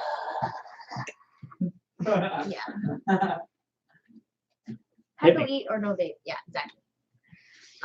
Okay, question for Ashby. When did you realize you're best friends with your best friend? Oh, when your best friend was your best friend. When did I realize my best friend was my best friend? Yes. So I will take it as my current best friend, which is, as we said, what were you calling him? That was your turn. Dreamsmith? Dreamsmith, yes. Yeah. Yes. I realized I was best friends with him. God, that is sad. You're the back. I'm trying to delete the backstory to just answer the question. And when we would go over to his house to play games, okay, he is the king of board games. So Dungeons and Dragons, obviously. That's our Jeremiah. Yeah. But what is the board game? Betrayal on the House on the Hill. That dude, it is so much fun, and that dude will make that game 10 times better. Because he knows how to make it creepy, but fun, but comical, but scary at the same time. So he heightens the experience. So I knew he was my best friend when I was looking forward to going over to play those games. I knew he was the best friend that I wanted in my life forever. Oh, that's nice. I don't even know who this is. I came in late. But James Smith. Shout out. James Smith. I knew he was a person I wanted in my life for forever when and this is a long story short, but my man of honor, my groomsman was supposed to be my groomsman, but Pat failed, and like he was the first name that I was like, oh, he should be my man of honor. That's He dope. should be my best man. Okay. Yeah. That's sick. Yay! I was gonna have like my top 5 groomsmen like fight. To death. Obviously not to the death, but I would think it was humorous if like they all fought together and like whoever won would be my groomsman, and I would assume that like between like the groomsmen that I had picked that Rich and Fox would win. Wait. Just because they're the biggest. There's another question for you, Ashley. Hit me. When did you know you could grow a dope beard? It is a day at a time. Do a silly dance in the background for Kiwi. For Keith? For Kiwi. Oh. Did he sub? Let me get the chair out of the way. Oh, Stella, just do a silly dance, dude. Come on. I knew I could grow a dope beard one day at a time. It used to be stubble, and then like I just didn't shave it. I didn't have a trimmer that had a guide. Question for you: Manscaped or non-Manscaped? There's a personal brand right now that is the number one selling. Yeah. No, Manscaped is the number one selling brand for all men's grooming right now for the past year and a half. I've never heard of it. Manscaped is the one with like. We're down under. Yes. Both gays and straights use Manscaped. Oh man. Well, gays are men and men are gay. No. So the way that they distribute it is it's the. Your food is done. I know. Okay. It is the grooming tool for all of men, whether you're gay, straight, or whatnot.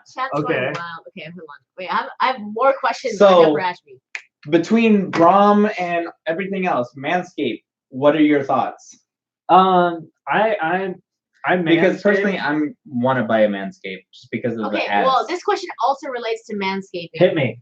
Does the beard match the carpet? Do the drapes match the carpet? Get it right, Pat. Okay, Krista, get it right. Hello. Oh my God. Carpet muncher.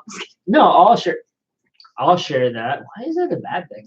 It's not, but it's different for lesbians because they want to just know if the hair matched the curtains or the drapes. How's that food going? I'm waiting for it. Anyways, I'm pretty sure. It's done.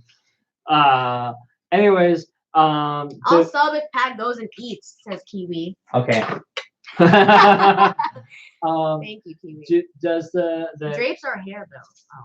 Oh. Okay, so I'll shave. I shave my nether regions. Let's just say that because you heard it here. I value my girlfriend's feelings. Yeah. I mean, yeah. Okay, let's see. Hold on. There's another. Why is my face exploding? Do you have any advice for someone who overall lacks the motivation for anything positive in their life? Yes. Eat steak. No. Do I have any advice for anybody who lacks the overall the positivity in their life? Yes.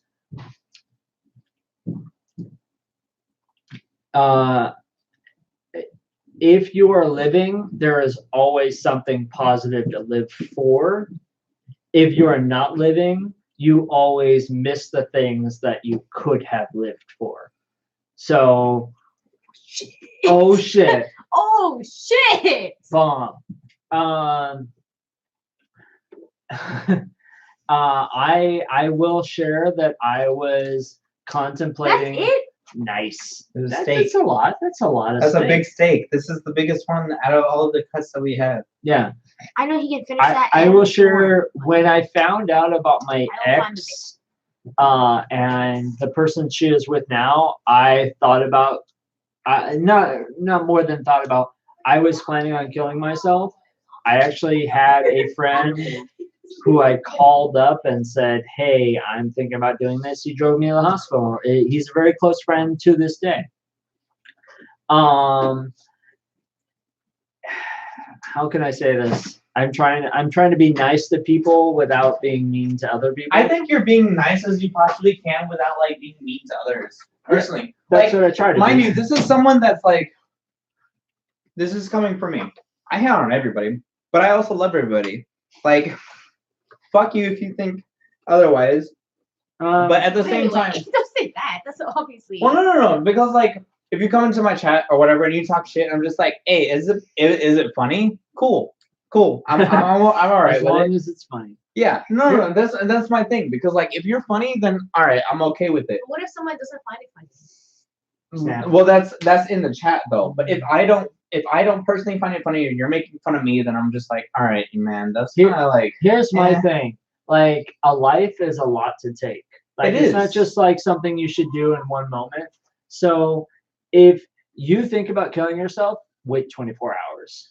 Okay. And in that 24 hours, if you can't reach out to let's say 5 people, reach out to 5 positive influences in your life. If they can't convince you to not kill yourself, okay.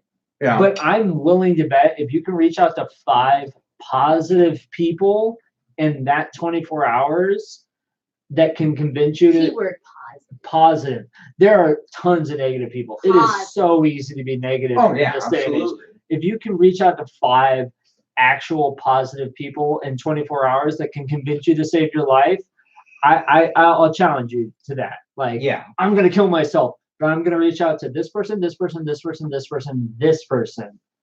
If they can't convince you to save your life, okay, I can understand that.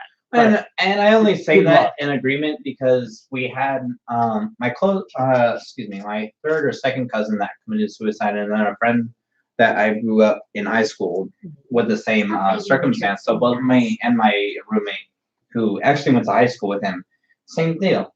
And like I would say that both him and I would agree with you on that one. Mm-hmm. Okay. That would be strong. I have So chat says, Kiwi, I need someone to kick me in the ass in order for me to get their point. I'm super oblivious and stuck in my ways to the point where I can't get out. Cool. In regards to what? Anything? I guess anything. To any point. But also, Krista said, actually, let me rephrase my question. How can I help someone who doesn't have any motivation to do anything and wants to not exist anymore? Personally, for me, I say you can't help those that can't help themselves. Personally, that's just me. I'll build off of that. You cannot and are not responsible for somebody else's happiness. I agree with that 100% of the time, because I remember when I was getting towards this concept of not being able to help others that don't want to help themselves, like I was talking more so for me, like there were those friends that were like what to help me, right? Mm-hmm. Like, oh yeah, like we can help you get this job here, or like we can be an emotional support there, but like I wasn't if you bring me water, I'll bring you water. Yeah, I was asking more. But I wasn't in that state of mind where like I wanted to accept help. But like if I was accepting help, like yeah, dude, like for sure, like come help me. Like I'm down because I'm willing to accept the help. Yeah. But if I'm not, then no, I don't want it. So here's my thing, and I will accept full responsibility for the fact that I am stealing this from Will Smith.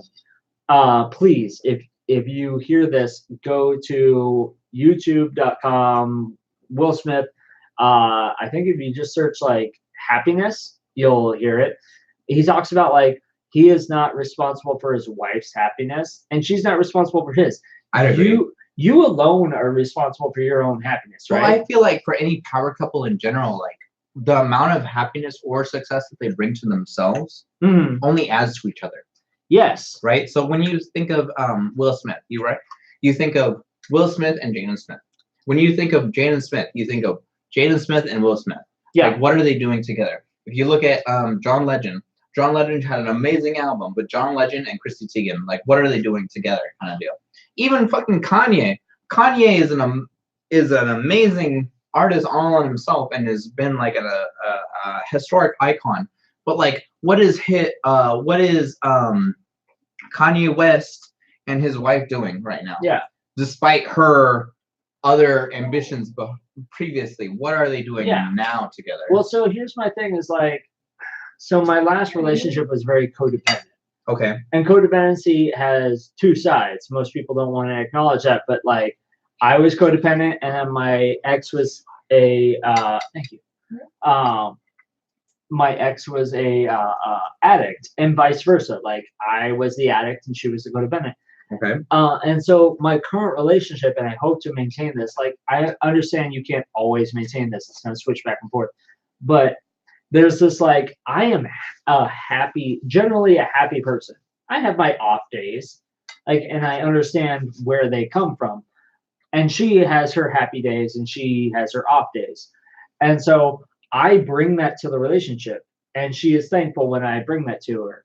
And I also, when I'm not happy, I bring her like, hey, I'm having a bad day and this is why I'm down. Yeah. And she understands that, and she understands where the core value lies. And she tells me like, hey, I understand you're having a bad day, but that's just a story you're telling yourself. And I think you're How do you have to go about it that way? Because I feel like with Jen too, like when I tell her like, yo, I'm having a bad day, like my bad days will always be, I don't care if it's like a bad day, like I'm having a really shit day, or if I'm having just a bad day, it will always be to the 10s to the 20s or whatever, right? And I want her to respond as such. Yeah. But if I tell her, like, just as Krista says, like, what if this person thinks my positivity is annoying or unrealistic? Like, let's say I'm having a good day, right?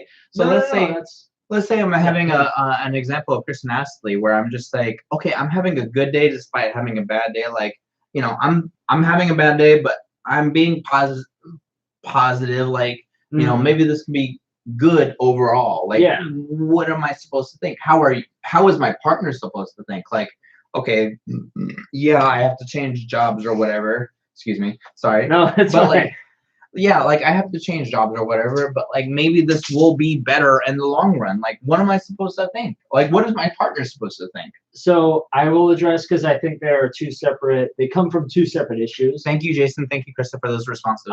So chat said, I'm sorry, it was Krista? Yeah, Krista Nastily. Krista asked, what if like I'm being overly positive? Okay, so in the same vein that misery loves company. Yes. Misery doesn't like positivity. Okay. And so I'm being overly positive because I'm just having such an amazing time of life. People aren't going to want to hear that. They're going to want to dwell. Like, that's just where they're at. And you're not responsible for pulling them out, and they're not responsible for pulling you down. Like, it is okay to separate yourself momentarily and just enjoy your positivity. And like accept that their negativity is down here. That's just life. And you don't have to lower yourself, and they don't have to raise themselves. I've found, especially with my men's group, like hearing somebody, a lot of human value is like, I just want to be here. Like if like Jay or any of like Patrick, any of my coworkers came to me and they're like, hey, I just saw something and it's really bothering me. Like, I don't have to be like, oh my God, that was totally shitty. Like, I can be like, man, I hear you. Like, that sucks. And I can share my joy, and they can rejoice in my joy, and I can torment in their pain at the same time. All right, Jays, I'm gonna respond to your question with Smashby right now. Hit me. It's this one, this long ass one right here. Oh God, it's gonna take me forever to read. Let me read it to you. Oh, hit me. As long as you're alive, there's a point. As long as you have friends, there's a point. As long as there is something in this world that you haven't done, then it's worth it. I don't know if I was close to killing myself last year when I had no job, couldn't pay rent, and really didn't want to ask my parents or friends, because the value that I used to see in myself was that I was low maintenance and I didn't ask for much. But after that, or after getting that, it helped. Or wait, I'm sorry. After getting that help, it took a while, but now I'm to a point where I'm not sad and almost content with life. General question. When do you know that you should stop talking to someone or being friends with them? Because I got a story and I want some advice. Is that the end? Yes. Mm-hmm. Okay. So first, I will say amazing. Like, it is amazing that you are in a better place than you initially started. And that is like, God, that like in myself, it brings me joy that you are in a better place than you started out. Yeah, the progression, exactly. God, I just want to like sit in that for a moment. Unfortunately, we're on a stream and like we can't spend a lot of time. We're let's take a moment. Scarfing down food. But it's true. But like Jace, for example, is like one of those people that I've seen for like 3 to 4 years, where like I know his struggle. Mm-hmm. And when he tells me this story as an outsider for you, I'm just like thinking to myself, like, man, I remember how many conversations where I'm just like, you can do this, Jace, you got this. Like, yo, let's play. But he's in a better place than he was. He is a better place now. That's the honest part, right? Yes. Yeah, like, but so I remember, awesome. But I remember responding to him before, like, is this kid gonna make it? Fuck yeah, I know for sure he can do this because I did it. Because you know he can, right? Yeah, because I believe that he can. So now in a place where he is getting to that point where like he's better, he's going places, and like what can he do forward? What would you, as someone, you know, coming from an outside perspective, like what would you tell this kid? Well, I mean, first of all, he's in the perfect place, right? Right. He is in the place of, as we put it in our men's group, above the line. He has accepted 100% responsibility for where he is in life, and he is rejoicing in that. That is like upper level. And I wish I could get into above the line, below the line, but like we don't have another 4 hours for me to explain it. And there's people that could explain it much better. Second of all was the second half of that question, the actual question part of it. Oh, how do you stop? Sorry. How do you stop dwelling? When do you know that you should stop talking to someone or being friends with them because they got a story once or twice? So here's my thing. Here's where I knew I needed to actually get my divorce, to not go down the road of polyamory, which I believe is an actual, like, people make polyamory work every day. There are poly people out there. Here's where I knew I needed to get a divorce. It became unhealthy for me. So my advice is, when it becomes unhealthy for you to commit to that relationship, whether it be friend or a romantic, familiar, platonic, when it becomes unhealthy for you, when you yourself recognize this is going to be unhealthy for me and I cannot continue with this relationship without it being a detriment to my own person, that's when you need to cut ties. If you cannot compromise, if you cannot work through it, you gotta cut it. My advice is like, hey, this is unhealthy for me. I am not being my best person by continuing this relationship. Time to cut it off, or time to change it, or time to adjust it. And if that can't happen, boom, it's gone. It's done. Like, and it's hard. It is hard. Like, trust me, getting a divorce was not like an easy thing for me to be like, hey, it's time to like go our separate ways. But it was ultimately the best thing for me. Honestly, I think that like just listening to your story too is like, as an outside perspective, like, yeah, that is the best thing for you. Like, if I were to go through something like that, I'm like, would I consider a polyamorous relationship? No, I'd probably consider killing myself before then. I'm not gonna. I did. I'm not gonna like paint it any glamorous for you guys. Like, dude, that's intense. Like, you are building a relationship with a person and they decide that, you know, as a relationship, you were expected to, you know, be truthful to each other and build a relationship on each other, and then you decide, or someone decides that that's not what it's going to be. Like, yeah, I wouldn't know what my beliefs were. Yeah. Thinking about it now, I have the benefit of having friends that have gone through similar situations like this, and parents and etc. Like, if Jen and I were going through something like this too, like, you know, I would overall, personally, because I love Jen, I would think of what's best for her. But yeah, in the respect that Ashby was talking about, like, or Smashby was talking about, like, yeah, I would probably consider what's best for me, honestly. Like, what am I going to do to set myself up for success, because that's honestly what's gonna matter. Like, no offense to your other significant other or whatever, but like, they don't pay your fucking bills. Nail, I told you this how many times? Like, your friends, your family doesn't fucking matter. They don't fucking pay your bills. Nani has some issues she wants to talk about. Nani has some issues she don't want to talk about. Nobody else pays your fucking bills except me and Jen. But yeah, like, if they don't fucking pay your bills, they don't matter. Like, just do what you need to do. Like, Yeah. And if you need to, like Ashby said, he had the pleasure of like joining a men's group and like leading well into that, and they meet every month. And I would suggest you guys go if you guys have the option, if you live locally, to like Also, come join with me side and note, do that, because I want more The fucking Papel friends. is asking, what's this men's group? I'm down. Papel, if you want to come with me, they are having it this December. You are a local with me. We can go together. Dude, Move the mic back or move back the mic. Move back from the mic. Stop yelling into the mic. I'm sorry. So the men's group, I don't know. Can they zoom in? I don't know. They can't from Zoom that in? one. Read it to them. Actually, it would be easier for them because they'll Yeah, like they can't see shit. I'll type it out. So momentum, momentum. men's group. If you type in go.momentum.org, Go.momentum.org. it is a place for men's group.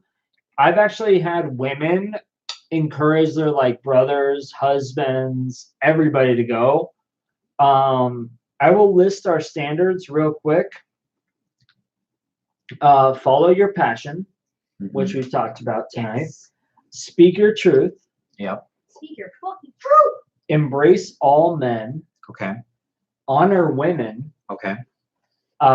Be an example to children. Okay. Keep your word, which we're very much on like. Well, if you're speaking your commitments. truth, Exactly. right? This would be the same. Well, keeping your word is like, I commit to you, blah, and I actually fulfill it. Okay. Maintain confidentiality. So in our men's group, nothing I talk about is gonna make its way back to like this. Obviously, I haven't shared any other men's stories or anything like that. Honor your commitments, which goes back to, speak your truth and keep your word. Start and end on time. We have a hard start. Our meetings happen every second Saturday. Okay. And we start at 8 and we end at 10 without fail. Oh, that's 2 hours. That's not bad. Yeah. It's just fucking early. And then what's the website again? And then we have go.momentum.org. Okay. Go.momentum. Yeah. And then our last standard is always have fun. We always have something that's fun, that's engaging at our men's group. Yeah. And you'll see on our standards, nothing says you have to be perfect. A lot of guys show up and they expect like, oh, these guys are going to be perfect because they've been here for forever. I don't necessarily agree with that because, like, excuse me for drinking. I've had people too that like have barely known me. I've had people too that has barely known me, didn't necessarily know my struggle. They're just like, yo, he is obviously someone that smiles every time he streams. I want to be like this guy. He's got a girlfriend, he's got a dog, he's got a family. Like, how do I get what that is, right? In my mind too, as a streamer who obviously doesn't share the same respect that they do, it's like, how do I get that? Yeah. Right? So in my mind, I'm thinking like, okay, yeah, I got a girlfriend, I got a dog, I'm a fucking streamer. Like, how do I get the fucking house?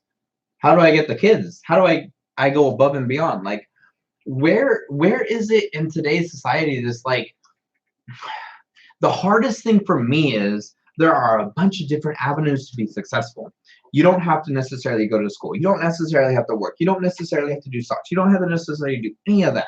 You can find success in whatever you deem successful. Yeah. So how do you find a mentor that you can personally align with, that will say, like, if you are aligned with me, that this can be something easily attainable for you if you personally work for it? So you just struck on, you said the magic word, mentor. Yeah. I actually, so our men's group has a fall event every year. We just passed it, and I led it. Okay, congratulations. Thank you. It was a lot of stress, a lot of joy, and I actually had a mentor for it. Mm-hmm. Our organization is set up as very flat right now, and we have a chief, basically the guy that's in charge of like organizing and keeping the ball rolling and all that things. And so he encouraged me, like, if you're going to lead this event, you need to get a mentor for this event. Okay. And so I did. A man who I consider, I hold him in very high regard. And I'll just call him Mr. Cross at this point. Gotcha. And he not only was my mentor for this, but he was also my professional mentor. He got me to a place where I was comfortable leaving the job that I was previously at, which was the pizza place, wonderful pizza place, and into the job that we're currently in. Yeah. And it was a very massive step and a very big step outside of my comfort zone. And which I say you do well in, by the way. I think I do very well, but like I would not have been in that place to take that step had he not intervened. Not intervened. He did it in such a very passive way of like just pointing out my skills. Gotcha. So I would also I would also resonate with that, because when I mentor other people, I say like so I do a realistic approach as far as what they do well and what they, what they struggle with. Yeah. And like capitalize on that. Like if you're doing well on X, Y, and Z, like continue that and like focus on your weaknesses. And so that way, you could be a more well-rounded person, because if you acknowledge your weaknesses, then you can more or less identify the problems that you're going to have going forward when organizing large groups of people, right? So I think it's funny that you can point out that about other people, but you had that trouble realizing it about yourself, which I'm not going to discount. Like that, everybody has. I wouldn't say a discount it either. For me personally, like I acknowledge that, like with every success, I have failure, and I have grown personally through failure. Do I recognize advice or other avenues that people can grow in? Absolutely. Do I recognize them myself? No. Do I hold myself in that same regard? Probably not. I'm still working on that. I'm still growing myself. But mind you, that is through, again and again, a life of failure where I don't hide from it. I don't fear it. I will run towards it. I will gladly go into failure because I know that I'll come out with learning on top of that. Good. This past year, before working with this company that we're working at right now, yeah. I led a team of CEOs, CFO, and COO, a business that will, at the time, potentially had something to be something greater. And it didn't end up being that way because of personal reasons, and that's totally fine. But like, do I have the experience with it? Absolutely. I got a question from chat. Yes. All right, so it's a long one. All right, so backstory. So the reason why I lose touch with people constantly is because I fall into my depression cycles. I get there's something wrong with my mind, and I'm doing things to figure that out as best as I can, no matter what I do. But it feels like I'm stuck in the same patterns, and there isn't any sense to anything anymore. I'm pretty confused about it all and paralyzed by it. I'm doing all I can, but I can't keep habits or even really do simple things anymore. I don't know what I can really do anymore. I can identify all of these things, but I can't do anything about it. So I end up just question what the point is in doing any of these things. Like, what can I do to help change my mindset and outlook? It feels impossible. So before I answer that, I'm gonna personally ask who was that by, and before you even answer that, I want Ashby to answer that question. Okay. So what I'll come back to is, one, I want to say I'm not a therapist by any stretch of the imagination. I haven't had the therapy or the schooling. And I agree with that also. I personally haven't finished my life coaching sessions, and I'm still on my way, but I won't credit that as far as what my answer will be. Yeah. But what I will say is this. I've been in that place, that really dark place where like there seems to be no light, and there seems to be No way of changing your outcome. And what I have found works best for me is changing your inputs. And if you think of it in the way of a battery, you can't charge a battery by constantly draining it. Okay. And so what I found works best for me is putting positive into me. And this is going to sound really cheesy and really corny, but like getting on YouTube and just listening to like hours of motivational speeches. Like if you type into Google search like motivational morning speeches and start in the morning and just like shower and listening to them, and like afternoon like listening to them, and even if you have like Apple Music or something, putting that like positive feeling into you, you'll feel better. You're not going to feel like you're not going to go out and work a marathon. If you do, please let me know, because I would love to do that. But like the more you put in, and like maybe you go to the gym and you lift some weights instead of like eating some like crappy food.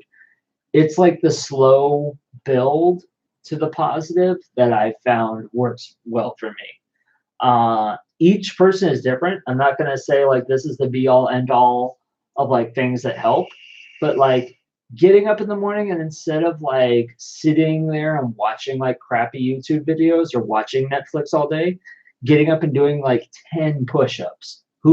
If you can't do 10 push-ups, you do one push-up. If you can't do one push-up, like maybe you put your knees down and you do something like it is just a like an object in motion seems to stay in motion, and an object at rest seems to stay at rest. So if you're depressed and you're doing the same old every day, expecting different results, it's just not going to happen. Insanity. Yeah, it's insanity. Like, and so, but do insanity, and you'll find that your results change. Yeah. Truth.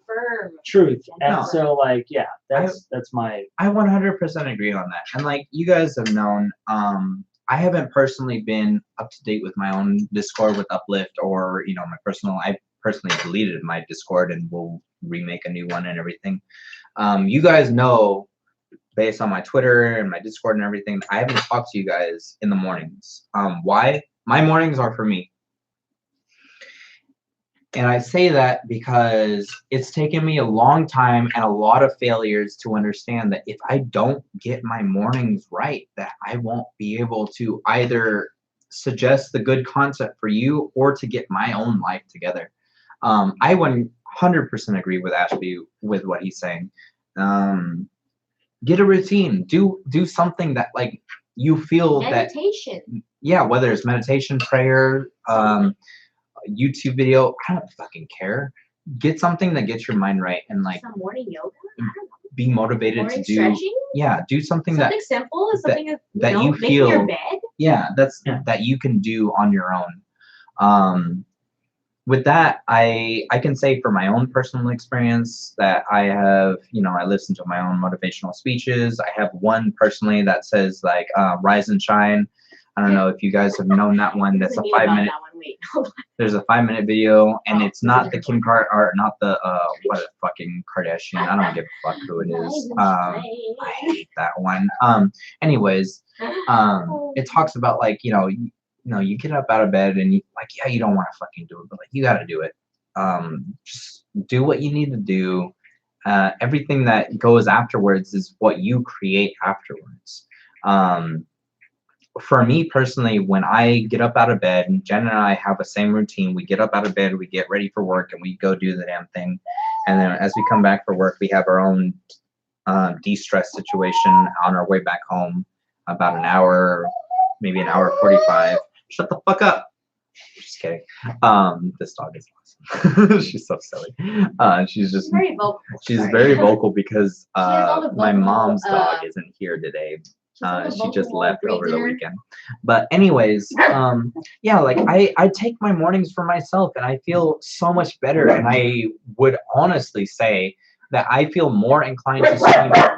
Hey, I would honestly say I feel more inclined to stream for you guys because I have a message to say, like whether it's my own thoughts or something else that I've listened throughout the day. Like I think whether you're climbing in League of Legends or some other game, that there is something about doing something for yourself throughout the day. Can I cut in there with just like one little bit of factual? Feel free. Okay. And I suggested this to my godfather, and he's seen very positive results, and I myself. When you wake up in the morning, and this is like, and it is hard for me. When I was going through my divorce, it was very hard for me. But get up out of bed and drink 2 glasses of water. Just down those puppies, because you have gone without water for 8 hopefully to 12 hours. 8 to 12 hours. Yeah. An extended period of time, let's just say. If you're like me, you only sleep for about 6 hours at a time. And they have done studies where going without water brings stress to your body because your heart's pumping harder, you have less water, so that's creating stress.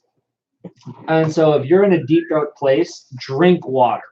And I'm not saying like water depletes depression, but it does help. It does help your body like move through throughout like issues. So if you're depressed, like, and I've done this before, I've been like turning like the gears of like depression and life's no good and my ex was right and blah blah, and I have a drink of water and I just feel like so much better. And so it's very hard, like when you're in a dark place, you don't want to like look for answers. But, no, and I agree with that too. Like, yeah, when I'm not ready to like listen, like I was talking to Fox about this. Like Fox and I would say too, like, so Fox in general, like he's going to be a nurse, right? He's in nursing school, and I feel personally, as someone that's been a product of, you know, a mother that's been a nurse and everything, and has gone into through her doctorate, that it's a higher calling. If you're not in a headspace to like listen, the fuck are you doing this for? Like, you're a nurse. Yeah. You have patients. You are people that are responsible. You take an oath to care for these people. If you're not going to be receptive to this information, whether it's how they feel or actual symptoms or anything, then you have no business being a fucking nurse, period. And I would say that, like, through the professional wisdom that Fox has received through my mother and like his teachers and everything, that like he's getting the right things. As someone that has been in management and training and everything, that like I understand what it means to like listen, but I have so much to learn in terms of like where I want to personally be in life. Like if I want to be a life coach, like similar to our wellness coaches that we have in on staff, like I still personally have so much more that I need to learn before I can even get into their own headspace. I've talked to our own personal wellness coach that says like, yeah, I want to be on your level, but like you're doing it something different. Like, how do I go about this? And I'm lucky to have Michelle. She is so fucking awesome. As far as to say like, yeah, like, you know, there are the things that you reference that like can help you get to that point, but like, where are you financially? Where are you going to go about that? Because it's about $4,000 to $10,000 to get your certification on your coaching. And like, despite what I say on stream, like that's just my personal opinion. Like I want to lead people in their day-to-day average lives. Like, do I believe it personally? Like, I don't know. I want people to just be happy with what they are building themselves. Like, if you got a kid, I personally think this is me. You got a kid, you're instantly right there. Yeah, you have a level of responsibility, but you brought a life into this world, so you are instantly higher than me. So how are you going about that on your next day, right? Yeah. Or, okay, you got 2 kids. Oh, you're working a job. Oh, you got a promotion. What are you doing ahead and ahead and ahead and ahead and ahead?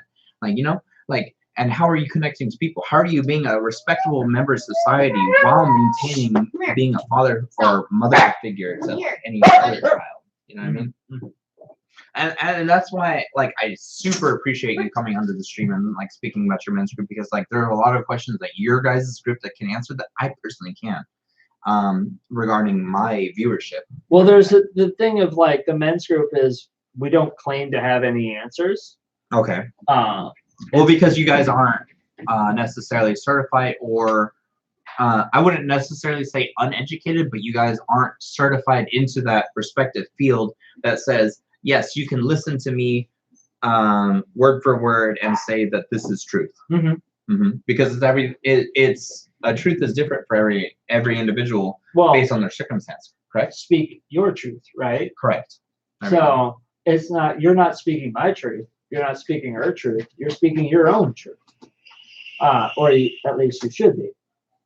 And so I will say the men's group has gotten me to a place where I can speak my own truth, and I feel comfortable being my own person. Now, I have a question regarding that. Like, do you feel, because this is hard for me to say coming from someone from faith, do you feel that your men's group, similar to like my church group before, that they got you to a personal point of confidence? Like, I love God. God is still my one all be all. Like, everything I do is for him, kind of thing. And like, I'm very faithful to that point.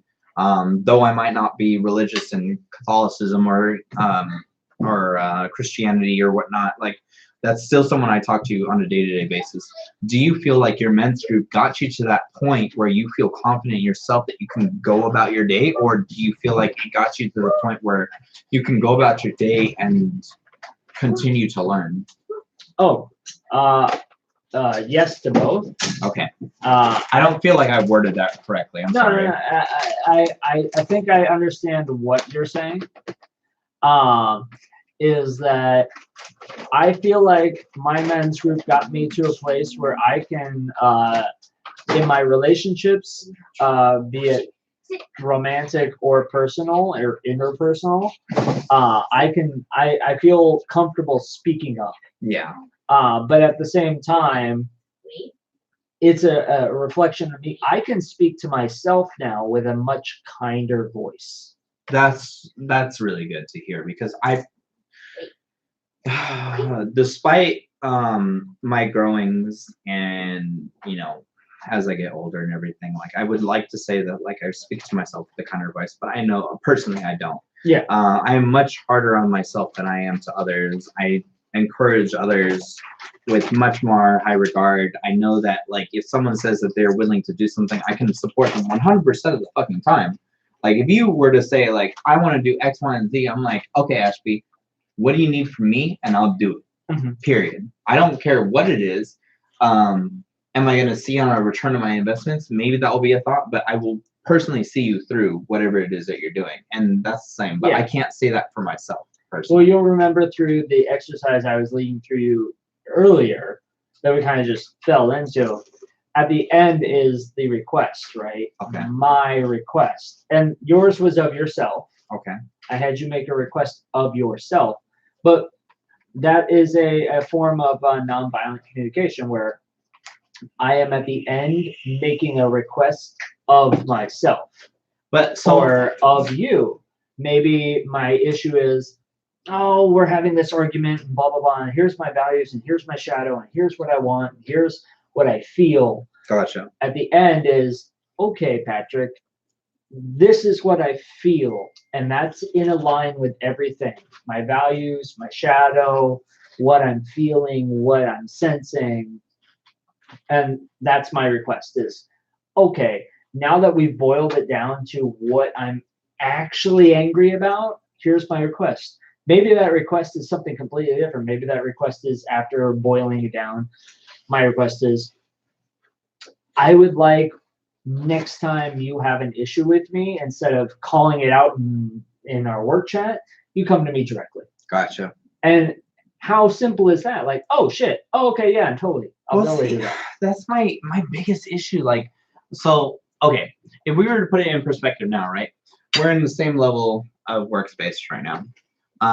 If we were in GSX, we're very different. I was in a very much different position and whatnot. If you were to message me, I'd be like, who the fuck are you? Why are you on talking to me when you have X, Y, and Z to talk to before you can even, because we're not in the same department, right? Yeah. And so now that we're in the same department and everything, I'm just like, well, yeah, I have my own personal issues, but how do I go about that without even going about it this way? Like, we're coworkers, and I love that we were able to come to this podcast and like talk to each other, because you and I are friends, and I love that we can talk about anything.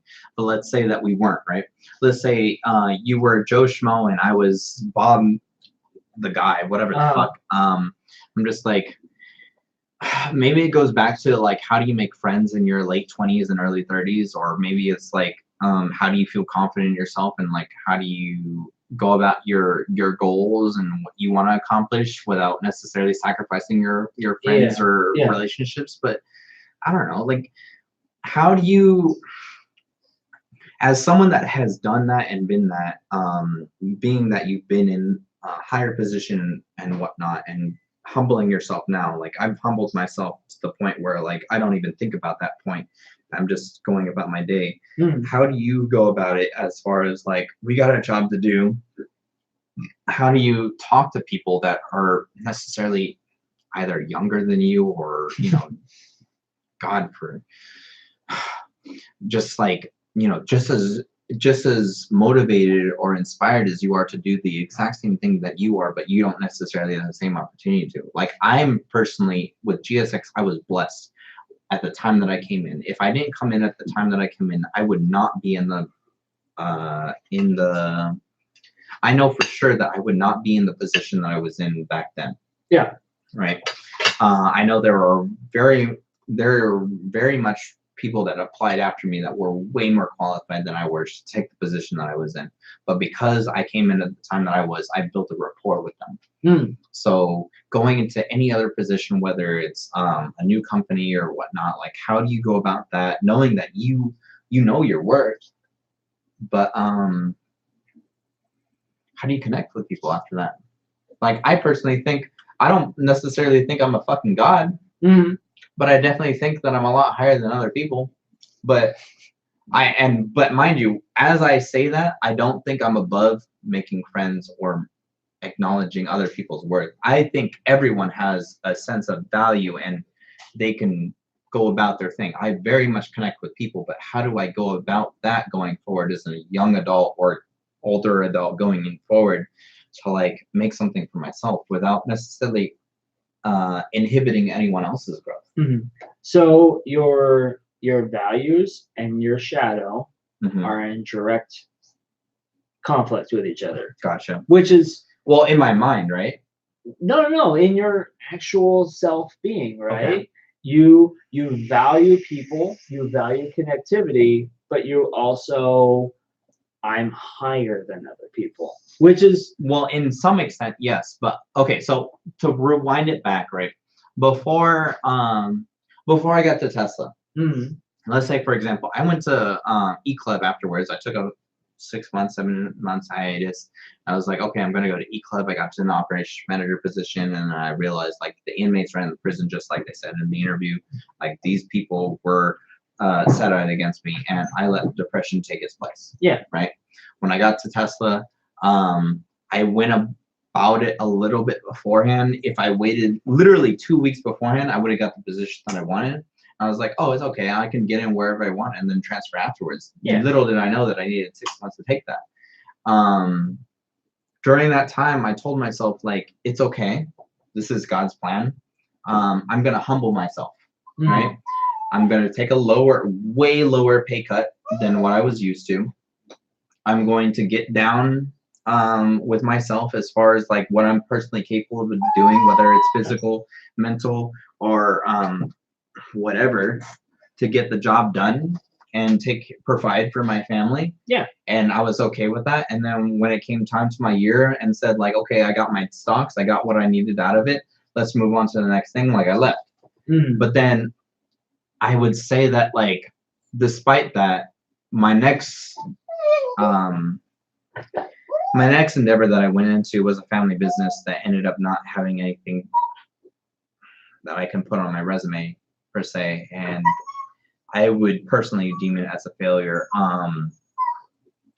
It's like I've been trying to recover from that, and though I don't necessarily deem it, again, like I see my failures as a sense of strength that I can keep going, and I run into failure and I like have something to learn from it. It's like, how do you necessarily pick yourself from that, from any other perspective, not necessarily just myself? Because personally, the way I see it, I wake up every day, I got fucking bills to pay. No one else pays my bills. I gotta pay my bills. Dogs gotta eat. I gotta eat. We're gonna put on the food on the table, and I'm gonna do whatever it takes to get that done. And that's just how it is. I don't necessarily care if I'm happy, sad, mad, or whatever. I know I have responsibilities to take, and I think that in itself is not necessarily adult, but it's just is what it is, what we have to do. And then how do you going an extra step above that to not just necessarily responding to your responsibilities, but going a step further into doing that. Like I've struggled with the thought of passive income and, you know, expanding my knowledge and research and like trying to think of other avenues of revenue or whatever. And, you know, I've done my stream here and there, and I would personally say that I've satisfied my ability to make myself happy on a day-to-day basis, but I still personally have a need for more and more. And that's not something that I can turn off. So your core value is you want a plethora of everything. Okay. I cannot. How is that a bad thing? I don't think it's a bad thing. I personally don't think it will ever be a bad thing. Like the way I see it is, if you are satisfied, you're done growing. Period. If I am ever at a state of God has provided for everything, then I know that I have failed as a steward, that I haven't fulfilled everything that I was supposed to like either take in or, you know, contribute to. Okay. Whether it's me being a mono or, you know, older brother or whatever it is to like any of my younger audience or whatnot, like I want to make sure that whatever it is that I'm doing can be replicable. So let me ask you this. Have you ever been satisfied? No, never. Never been satisfied. Mind you, that is me saying. Is anyone ever satisfied? That is me saying that with full confidence that I have been in a very happy and successful relationship for the past 7 years with Jen. I would say that, like, yes, Jen and I are moving towards marriage, and everything that I have with her is very much suitable and has granted me. So what's your finish line look like? My finish line is, as long as I have a legacy, I'm good. Okay. But until then, I am not satisfied. So family, what I'm getting is family, connection, communication. But see, the problem with that I'm having is I can legit do that right now. I can save up for this. Let's say Jen and I save up for the next year, right? Yeah. We'll have X amount of money despite, you know, paying rent over here, and we move to a country that, or no, not country, but another state that doesn't have income tax, and we just grab whatever fucking shit job that we have, despite not having a degree. We could do that easy. We could pump out. Yeah. We can pump out a couple of kids. We can even move to fucking Canada if we wanted to, and they would still pay medical support. Perfectly fine. But it's so much that I want to live here. Jen wants to live here. We have some kind of standard of living that we want to fulfill. Yeah. But I still, despite what she wants to live here, I still want children, and I want that as long as I can keep going before. And like getting everything that I want, not necessarily like through commercial, like, oh, I need the highest graphics card or I need this or whatever. Like, I'm gonna have these viewers. Thank God. I thank you so much for you guys coming through the stream and like talking to me and everything. Like, I know that I will have you guys. Thank you again. Whether I have 1080p or fucking 420, right? I know that I will have them whether we're in streaming in 4K or not. Like, these people are here for me, not just because of the stream, because we're technically streaming under a podcast, not even just chatting or not even just like gaming in general. These people are here for us. So let me ask you this. Say all your Twitch followers dip away. Twitch is no longer a thing. Yeah. Well, then that's the other thing. So I thought about that too. I thought about that, I want to say like 6 to 8 months ago. Like, let's just say I gave up Twitch, right? I've streamed on and off for 4.5 years. Let's just say I gave up on Twitch. I stopped talking to Diamond. I stopped talking like any of these individuals over here. Again, thank you again for coming by. But let's say like I just stopped. Life still goes on. I still have bills to pay.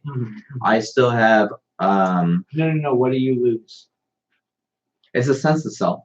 When I honestly thought about it too, it's like these people that I brought to me today, and like it might sound silly because this wasn't something that was here to my previous generation, right? So my mother's generation didn't have this, but I built this, right? I turned on my Twitch. I built a community, and we're continuing growing from there. She might not have that. That's something that she wants to grow, but I built it now. So if I were to just stop, it would be gone. These are people that I've talked to for almost 5 years. That's insane.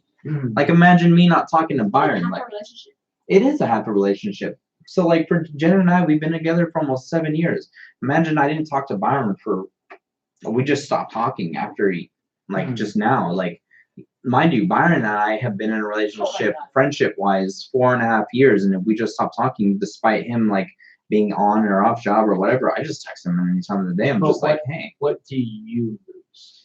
A sense of community. Not necessarily community, but support. Support goes to community and self, but like it's a self of support. It's a self sense of identity. Like so I know for sure, despite everyone else in chat, if I were to lose Jen and Rich, stream's over. Period. It's not so much that like they bring so much to the table. I just know that if I don't have Jen and if I don't have Rich, can I turn on my stream every day? Yes. Can I do it with the same self sense of importance or whatnot? No. Because they helped me start. Like they built my confidence. So what is going to take you to the next level of your streaming? So the next level of my streaming, I've been sitting on partner. I've been sitting on the you're funny. I've been sitting on the application for partnership, right, for about almost 2.5 years. Okay.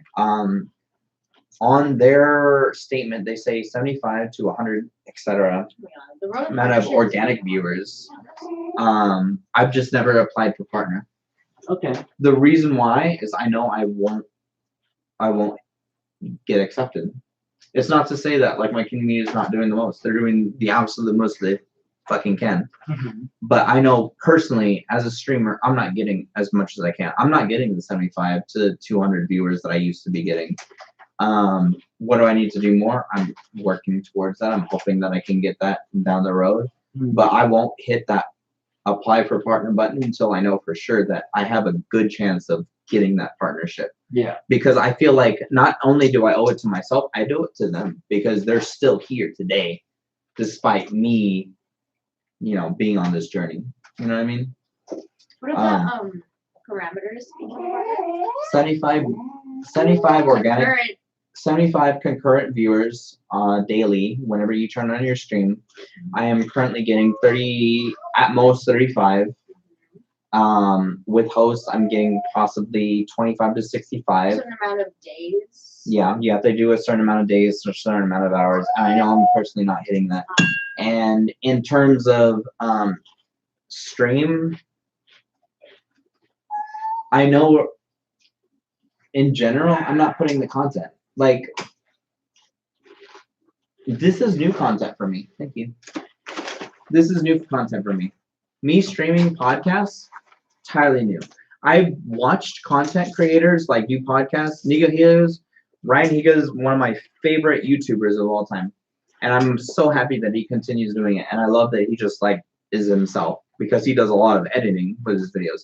I personally have been something that, as someone that does something live, and I game. I'm not a good gamer. I am what I am. And do we have any chat? Questions? Chat, do you have any questions on here? But your stream for 25 hours, stream on 12 different days, and average 75 viewers. Yeah, that's the concurrent average for partnership, and I've held that title for 2 years now. Ever since Yasuo's host to me, which was 20,898 or 89 viewers, I was not able to maintain that viewership. Even before then, I was able to do 600 to 800 viewership with the H1Z1, and I just wasn't able to do that. And I've taken so many breaks here and there. And for me personally, as a streamer, I feel like this is a personal failure to you guys, because I'm like, dude, I could have done more. But overall, I'm not stopping. I'm still going. I'm still doing the damn thing. You guys still have a stream to come back to. I'm just going about it in the way that I think is right for me. And your donations and everything has been appreciated, accepted. We will be having, Paladin's last donations will be going straight towards, emotes and sub badges. So I thank you for that. For those who have sub, you guys will be having something coming forward. This segment was the first start to end to my large start of getting to know your content creators with Smashby at YouTube. My next guest will be No Mouse TV, who has been streaming a classic streaming with WoW. And yeah, we're just gonna go around the fucking room and get to know everyone. And I'll be back at some point. Yeah, and we do want to get back to Smashby at some point and like just see what kind of content he's going at his pace. And the way I see it too is like, if I'm going about it the way I'm going about it is rating you with 3. Thank you so much for the raid. The way I go about it too is like, my face is covered. If I'm going about it at my pace, I expect you guys to go about it at your pace. We're all in this together kind of deal. I'm gonna support you guys as much as you support me, and like we will get to partner eventually. And you can follow me on YouTube. Boosted. Yes. Actually, I have a copy and paste on his command. Oh snap! Command B. Oh wait, that's not it. That's not it. That's not it. That's not it. Stream. That one. That is it. There you go. That one. Okay, so the second link that I posted, oh fuck my ass. That's Smashby's channel. Please follow him on YouTube. Get it, and everything. Get it, girl. You have it on. Like so many witnesses. Confirmed. Confirmed. Make him stand at his desk. Like the way I see it too is like, with these segments that I'm doing with get to know your content creators, whether it's YouTube, Twitch, Mixer, I don't give a fuck. Look at people that love what they're doing. Smashby loves doing podcasts on YouTube, and might enter. Oh, we got a question. Whether it might be in 9 months or whatnot, you might entertain the idea of like a different platform. But no, I'm gonna start. The current girlfriend actually wants to be on podcast, so. Oh, Bruce Wayne. Bruce Wayne says. Bruce Wayne. Wait, Smashby. How do you get the girl of your dreams? How do you get the girl of your dreams? Tinder. I'm just kidding. No, Hinge. First, Facebook. First, define your dreams. Yeah. And second of all, do not lower your standards. Those are the two greatest parts. Set parameters. Meet parameters. Meet parameters. Do not settle your standards. Do not. Oh well. Marketplace. Facebook Marketplace. Greater than Tinder. Jace. Yes. Yes. Set the dollar amount to high. Yes. Yeah. Set your standards. Follow your dreams. You say Rachel in a Batman voice. Rachel. Is that? Swear to God, my girlfriend and I had this conversation. Like, where is she? Where is she? You would have given the you would have given the citizen an ordinary sugar. Like you. I have to be careful when doing my Batman voice not to slip into Scooby-Doo. Oh. I'm like, where's the trickle? You would have given the laugh is spot on. Anyways, any other questions? No, I agree with Smashby. Like before I met Jen, like I had the same the same thought and everything. Like I just got out of a relationship. It was actually 7 years ago today where she messaged me. Snap. She messaged me, happy Thanksgiving, and then from there we went into a talking phase or whatnot. And I was thinking to myself, like, you messaged him? Yeah, don't give me too much credit. Rarity. So Jen messaged me, right? And this was actually a fun story. So we tried talking the year before. Here he goes. She only says this because I go into this conversation every time. I'm gonna leave the room. Spoilers.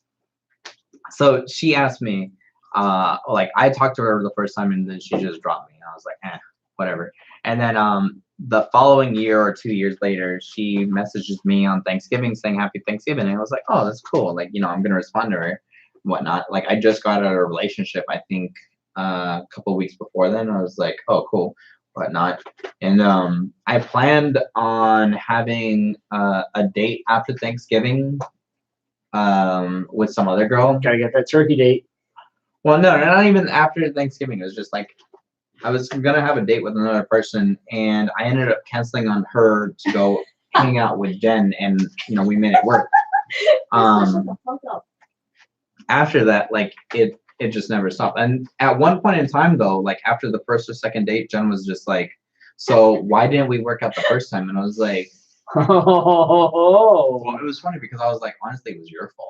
You just stopped talking to me. And she was like, okay, fair enough. Like, all right, I don't see a future with you. I don't see a future with you. And I was like, oh, okay. So I left. And then afterwards, I was on my way home and then I pulled over and I was like, the fuck you mean there's not a future relationship with us? So I texted like an 8-page text message and everything. And I don't recommend any guy in the fucking chat to ever do that because I honestly didn't even read that afterwards. And I was just like, wow, that was like, we had an amazing date before she told me that. We went to the drive-in. We had like this cutesy shit or whatever, like where the window pane and everything. I thought it was cute. Okay, I'm saying it's cute, not her saying it's cute. I thought it was cute, and I was like, oh, this is cool. Like blah blah blah. Like this is like a picture perfect fantasy version of like wants to know someone that like I want to be with, and like everything is aligning. Like the universe is telling me like this is supposed to be, and then she told me no. And then I told her, like, I think we deserve a chance. And then we started talking afterward, and everything ended up, being copacetic after that. But, like, don't you do it!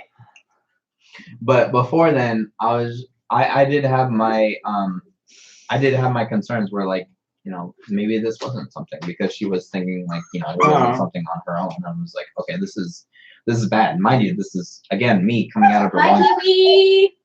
Bye. Thanks for sharing, by the way. Again, this was me like coming out of a relationship where like, okay, well, I just got a relationship where no warning, like this wasn't gonna work out, and then Jen was saying that she wanted something and then said that she didn't want something or she didn't see it. And I'm like, well, fuck my ass. Like I don't know what the fuck to do. I'll bring you the shirt. That's my other advice for, I'm sorry, I forget the username, but somebody had asked about like finding your dream girl. And this is like a double-edged sword. That was Bruce Wayne. Thank you. Bruce Wayne. I should remember that. Rachel. Please make that into a meme or a GIF or Jason some kind. Donated Anyways, thanks, Jace.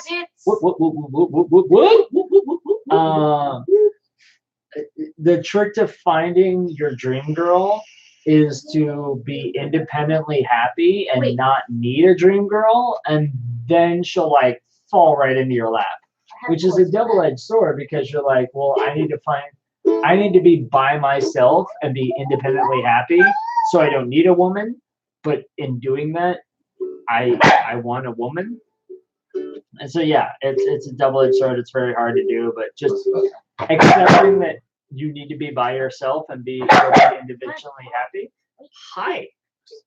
Well, I agree with that too, because I remember telling my now roommate, best friend Fox before, that like if you want a relationship, just do you, boo-boo.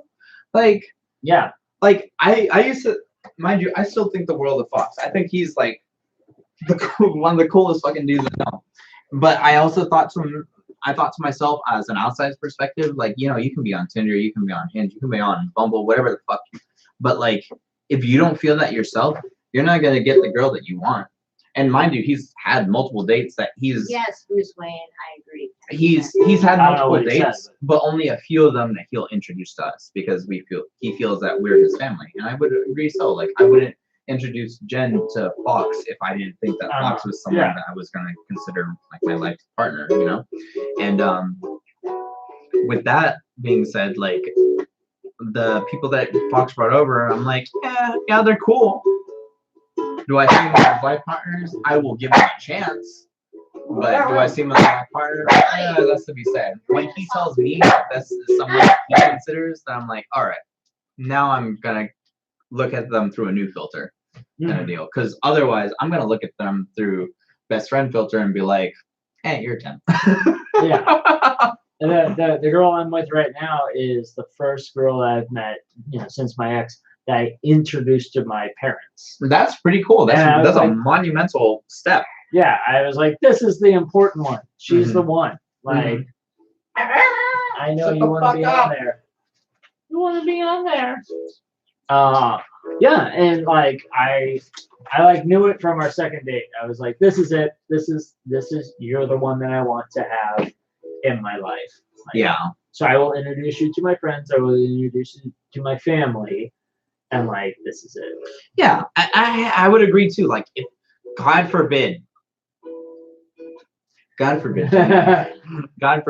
I ever break up or whatever. Like, I honestly would go through the exact same things. I wouldn't begin to introduce another girl to like my family, my friends, or whatever. Like, I would treat every girl as a temp to like. I felt like this was something that I can go towards marriage because it's not even so much like. At first, I thought it was for them, but it's for me. Yeah, it's honestly for me. Like, oh yeah, like my mom gave me some sub story before, like with my ex, before Jen, that like this was a girl that she considered me marrying and everything, and that we would have children. I'm like, oh, that fucking hurt, But then afterwards, I'm just like, I don't give a shit. Like, I don't see that. I think we should open it up to one more, maybe two more group chats, and then I gotta. We've been at it for like 4 hours. See, that's the thing with Twitch, and in difference to like uploading a YouTube video, like I can legit turn on my stream and I'll forget what time is. I remember specifically. Yeah, right. She's fucking shit right now too. Stop. Hey. I want the steak. I remember one time I started my stream off at 7 in the morning, and I didn't realize it was like 9 o'clock at night. And it was during that time that I do a Christmas special in December, where instead of October, I do scary games in December. My Nightmare Before Christmas special. So I'll play like a bunch of scary games, and like people just scare me with donations and stuff. It's like, oh, fuck. But it pays the bills, right? I would invite you, honestly, to come through next month and come play these scary games with me, because I'm a little bitch when it comes to scary games. I mean, I don't like scary. I don't like video games. Should be happy. You would think, until you play these games for money. I mean, I know. What makes you happy, money? Exactly. What's my core value? Money. Honestly, money is definitely my shadow. Yeah. And I think with streaming too is like, it was originally for fun. It's a hobby. It's something I love. But yeah, money is what funds it. So like I can continue streaming. Like I wouldn't have anywhere near. My computer is almost close to top of the line right now. Except for extension cords. Yeah. Well, I'm about $800 away from like top of the line right now. But it would. Without the donations and everything that I've gone through stream, like I don't think I would be able to do it without it, and the relationships that I made throughout these past years have honestly made me continue doing it despite whether or not I get donations or not. And that's what I would honestly encourage you, if you decide to like transfer to Twitch and like play some games, I'll fucking watch you. I think you're dope. I mean, like, that's my thing is like I would need to do that just so I could like play games, because I've had 3 people ask me about the new Star Wars game. Like, hey, Because you know the lore. I love Star Wars, and they know that. Like, literally, if you walk into my apartment and not see a Star Wars thing in the first like 10 steps, something is terribly wrong. Oh, Because like my whole kitchen is like I have a Darth Vader tea kettle. That's sick. I have like Death Star ice cubes and also Millennium Falcon ice cube things. Did you see that the Millennium Falcon, the 100% like official Legos and everything was originally $8.95, which was the price drop in itself, was now half off at 400 something. Boy, I almost bought the Super Death Star Destroyer. That is the second or third largest. I'm sorry, Super Star Destroyer. I almost bought that, like, and that's $2,000. I know. It's One of my best friends. And if anybody wants to donate money towards that, I will gladly, like, I'll fillet an ice cube or something like that on. I'll do something degrading on with ice involved. One of my best friend's brothers actually has the Superstar store and the Death Star and everything like fully loaded. And then Jesus woman. My Supermod Rich him and my best friend's brother go to Comic-Con every year, and they come back with like tons of stuff and everything. And they have a specific toy room about the size of mine and Jen's room in there, full of toys, action figures, and collectibles and everything. I'm just like, what's sorry? Sky said Sky says hi. Yo, what up, Sky? How you doing, bro? I'll tell you my goals. Ralph Garman, not a very super well-known celebrity to those that don't know him. He's done a lot of voices for Family Guy and stuff like that. Oh, that's cool. He's on a podcast with Kevin Smith, one of my favorite podcasts called Hollywood Babylon. Okay. And he has a like Batman room. No shit, in his dude. House. It's like a bat cave. Like not like a bat cave. Someday I hope he does have a bat cave, but it's like just Batman memorabilia. Okay, so wall this the is ceiling, and I was like, I will do that with like half Batman, half Star Wars. This is gonna be a tangent from that topic. How do you feel about Twilight actor playing Edward Cullen playing Robert Pattinson. Robert Pattinson playing Bruce Wayne. How do you feel about that? Because I have some thoughts. Here's my thing. He has a jawline, but that's it. Well, for me, I didn't think Ben Affleck was going to be Batman. Here's my thing. Period. If Ben Affleck can pull off, and I will say an unpopular opinion, I'm sure your chat is going to. I thought he did good. He was the least worst part of that movie. Okay, so Ben Affleck Batman compared to Batfleck. Ben Affleck Batman compared to George Clooney. Oh my god. Okay, like they're different universes. Like no, it's the same timeline. What do you mean? mean? It's the same shit. Ben Affleck and George Clooney. Okay, so Ben Affleck, despite. So that's how that feels. Here's my thing. At least those movies addressed a lot of like the Chris Nolan. Like they actually had an Alfred like testing out like the voice modulator being like. Yeah, that was kind of cool. And you're like, okay, if you watch Batman versus Superman in 5-minute increments, not a bad movie. Okay. Because you're like, oh my god, they brought in parademons. Oh my god, Batman is a really good fighter. Oh my god, like Batman like developed kryptonite, blah blah blah blah blah. Yeah. It's just the shit that you have to travel through to get through those 5-minute increments. That's like it's like the snowy sludge that you travel through to be like, oh look, it's paradise. So what do you think about this new one? Which one? Robert Pattinson as Batman / Bruce Wayne. So the only reason why I asked if Justin Bieber plays Robin, oh my god, you said no. I will stab somebody in the face. Wait, can't you see it though? Okay. No, not Justin fucking Bieber. Okay, so the only I was originally because they were originally gonna do what was the guy that played Beast in X-Men? Draco's like I'm asleep. Which iteration? the about a boy and X-Men, the boy that played Beast. Kelsey Grammer. The young version? Yeah, the younger version. Oh, the young version. One glasses usually. Peter something. I I don't know. don't remember that actor's name. I just know. Boy.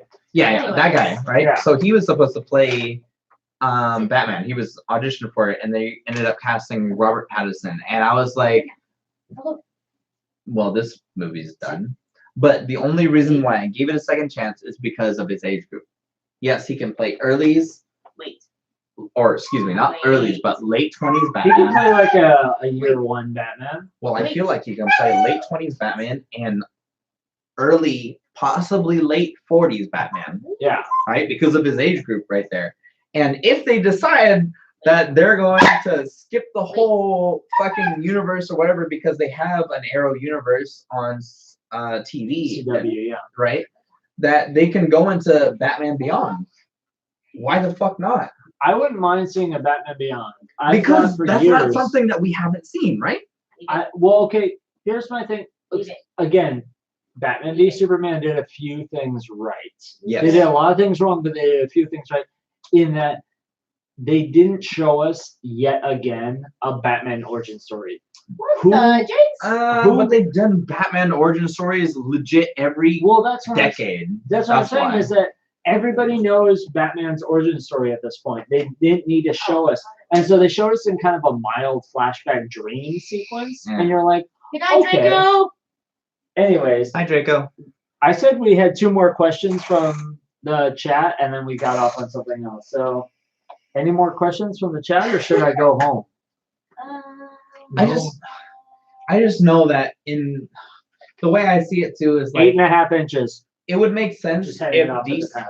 It would make sense if DC decides to like rather than do an ultimate universe, kind of similar to like Endgame or Avengers. Yeah.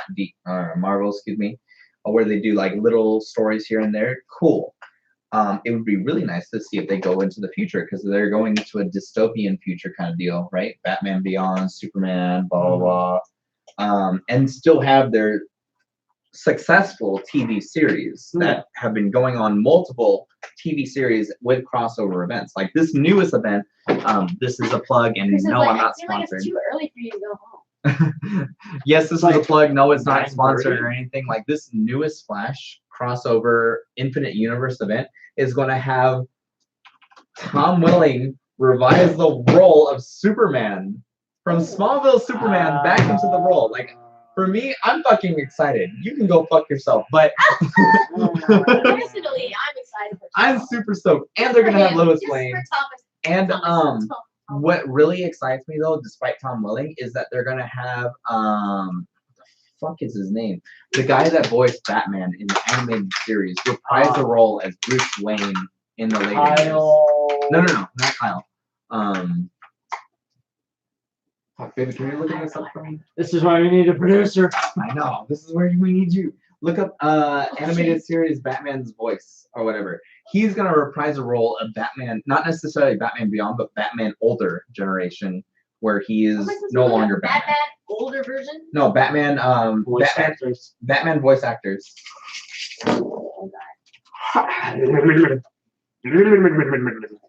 Keep in mind, I did get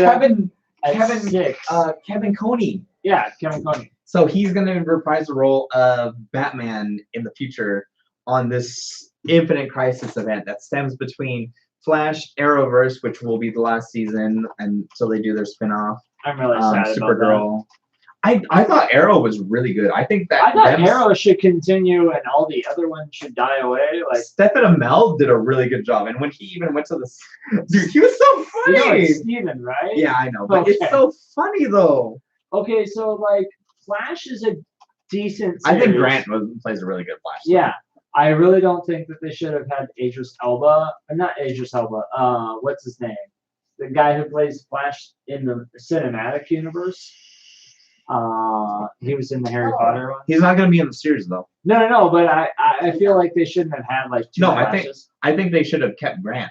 Yeah. Period. In the cinematic and TV universe. Yeah, trying to have like two different ones. Black Lightning. I guess it's too early to really tell. No. I think that's gonna be a really great crossover because I know that Black Lightning, if they didn't switch over to that universe, that his show was gonna die off.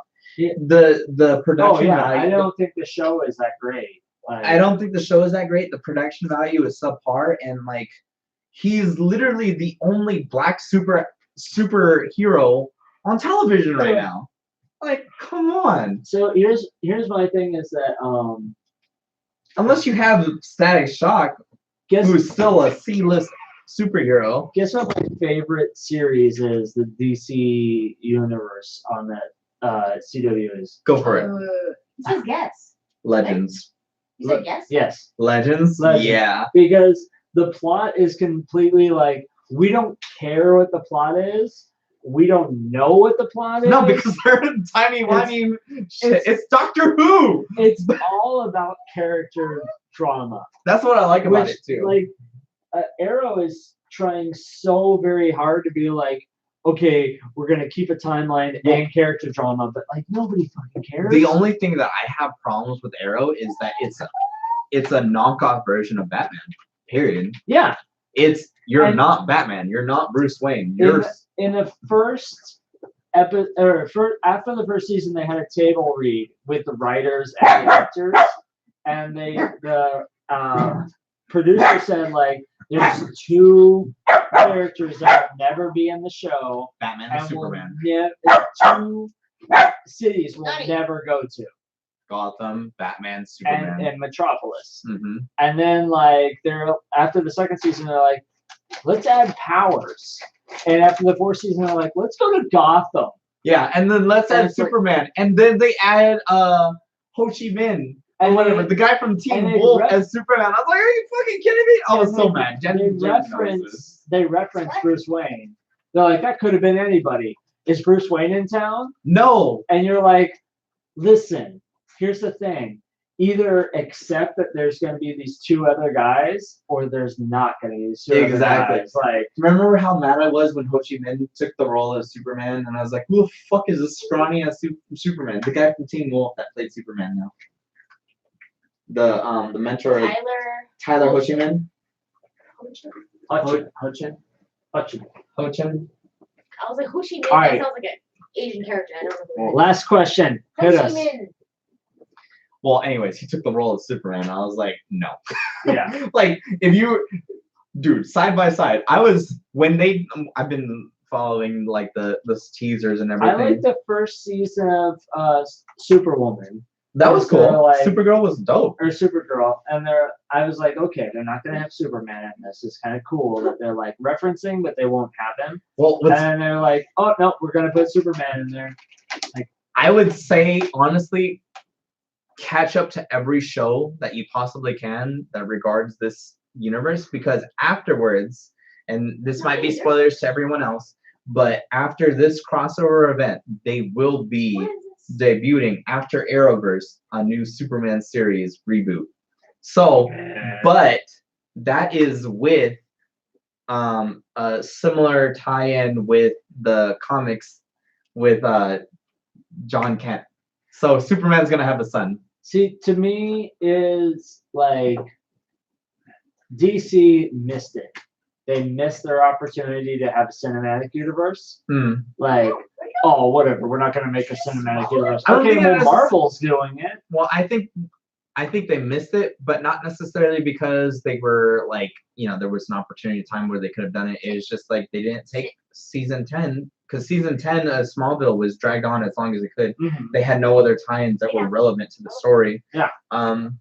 If they had other things, then yeah, take it to the cinematic universe. Perfect. Do it. Tom Welling, amazing actor. Do it. No, not even amazing actor. He was just the fucking face of Clark Kent for so long. Like, well, I why know not? that they're trying to do. What's his name? Buffy. Angel? No. Jen loves Angel. The guy who wrote it, Buffy, and he also did Avengers. And I'm completely spacing on his name right now. Can't think. Producer, it's me. Crap, I can't remember. Anyways, He's looking. he's doing Batgirl, movie and the show. movie, not the Batwoman series, because the Batwoman series I honestly don't like have any qualms with. Like I still need to catch up, but like Ron. Like the producer about it? The producer about the writer about it. Oh, writer. Maybe who's the actor for Batwoman right now too? He also did the Shakespeare one, Dollhouse, Actress for Firefly. Actress for Batwoman. Actress? Yeah. For Batwoman. Oh, the wrestler. Yeah. Ruby Rose. Yeah. I think she plays a good Batwoman, honestly. Well, they pimped it in the Arrowverse, the last crossover. Yeah. So, are you gonna get up to date with this one? Because I will bring you back on the show just so I can have someone to talk to on this whole crossover universe. Bruce Wayne, what's his question? Yo, what up, Bruce Wayne? Is Jen and Smashby both into raving as well, by the way? Jen and I are going to EDC 2020 Smashby. Are you into raving, or are you? I've never really done raving. Here's my thing: is like people have told me like you could go do raving sober, but it's no fun. And I only ever like I've been to rave sober. Drink a little bit of alcohol, as you've seen tonight, but like I don't smoke. I don't like I've smoked, but so I've done everything under the rainbow, and I've done things completely sober. Get out. I would say as long as you enjoy the environment or good company. I would say good company overall, because I can legit like go into a room of 4 white walls and like one object, and as long as I got good friends. Yeah. God, don't remind me on that one. But yeah, if I can like have good friends with me, I'm cool. I'm chilling. I have yet to go to a rave or EDC. Wow. Okay. Lots of energy in that. She's hyper now. Get it, girl. She's running. But anyways, no, I'm not a EDC person. I think everyone should go to EDC at least once. Not necessarily Coachella. Like I know a bunch of friends that have gone to Coachella and other events or whatever. I think EDC is the. I've gone to. I would go to Burning Man. I want to go to Burning Man. But it's not the same. It's still not the same as EDC. Like I have friends that went to Burning Man this year, and they were just like, "Don't go to fucking Burning Man." And I was like, "Oh, yeah, that's fair." All right, are we ready to call it a night? Up to you, my dude. I can legit just continue streaming after you leave, so it don't matter. I need to go. I live here. Watch. I need to go watch my Mandalorian and catch up by Monday. Oh, I need to catch up too. But thank you again. Stream again. I'm posting his fucking link. Make sure it's the right one. That's his channel. Like, comment, subscribe. Like, comment, subscribe. That's his channel again. He will be back on the stream shortly. Eventually. We'll probably aim again for December. Hopefully with better mic quality for myself. And yeah, just in general, just follow the stream, look for his shit. We'll talk more about comics and other things and all fun. I don't know, fucking. Anyways, things about the things and stuff. We'll shoot the shit.